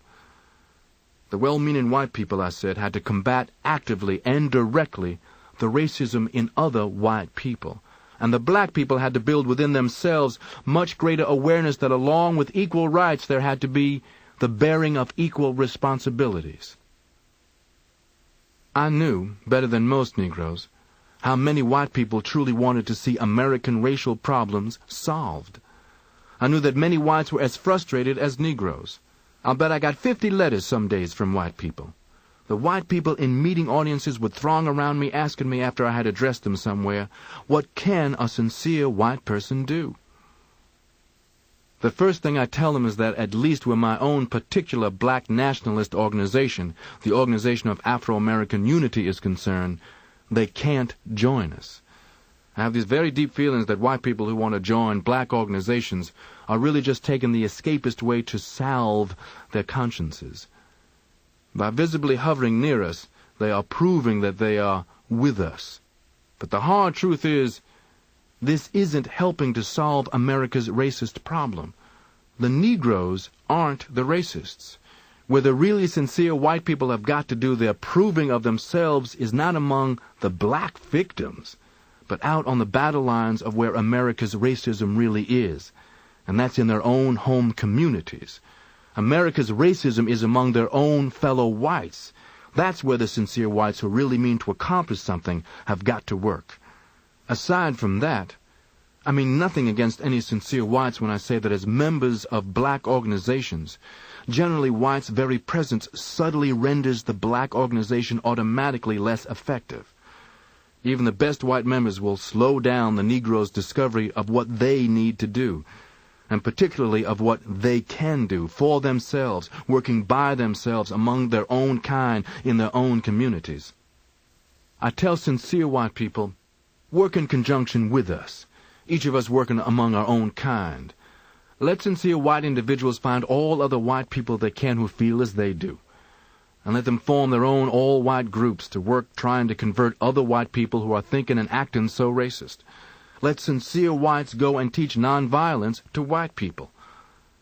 We will completely respect our white co-workers. They will deserve every credit. We will give them every credit. We will meanwhile be working among our own kind in our own black communities, showing and teaching black men in ways that only other black men can, that the black man has got to help himself. Working separately, the sincere white people and sincere black people actually will be working together. In our mutual sincerity, we might be able to show a road to the salvation of America's very soul. It can only be salvaged if human rights and dignity in full are extended to black men. Only such real, meaningful actions as those which are sincerely motivated from a deep sense of humanism and moral responsibility can get at the basic causes that produce the racial explosions in America today. Otherwise, the racial explosions are only going to grow worse. Certainly nothing is going to be solved by throwing upon me or other so-called black extremists and demagogues the blame for the racism that is in America. Sometimes I have dared to dream to myself that one day history may even say that my voice, which disturbed the white man's smugness and his arrogance and his complacency, that my voice helped to save America from a grave, possibly even a fatal catastrophe. The goal has always been the same, with the approaches to it as different as mine and Dr. Martin Luther King's nonviolent marching, that dramatized the brutality and the evil of the white man against defenseless blacks. And in the racial climate of this country today, it is anybody's guess which of the extremes in approach to the black man's problems might personally meet a fatal catastrophe first, nonviolent Dr. King or so-called violent me. Anything I do today I regard as urgent. No man is given but so much time to accomplish whatever is his life's work. My life, in particular, never has stayed fixed in any one position for very long. You have seen how throughout my life I have often known unexpected drastic changes. I am only facing the facts when I know that any moment of any day or any night could bring me death. This is particularly true since the last trip that I made abroad. I have seen the nature of things that are happening, and I have heard things from sources which are reliable. To speculate about dying doesn't disturb me as it might some people. I have never felt that I would live to become an old man. Even before I was a Muslim, when I was a hustler in the ghetto jungle and then a criminal in prison, it always stayed on my mind that I would die a violent death. In fact, it runs in my family. My father and most of his brothers died by violence, my father because of what he believed in. To come right down to it, if I take the kind of things in which I believe, then add to that the kind of temperament that I have, plus the 100% dedication I have to whatever I believe in, these are ingredients which make it just about impossible for me to die of old age. I have given to this book so much of whatever time I have because I feel and I hope that if I honestly and fully tell my life's account, read objectively, it might prove to be a testimony of some social value. I think that an objective reader may see how in the society to which I was exposed as a black youth here in America, for me to wind up in prison was really just about inevitable. It happens to so many thousands of black youth. I think that an objective reader may see how when I heard "the white man is the devil," when I played back what had been my own experiences, it was inevitable that I would respond positively.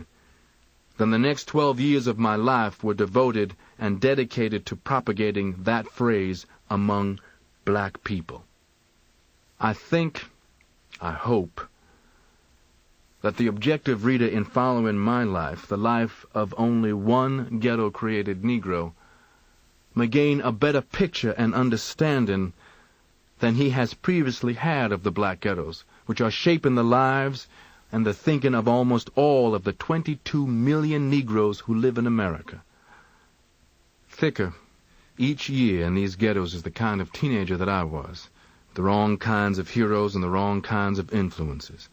I'm not saying that all of them become the kind of parasite that I was. Fortunately, by far, most do not, but still, the small fraction who do add up to an annual total of more and more costly, dangerous, youthful criminals. The FBI not long ago released a report of a shocking rise in crime each successive year since the end of World War II, 10 to 12% each year. The report did not say so in so many words, but I am saying that the majority of that crime increase is annually spawned in the black ghettos which the American racist society permits to exist. In the 1964 long, hot summer riots in major cities across the United States, the socially disinherited black ghetto youth were always at the forefront. In this year, 1965, I am certain that more and worse riots are going to erupt in yet more cities in spite of the conscience-salving Civil Rights Bill. The reason is that the cause of these riots, the racist malignancy in America, has been too long unattended. I believe that it would be almost impossible to find anywhere in America a black man who has lived further down in the mud of human society than I have, or a black man who has been any more ignorant than I have been, or a black man who has suffered more anguish during his life than I have. But it is only after the deepest darkness that the greatest joy can come. It is only after slavery and prison that the sweetest appreciation of freedom can come. For the freedom of my 22 million black brothers and sisters here in America, I do believe that I have fought the best that I know how, and the best that I could, with the shortcomings that I have had. I know that my shortcomings are many. My greatest lack has been, I believe, that I don't have the kind of academic education I wish I had been able to get, to have been a lawyer, perhaps. I do believe that I might have been a good lawyer. I have always loved verbal battle and challenge. You can believe me that if I had the time right now, I would not be one bit ashamed to go back into any New York City public school and start where I left off in 9th grade and go on through a degree. Because I don't begin to be academically equipped for so many of the interests that I have. For instance, I love languages. I wish I were an accomplished linguist. I don't know anything more frustrating than to be around people talking something you can't understand, especially when there are people who look like you.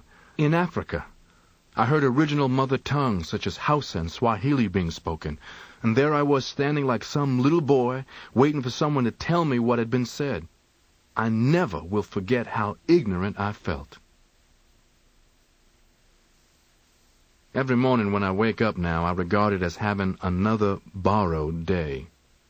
In any city, wherever I go, making speeches, holding meetings of my organization, or attending to other business, black men are watching every move I make, awaiting their chance to kill me. I have said publicly many times that I know they have their orders. Anyone who chooses not to believe what I am saying doesn't know the Muslims in the Nation of Islam. But I am also blessed with faithful followers who are, I believe, as dedicated to me as I once was to Mr. Elijah Muhammad. Those who would hunt a man need to remember that a jungle also contains those who hunt the hunters. I know, too, that I could suddenly die at the hands of some white racists, or I could die at the hands of some Negro hired by the white man, or it could be some brainwashed Negro acting on his own idea that by eliminating me he would be helping out the white man because I talk about the white man the way I do. Anyway, now, each day I live as if I am already dead. And I tell you what I would like for you to do. When I am dead, and I say it that way because from the things I know, I do not expect to live long enough to read this book in its finished form. I want you to just watch and see if I'm not right in what I say. That the white man in his press is going to identify me with hate. He will make use of me dead as he has made use of me alive as a convenient symbol of hatred. And that will help him to escape facing the truth, that all I have been doing is holding up a mirror to reflect, to show the history of unspeakable crimes that his race has committed against my race. You watch. I will be labeled as, at best, an irresponsible black man. I've always felt about this accusation that the black leader whom white men consider to be responsible is invariably the black leader who never gets any results. You can only get action as a black man if you are regarded by the white man as irresponsible. In fact, this much I had learned when I was just a little boy. And since I have been some kind of a leader of black people here in the racist society of America, I have been more reassured each time the white man resisted me or attacked me harder, because each time made me more certain that I was on the right track in the American black man's best interests. The racist white man's opposition automatically made me know that I did offer the black man something worthwhile. Yes, I have cherished my demagogue role. I know that societies often have killed the people who have helped to change those societies. And if I can die having brought any light, having exposed any meaningful truth that will help to destroy the racist cancer that is malignant in the body of America, then all of the credit is due to Allah. Only the mistakes have been mine. Malcolm X, who was now El-Hajj Malik el-Shabazz, spent the months following his return from Mecca building his new organization of Afro-American unity and delivering his message of hope. True Islam, he told his audiences, taught me that it takes all of the religious, political, economic, psychological, and racial ingredients or characteristics to make the human family and the human society complete. In spite of a rash of death threats, he kept up his schedule, traveling across the country and to Europe and again to Africa. On Saturday, February 14th, 1965, flaming gasoline bombs were hurled through the front window of his home, virtually destroying it. Malcolm and his family barely escaped. He arranged for emergency housing and rearranged his schedule so he and Sister Betty could find a new home. A week later, they did find one, and Malcolm asked for advances from the publisher of his autobiography so they could make the down payment and move in. He didn't live to make the move. On Sunday, February 21st, Malcolm X was assassinated at the Audubon Ballroom in New York City. He had just been introduced to the audience and had issued his familiar greeting, "As-salakum, brothers and sisters." A scuffle erupted near the front of the crowd, and as the audience's attention was diverted to it, several gunmen stood up in the front row and opened fire. Eyewitnesses also reported seeing two men rushing toward the stage, one with a shotgun, the other with two revolvers. Malcolm X clutched his chest as the bullets hit him and toppled backwards, stiffly. Malcolm X's wife and daughters were there that day. After throwing her body over her shrieking children, Sister Betty scrambled up and ran to her fallen husband's side, crying, "My husband! They're killing my husband!" Two people tried to administer artificial respiration. It was futile. As Sister Betty came through the crowd on stage, they moved aside. She fell to her knees next to his body, sobbing, "They killed him." The body of Malcolm X was scheduled to go on public view on Tuesday at 2:30 p.m. at the Unity Funeral Home in Harlem, on the east side of 8th Avenue between 126th and 127th Streets. At 2:15 that morning, an explosion and fire destroyed Muslim Mosque No. 7, along with 7 street-level stores around it, including the Muslim restaurant. At the funeral home, telephone bomb threats began coming in around noon, and the crowds that had been standing behind police barricades waiting to view the body were not allowed in until after 7 in the evening. In the next few hours, 2,000 people filed past the open coffin. By the time the doors closed late Friday night, an estimated 22,000 people had viewed the body. The viewing was interrupted for a time on Friday afternoon with the arrival of Sheikh Ahmed Hassan and his party. Hassan, a Sunni Muslim who had met Malcolm X in Mecca and had come to the United States to serve as his spiritual advisor, was not there to simply view the body, but to prepare it for burial in accordance with the Muslim ritual. He removed the dark suit that had clothed Malcolm's body and washed the body in holy oil. Then he draped the body in 7 white linen shrouds so that only the face was visible. After he read passages from the Quran, he told the funeral home representative, "Now the body is ready for burial." The funeral at the Faith Temple at 147th Street and Amsterdam Avenue drew thousands more.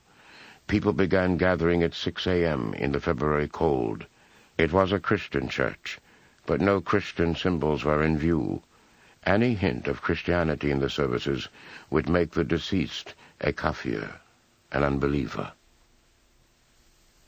Actor Ossie Davis and his wife Ruby Dee read notes, telegrams, and cables of condolence from around the world. Omar Osman, a representative of the Islam Center of Switzerland and the United States, drew applause when he said, "The highest thing that a Muslim can aspire to is to die on the battlefield and not die at his bedside. Those who die on the battlefield are not dead, but are alive." Then Ossie Davis stood again, and this was his eulogy to Malcolm X. Here, at this final hour, in this quiet place, Harlem has come to bid farewell to one of its brightest hopes, extinguished now and gone from us forever. Many will ask what Harlem finds to honor in this stormy, controversial, and bold young captain, and we will smile. They will say that he is of hate, a fanatic, a racist, who can only bring evil to the cause for which you struggle. And we will answer and say unto them, "Did you ever talk to Brother Malcolm? Did you ever touch him or have him smile at you? Did you ever really listen to him? For if you did, you would know him. And if you knew him, you would know why we must honor him. Malcolm was our manhood, our living black manhood. This was his meaning to his people. And in honoring him, we honor the best in ourselves.